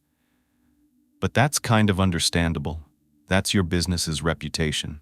But despite all this, Debbie would supposedly go out and drink with the employees, and this happened pretty often. And I guess some people could see that as unprofessional, but who knows? In 2013, though, Florida State Police were given a grant to reopen the now freezing cold case of Marlene Warren, and this time around, things were different. DNA testing had come leaps and bounds since 1990. First, they started recalling old witnesses to let them know they were reopening the case. Eventually, with the new technology, they were able to confirm that the orange fibers that were found in the car did match the ones in Sheila's apartment and that they belonged to a wig. Next, they tested the hairs that were found in the car, and again it matched what was found in the boots and in Sheila's trash bin. The kicker was that they were able to get skin cells off of the hair because it had been pulled out of the roots. I think it's so interesting. The DNA in the cells matched Sheila Keene. So arrests are already underway. This evidence didn't appear overnight, though, so it would still be a few years before they could make an arrest. And at this point, they were still building their case and searching for the murder weapon. As they were reinvestigating the case and interviewing old witnesses, an old employee of Michael's came forward. He said that a few days after the murder, Michael had handed him several firearms and requested that the employee hide them. So he claims that he took the firearms and hid them in the attic at his mother's house. He also claimed that he knew where the orange fibers came from. It was from a clown wig, but this ended up completely discrediting this witness, and so far, the murder weapon had not been recovered. But a bombshell was about to go off, so hold on tight. This is pretty crazy if it wasn't already a wild ride. In 2016, Michael sells the purple cow and he retires. He's spending more time around the lake house and more time for neighbors on the other side of his house to see a different side to him. They say they catch him on a tractor on their property stealing rocks, and when they confronted him, he was nasty. All they did was tell him to please leave and that he was trespassing, and all he had to do was ask. But Michael was far from neighborly. He basically told them to fall off, and the two men proceeded to get into a yelling match, with Mike asking the owner, "What are you going to do with your scrawny ass?" And then the neighbor yelling back that he was going to beat Mike's fat ass. Those were their words. But the neighbor explained that Michael acted like he had to get whatever he wanted, or else. On the 27th year anniversary of Marlene's death in May of 2017, the investigators are about to close in on the suspected killer. A reporter from the Palm Beach Post is writing an article about the case, and while researching, she finds out that Sheila Keene is remarried as well. But at that point, she thought that her eyes were playing tricks on her when she saw the name of Sheila's new husband, none other than Michael Warren. Wait, how can this be? What about Debbie? What's going on? Was he married to Sheila and he got divorced and now he's with Debbie? So of course, they bring this information to the police, thinking that there must be some kind of mix-up, that possibly there's a clerical error of some kind in the courthouse, was mixing up things in the case, and that the marriage certificate somehow had the wrong information on it. It's not really that probable, but okay. But how crazy is this? The investigators confirm that Michael and Sheila got married 12 years after Marlene's death in 2002 in Vegas in the Little White Wedding Chapel. So where was Sheila now? Why did Michael marry her? Was this the case of business associates getting close because they were both accused of a crime they didn't commit, and then they decided no one would want to be with either one of them, so they end up together? Or was it something more? And were they still married? And what about Debbie? I was like, oh my God, are they going to find Sheila dead? Is this guy a serial killer? The Palm Beach County Sheriff's Office had to contact the police sheriff that's in the small town in Virginia. His name is Fred Newman. They let him know that they were looking for Michael Warren. This guy had never dealt with anything like this before, but his job was to find Michael because they were looking to connect him to a murder in 1990. He devises a plan with the department to wait until the couple leaves their home and to follow them. So Michael and Debbie were out driving in their Cadillac Escalade to go visit Michael's mom. The cops had strategically blocked off different roads, and they were watching and waiting and reporting where the SUV was going. They set up some sort of roadblock, and finally they were able to pull them over. The cops acted like it was just like a routine checkpoint, and they kindly asked for Michael and Debbie's license. But they're not really concerned about Michael. They just ask Debbie to step out of the car, and they handcuff her. There is literally footage that I'm going to show you of her in the back of the police car, and she looks as cool as a damn cucumber as far as I'm concerned. And the police say Michael was too, but wouldn't he be freaking out about why his wife was being arrested? No, because Michael knows something that we don't, or maybe you too by now. Debbie was Sheila Keene. Now Debbie Warren. Why didn't anyone know this was her? Well, for one, they were in the middle of nowhere. Two, she changed her name and also her appearance. As you can see, she is now blonde. Sheila was arrested on the charge of murdering Marlene Warren, and she asked, "Oh, is Michael going to be arrested too?" But the cops say no. She told detectives she didn't want to speak to them, and when she got to the station, she just put her head down on the interrogation room table. This woman was weird. She actually smiled when they were booking her. And you know what's creepy? Look at this other booking photo of when she was convicted of shoplifting when she was 21. Wow, she's just all smiles, like it doesn't even faze her. Girl, you are definitely not a Southern belle. What a clown. Of course, their small town was shocked. How could these dangerous people be living right under their noses? Not only that, when some of the people in town were interviewed, police found out that on one occasion, supposedly, allegedly, when Debbie was out partying with the servers and the people from the Purple Cow, she confessed to one of them, probably when she was wasted, who knows, that her real name was Sheila, and that she dressed in a clown costume and killed someone. According to other employees, they had seen pictures of Sheila in a clown costume on several occasions. Did the internet not exist back then? I mean, this was early 2000 and then recently into 2017, and no one thought to look up this case and just check if their boss was really a killer. But you know who does believe that Sheila did it?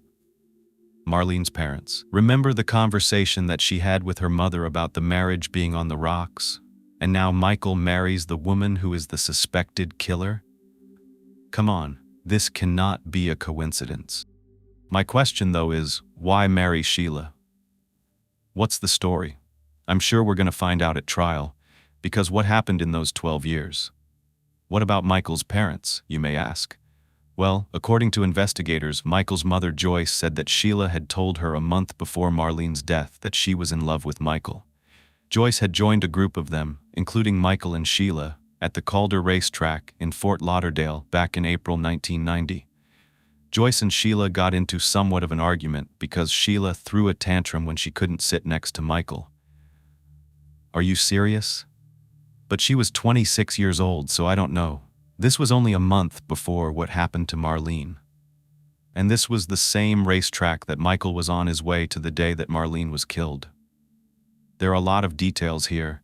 We're almost done, but not so fast. Joyce, having this weird argument with Sheila, asked her, "Do you love my son?" And Sheila says, "Yes." But wait for the next statement. A friend of Michael's who was also at the racetrack later told investigators that Joyce had also turned to Michael and asked whether Michael loved Sheila. Listen to what this man said, and I quote, "I love myself." What a weirdo. When going through tons of Michael's financial statements, and I find this to be super suspicious, almost more suspicious than some of the other things we've heard. They were going through bank records, and they found something very odd. Michael's mom received nearly $150,000 from the sale of bonds and stocks just 6 months before her daughter-in-law's murder. She opened a savings account in a safe deposit box at a Southeast bank in Fort Lauderdale in May of 1990, May 17th to be exact. That was less than 2 weeks before Marlene's death. These accounts were opened by Joyce, Michael, and Michael's sister Gail. And get this, a bank statement for that account had 2 deposits with a total close to $60,000 that had been made on May 29th, 3 days after the shooting. Tell me that someone wasn't being paid off or something. Remember the lawyer DeSantis? He was re-interviewed in 2017, right after Sheila was arrested. And you know what he tells prosecutors? No, you don't, but you're gonna find out. This can't be real. He tells prosecutors that he remembered specifically telling Michael during that conversation that if a killer dressed as a clown were to murder his wife, they would get off, because witnesses wouldn't be able to determine whether the assailant was a male or a female. Come on, all along, I'm sitting here thinking that Michael was just so sick, and he knew that Marlene loved clowns, and he knew that she would open the door to a clown bearing gifts, and that's why he might have chosen the clown. But to find out that an attorney actually went so far as to suggest this is appalling. It's just sickening and unprofessional and really concerning. They should honestly be checking up the lawyer's bank statements too. Last year in 2020, Sheila made pleas to be let out on bail pending her trial. It was supposed to happen in 2020, but because of the pandemic, it didn't. Her defense team claims that she posed no threat to anyone because she was innocent of all charges and that she wasn't a flight risk, and they had been waving this banner since she was first arrested. But then recently, they added another reason that she should be allowed out. Her lawyers argued that because of the pandemic, she should be allowed to go home because she could get sick. And they believe that since she was not officially convicted of her crimes, she shouldn't be made to stay in this place that increases her risk of getting sick. Nice try, Sheila. And Michael has money, so of course they've hired a top defense attorney. And friends of Sheila that know her as Debbie still love her, and they said they're not going to abandon her even if she's found guilty. Damn, did they pay for their friends too? Nevertheless, the judge wasn't as caring. He strongly disagreed with her pleas, and the judge said not only does Sheila have the means to flee, but the charges against her carry enough weight to keep her in custody. The judge cited a previous crime that she had been convicted of as more evidence that she should not be released because in 1984 she was arrested for shoplifting and charged with a felony in 1986. She only served 6 months probation for those offenses. Despite the judge's willingness to keep Sheila in prison, the prosecution is still worried about this case falling apart. At the moment, the case is allegedly being held upon these things. 1. The fact that Sheila was involved in the theft of the white car that the clown was seen driving. 2. A person matching her description was seen buying the clown costume. 3. The orange fibers were found in the shoes that she owned. And 4. The hair was found in the car that was linked to her. So wait, fellow fact-finders, can we pause for a moment to think about this? I know it seems like the evidence points clearly to Sheila without a shadow of a doubt, but let's play the defense for just one moment. Sheila worked around the used car lot. She actually repossessed the cars that were found on said lot. So wouldn't there be some reasonable doubt regarding why her hair, and we don't even know how much was found in the car?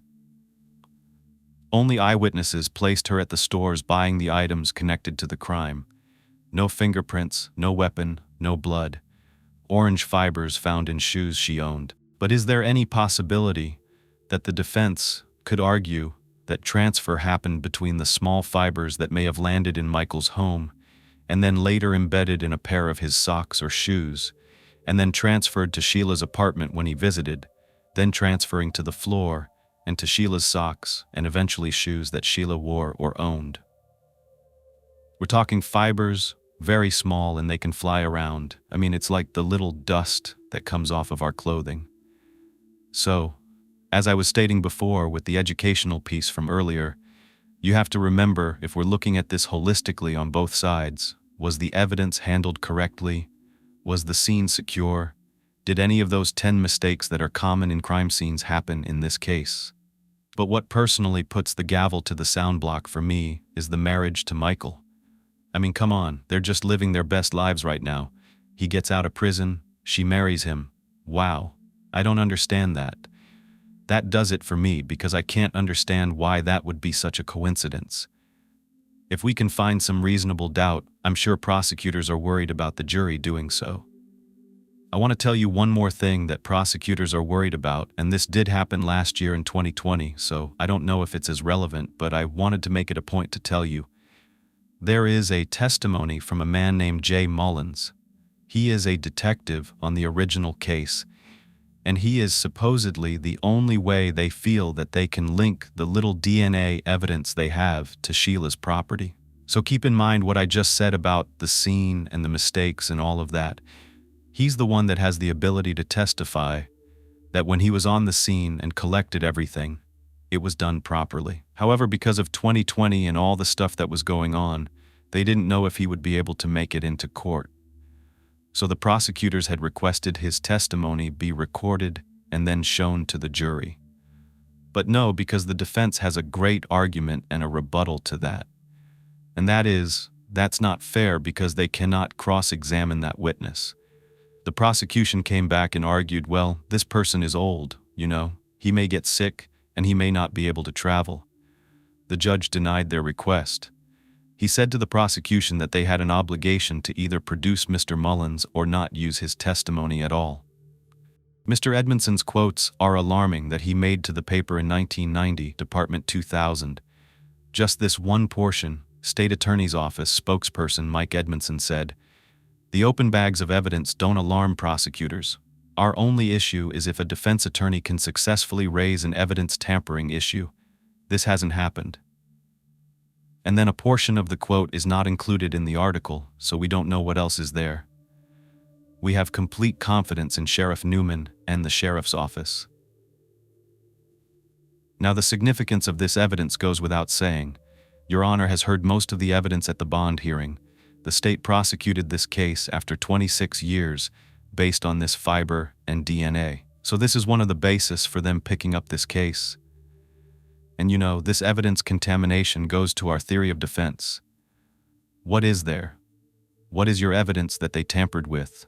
That there was tampering, actual intentional tampering with evidence? I'm not saying intentional tampering. I think contamination is what I believe. And my evidence is in 1990. This exact evidence was reviewed by PBSO Crime Lab and the FBI, and they did not find a 6 to 8 inch fiber. And then after these bags were found open in 2013, this fiber suddenly appears. Sheila has been in the Palm Beach County Jail since her arrest, and her case is about to go to trial this year. It's in September 2021. I just wanted to step in real fast and say that another update to this case just happened at the end of last month, around July 29th. That said, they're actually postponing the trial until March 21st, 2022, so we're going to have to wait till then to see what happens. The defense said, because of the age of the case, the location of the witnesses, the rolling Discovery Productions, and the ongoing COVID-19 pandemic made it difficult to complete their depositions, and you heard a little bit of that from the defense attorney in the Zoom call. So I guess we'll just have to wait. Someone stole the rest of Marlene's life, her husband, and her money. And these actions left Joe without a mom. All of this hurt, all this pain, and this woman was able to get off free for 27 years. And she probably believed she would get away with it if she really did do this. On April 25, 2023, 2 weeks before Keen Warren's trial for the murder of Marlene Warren was to begin, there was another surprise in a case filled with surprises. A plea agreement reached. Miss Keen Warren, defendant herein, will agree to withdraw her previously entered plea of not guilty and to enter a plea of guilty crime. Keen Warren, who was sentenced to death, then life in prison, has now pleaded guilty to second-degree murder and was sentenced to 12 years in prison. According to sentencing guidelines for time served, she is expected to be released in 2025, perhaps sooner. But Keen Warren has publicly paid the price for this plea deal, admitted in open court that she had, in fact, killed Marlene Warren. Although he admitted his crimes, Keen Warren, through his attorney, maintained his innocence. Michael Warren, in a statement provided to 48 Hours regarding the guilty plea, said, "My wife did not commit this crime. It's hard to see her plead guilty to a crime she didn't commit, but it's not worth the risk." When she was offered a contract to buy a house within 16 to 18 months,